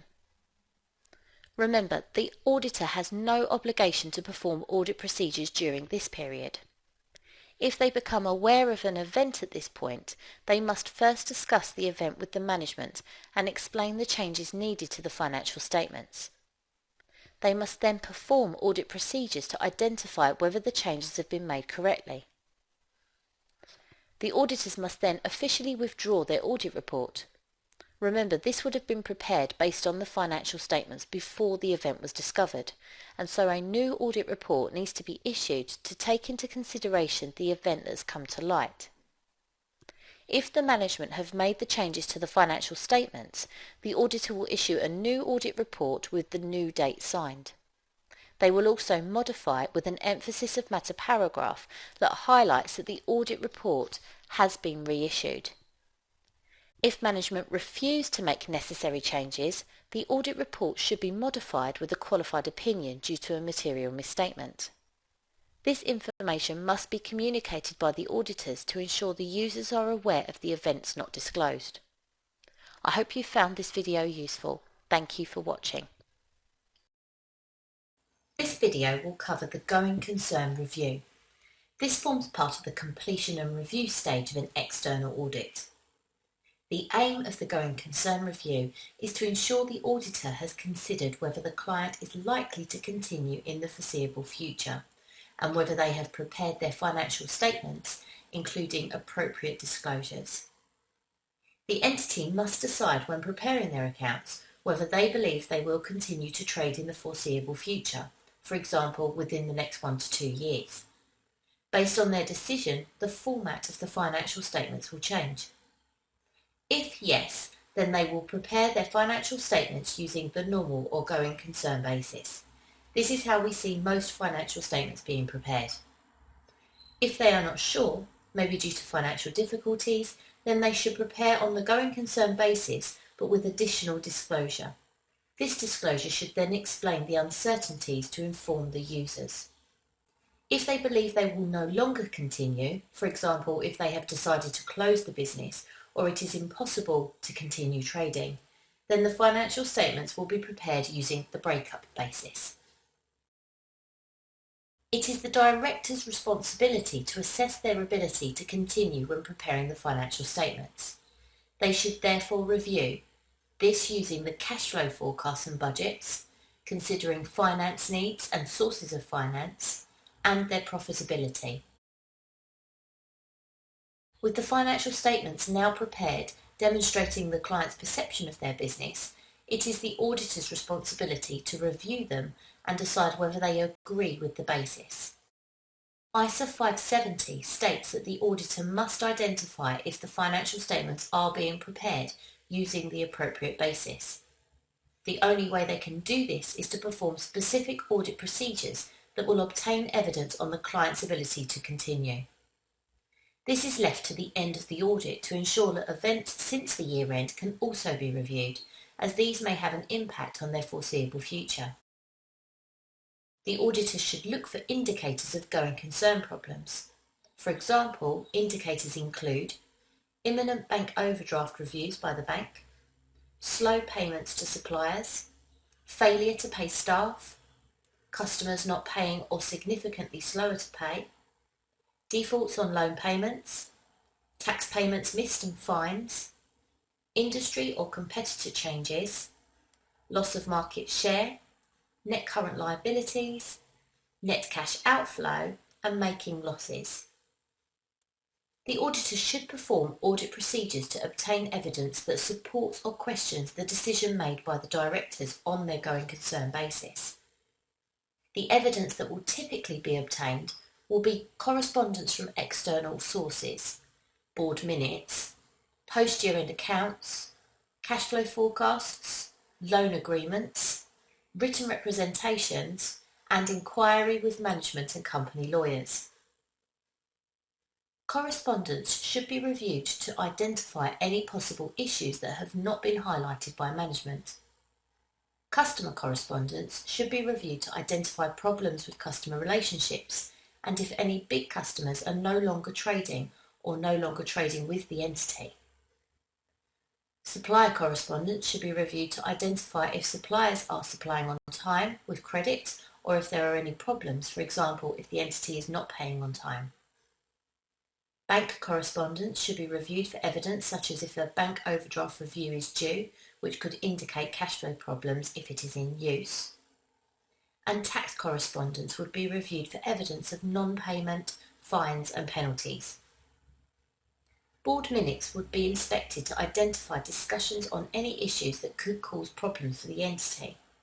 Review of the board minutes before and after the year end would be advisable. The auditor would inspect any post-year end financial information such as management accounts or interim financial statements to identify if the performance of the entity is consistent with the current year being audited.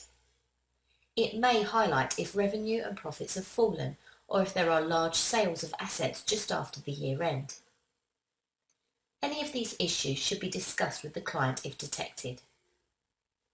An analysis of cash flow forecasts the client has prepared would also help identify potential going concern issues. The auditor should assess how reasonable the assumptions are that have been used to prepare the forecast. Audit procedures such as agreeing the opening balance to the actual balance in the cash book, comparing income and expenditure from the budget to the movements in cash in the forecast, and post-year accounting information will all go some way in deciding how reliable the cash flow forecast is. Then, considering the level of cash planned for the business will also help decide whether the client is a going concern. Negative cash planned would be an indicator of going concern problems, where disclosure may be necessary in the financial statements. Inspecting loan agreements held by the client is important so the auditor can highlight if any loan covenants exist or if a loan repayment is due. If conditions are attached to loans, for example, the company must ensure debt is kept below a certain limit, the auditor must assess if these covenants are in breach. Inquiry with management to discuss their future plans or give explanations to anything found by the auditor will help them decide if going concern disclosure is required. Inquiry with the company lawyer will identify any existing litigation issues which could cause future problems for the entity. If a court case is looming, compensation payments may be possible, and an effect on their reputation may affect future revenue growth.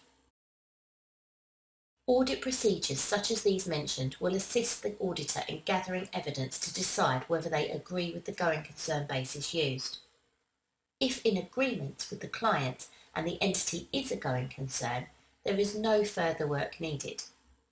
If there are issues or the auditor disagrees with the basis used in preparing the financial statements, then the auditor must discuss this with the client and advise what will happen next.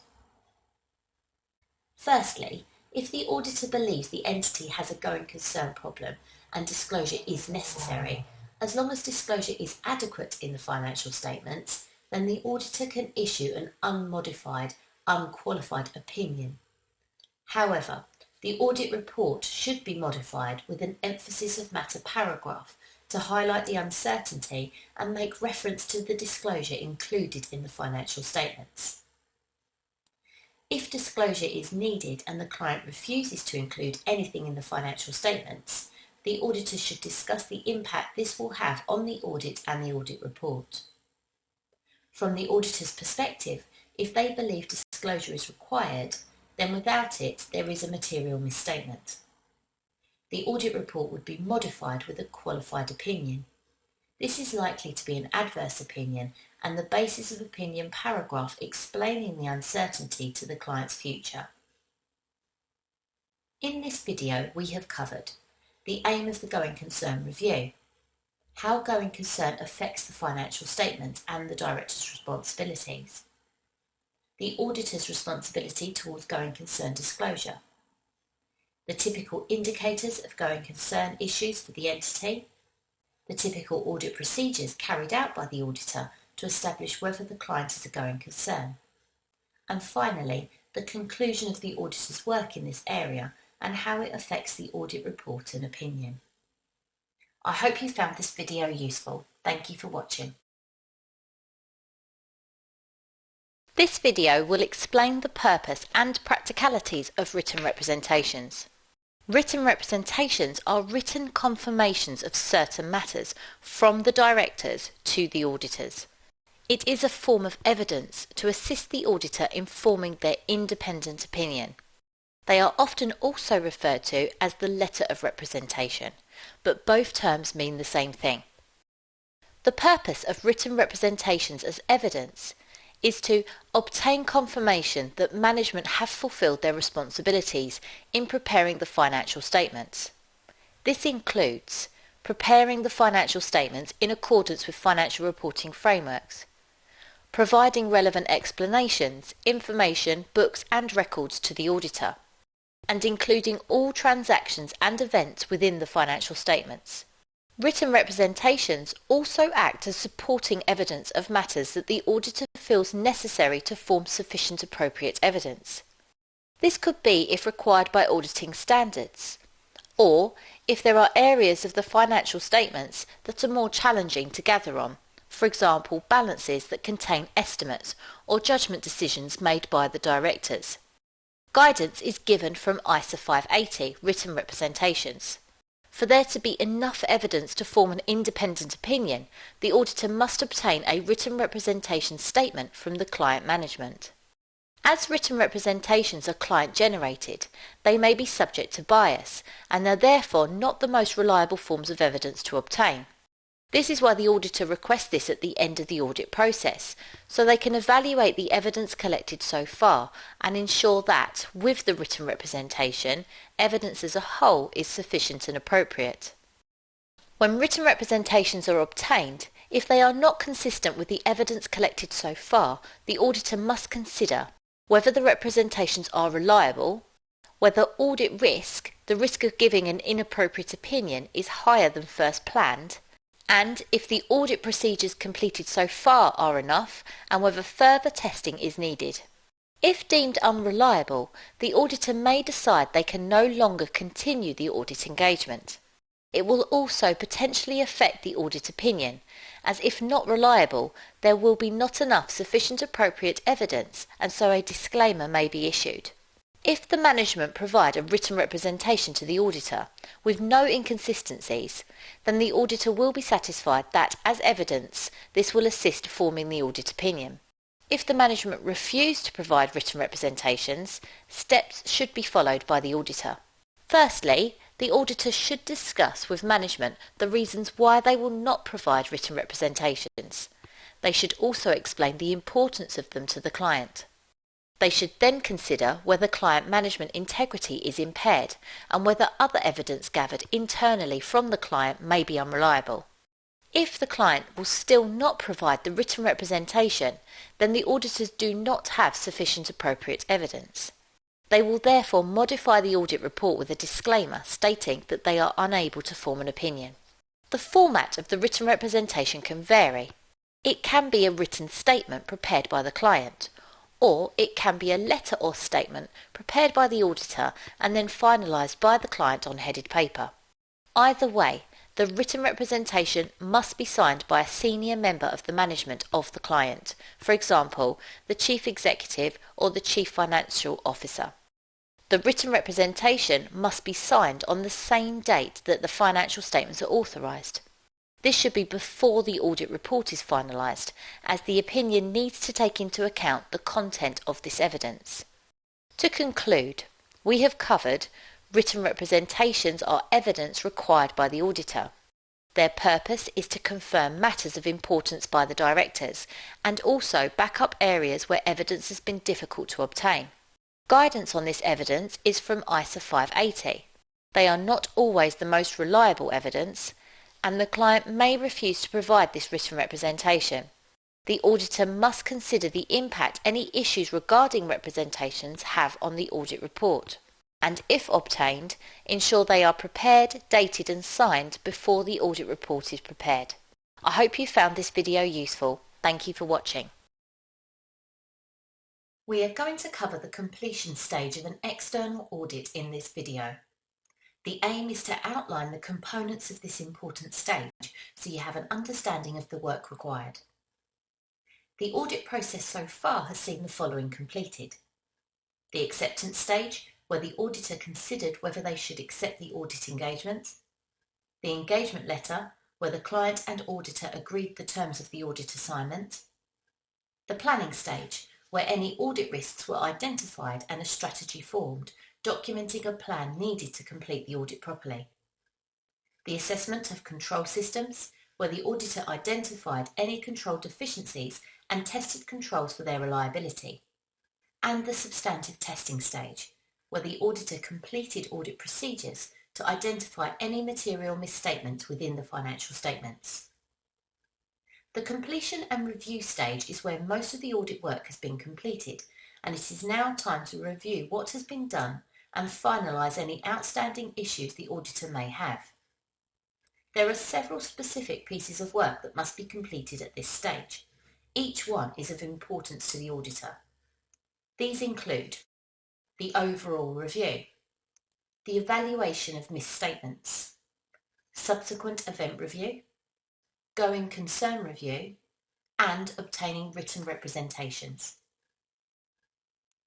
The overall review is where the auditor will review the financial statements and the audit file.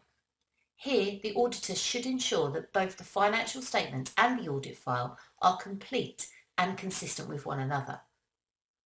The financial statements should be reviewed at the end stage to ensure an appropriate financial reporting framework has been followed, any relevant laws and regulations have also been followed, the information within the financial statements is consistent with other published information, for example the Director's Report, and whether the audit team has addressed the important issues within the balances and transactions.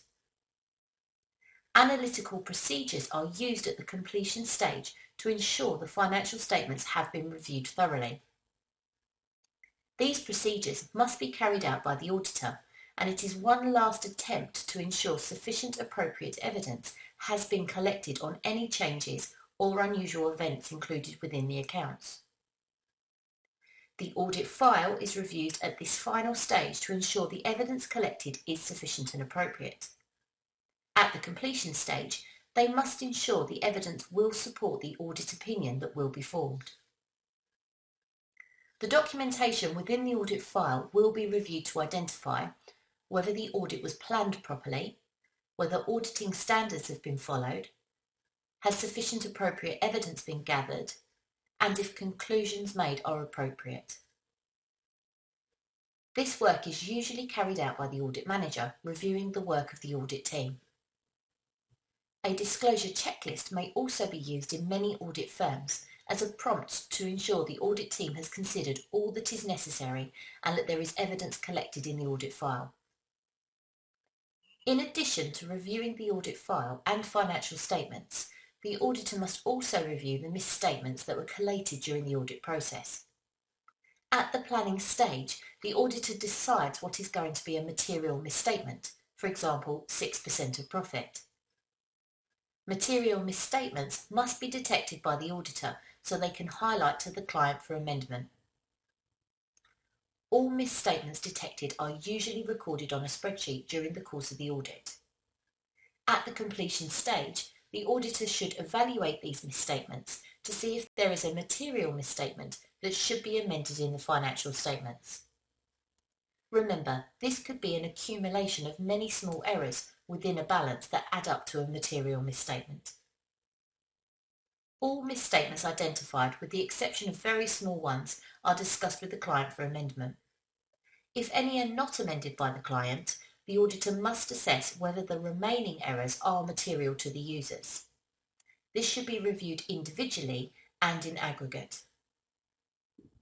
The auditors should then explain the impact, if any, on the audit report and obtain written representations to confirm the uncorrected errors are immaterial.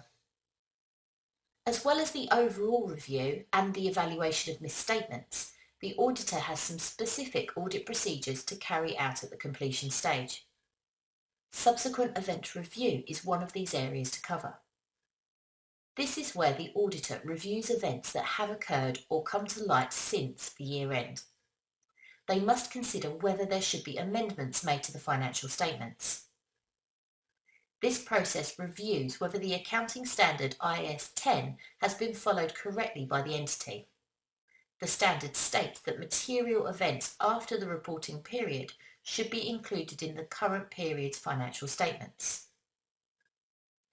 Audit procedures to identify events must be carried out in the period up to when the audit report is signed by the auditor. The going concern review is another process the auditor must follow at the completion stage. Audit procedures must be carried out to assess whether the going concern status of the entity is disclosed correctly within the financial statements. If the auditor disagrees with the going concern disclosure or lack of it within the financial statements, discussions must be made with the client to recommend amendment. Written representations are written confirmation of matters from the directors of the entity to the auditors. Certain matters must be confirmed in writing by the management to ensure the auditor has sufficient appropriate evidence on the financial statements overall. If the management will not provide written representations, again, discussions must be made with the directors. Without written representations, there will be a lack of sufficient appropriate evidence, which would have an impact on the audit opinion. Subsequent event review, going concern review, and written representations are all carried out at the completion stage as this is the final stage of the audit process. This enables the auditor to review the year being audited plus events that have occurred since to ensure there are no omissions from the financial statements and disclosures are in accordance with accounting standards. We cover these three processes in separate videos due to the detail needed in understanding them fully. All 5 areas have been covered from the completion and review stage of an external audit. Once complete, in simple terms, the audit is complete and no other evidence would be obtained. The next step, based on the financial statements and evidence collected, is to form the independent opinion on them and prepare the audit report. I hope you found this video useful. Thank you for watching. This video is going to cover the topic of the audit report. The audit report is the final report at the end of the audit process that is communicated to management and the shareholders of the entity. It is within the audit report that the independent audit opinion is shown. In this video, we will be covering the following topics: regulations surrounding the audit report, the contents of the report, forming an opinion, and communicating to those charged with governance. The audit report is regulated by auditing standards. ISA 700 Revised is the standard that informs us of the objectives and format within the report. The standard states that the objectives of an auditor are to form an opinion on the financial statements based on the conclusions made from the evidence collected, and to express their opinion clearly through a written report. When the auditor forms the opinion that the financial statements are true and fair and properly prepared, they issue an unmodified opinion. If there are no issues to draw attention to for the users, the audit report will be referred to as an unmodified audit report. The contents of an audit report are laid out in the standard. This is based on an unmodified audit report where there are no material misstatements and no issues unresolved during the audit. Within this audit report, there should always be the title, clearly showing that this is an independent auditor's report, the addressee, showing the intended users of the audit report. The audit opinion is included underneath, where they will state that the financial statements give a true and fair view. Basis for opinion, which explains the professional standards used when reaching the opinion shown above. This helps give confidence to the users and includes more details on the opinion given if necessary. Key audit matters is next. This section will highlight any of the important matters that have been dealt with during the course of the audit. Its purpose is to highlight significant areas to the users to help with decision making. This is compulsory for listed companies and can be included for non-listed as it is best practice. Other information explains the management are responsible for the preparation of the other information, which may be published with the financial statements. An example would be the director's report. Remember that the auditors only review the other information submitted for any inconsistencies with the financial statements, and therefore do not audit and form an opinion on this area. Management responsibilities is shown as a paragraph explaining the key responsibilities of management during the audit process.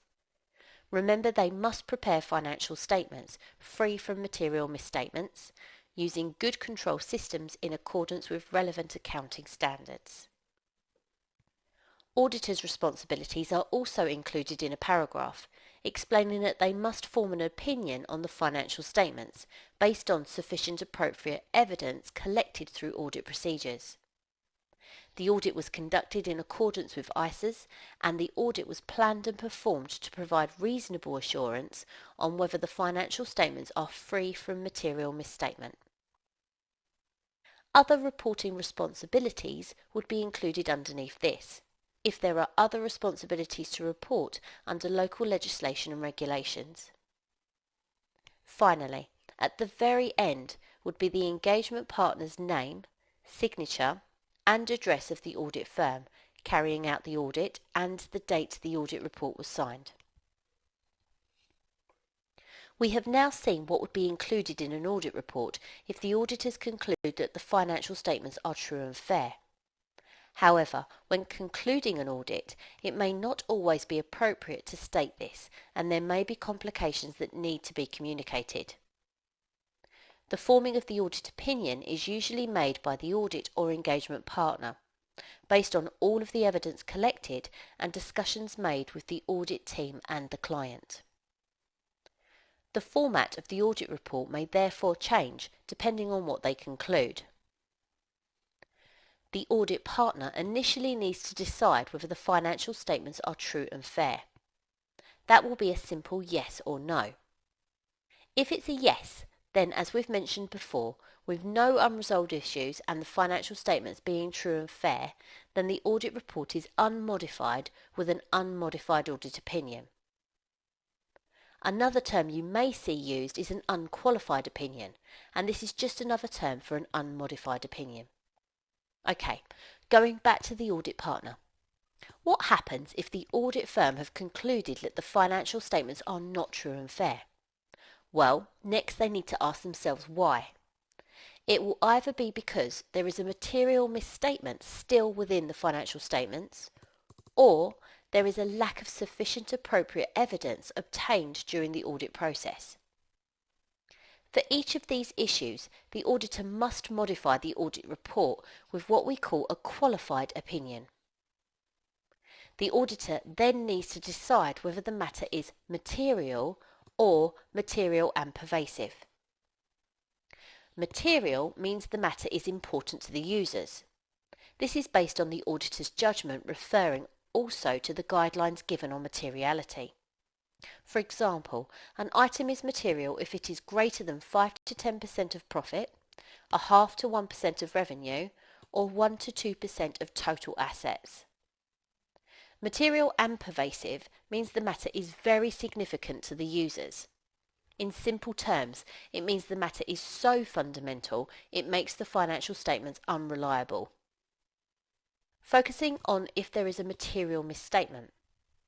If the matter is concluded as material, the auditor must modify the audit report. Remember, the standard audit report is an unmodified one, and so if the opinion wording needs to change, the auditor is modifying the audit report. The audit opinion for a material misstatement would state that the financial statements are true and fair except for the matter that was not corrected. This is known as an except for opinion. To give you an example, let's say the auditor discovered a receivable customer was unable to pay the client, but the client refused to write off the debt. If the debt was 20% of profit and the customer can clearly not pay, it would be a material misstatement as the client has not followed the correct accounting treatment.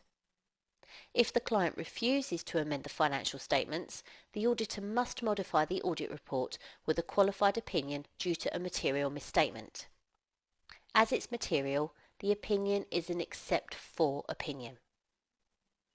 If the matter is material and pervasive, as we've said before, this will mean that the financial statements as a whole are unreliable. The auditor must modify the audit report, but this time the wording in the opinion section will state that the financial statements as a whole are not true and fair. This is known as an adverse opinion. An example would be if the client had not presented the financial statements using the correct going concern basis. If the directors had produced the accounts using the going concern basis on the assumption that they could continue in the foreseeable future, but the auditors did not believe this to be realistic, the accounts could be seriously misleading to the users. If not resolved, the auditors would disagree with the accounting treatment and so modify the audit report with a qualified opinion. The matter is material and pervasive, and so an adverse opinion would be included, stating the financial statements are not true and fair. Going back to deciding whether the accounts are not true and fair, this time let's look at the types of opinion if it's due to a lack of sufficient and appropriate evidence. Once again, the auditor needs to decide whether the matter is material or material and pervasive. If material, the auditor must modify the audit opinion. Similarly to our material misstatement, the wording will indicate the impact of the lack of evidence, making it clear the lack of evidence is in isolation. The opinion will once again be an except for opinion. An example would be if the client did not perform an end-of-year inventory count. If the auditor attends, they are able to verify the existence of inventory. If existence cannot be verified by other methods, there is a lack of sufficient and appropriate evidence in this matter in isolation. If evidence can be obtained in all other matters, then the audit report will be modified with a qualified opinion due to a lack of sufficient or appropriate evidence. The matter is material, and so an except for opinion is included. If the lack of sufficient or appropriate evidence is material and pervasive, then the auditor has a dilemma. Without enough quality evidence, they will not have the confidence to provide reasonable assurance on the financial statements. The auditor will modify the audit report with a disclaimer. The disclaimer will state that they were unable to form an opinion. An example would be if the client has refused to give any written representations to the auditor. These must be obtained as evidence and must confirm matters such as that the financial statements are free from material misstatement, events have been disclosed correctly, and all books and records have been provided to the audit team. Without such confirmations, the auditor will not have the confidence to provide reasonable assurance on the accounts. If the directors cannot be persuaded to provide a written representation, the auditors would have no choice but to modify the audit report with a disclaimer. So far, we've established that if the financial statements are true and fair, the audit report will be unmodified with an unqualified opinion. If the financial statements are not true and fair, whether it be due to a material misstatement or a lack of sufficient appropriate evidence, the auditor must modify the audit report with a qualified opinion. They then need to decide whether the matter is material or material and pervasive to conclude the wording within the opinion section. There is one more type of audit report modification we must conclude with. The final scenario is if the auditor has concluded the financial statements are true and fair, but there is something of fundamental importance within the financial statements that the auditor wishes to identify. There are three scenarios. The first is if there are concerns over the client's ability to continue in the foreseeable future. If this has been disclosed adequately in the financial statements, then the auditor will highlight this important issue in the audit report. This will be shown under the heading Material Uncertainties Relating to Going Concern. Another paragraph that may be included is an emphasis of matter paragraph. This paragraph will highlight something that has been included in the financial statements, but is of significant importance to the users. This could be, for example, a large provision and disclosure for an ongoing court case. The other would be a section headed Other Matters. This would include anything else that is of importance in understanding the entity and the financial statements. For each of these sections, the issue will be included in the financial statements and therefore they are only present to draw attention to the matter.